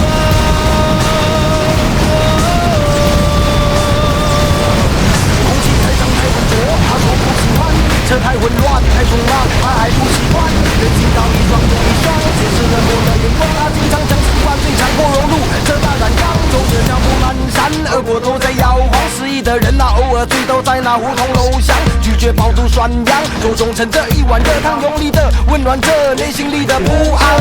不听也不想，不看回头望的遗憾，扛下了梦想，脚依然决然去流浪，写下了自尊光环，过去都风光，就算再不堪百战，也不能投降。再见了南方，眺望最美丽的家乡，椰子树摇晃，梦境倒映着的幻想。雾霾太猖狂，滚散都看不清前方。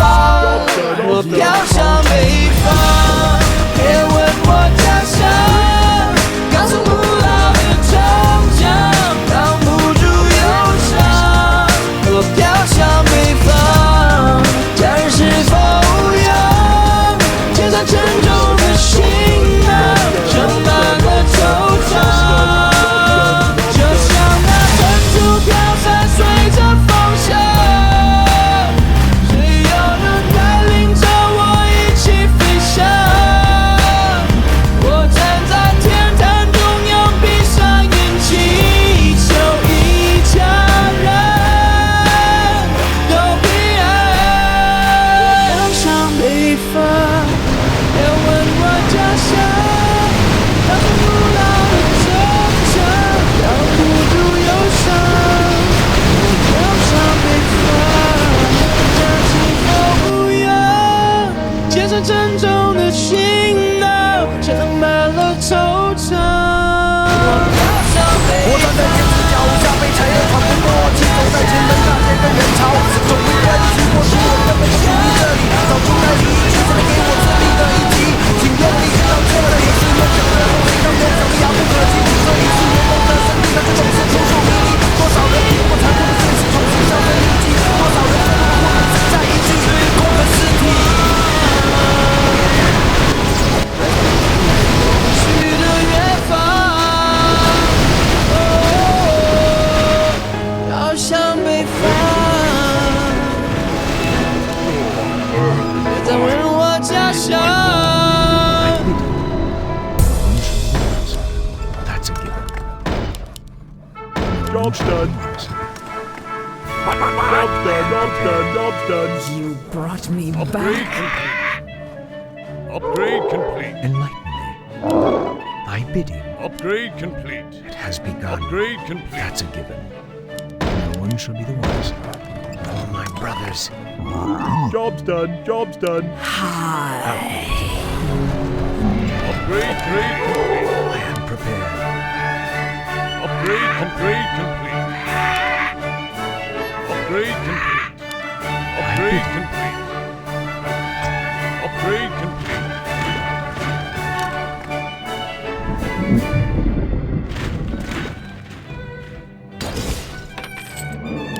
Storm, earth, and fire, heed my call.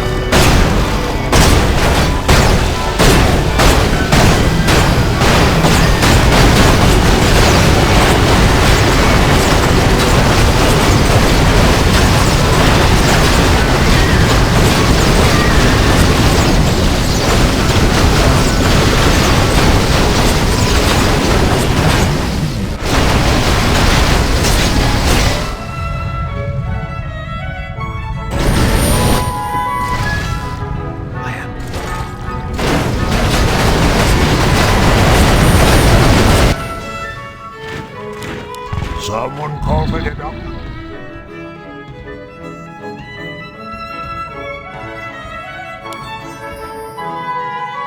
Out.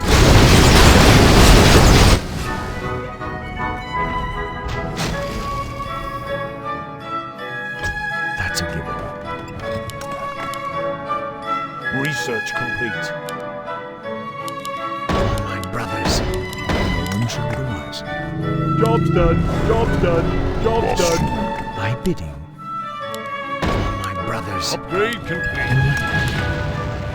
Research complete. That's a given. Job's done. Out with it. No one shall be the wiser. Upgrade complete. That's a given. Job's done. My bidding. Upgrade complete.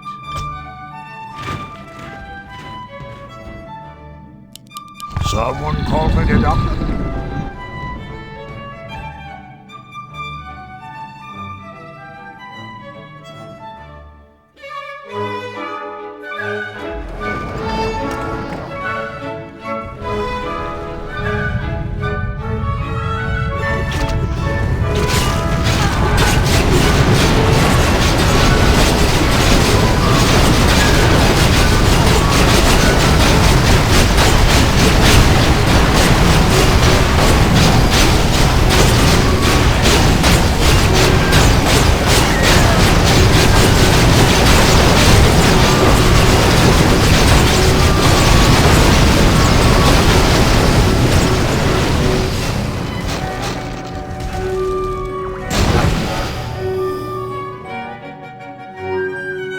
Bidding.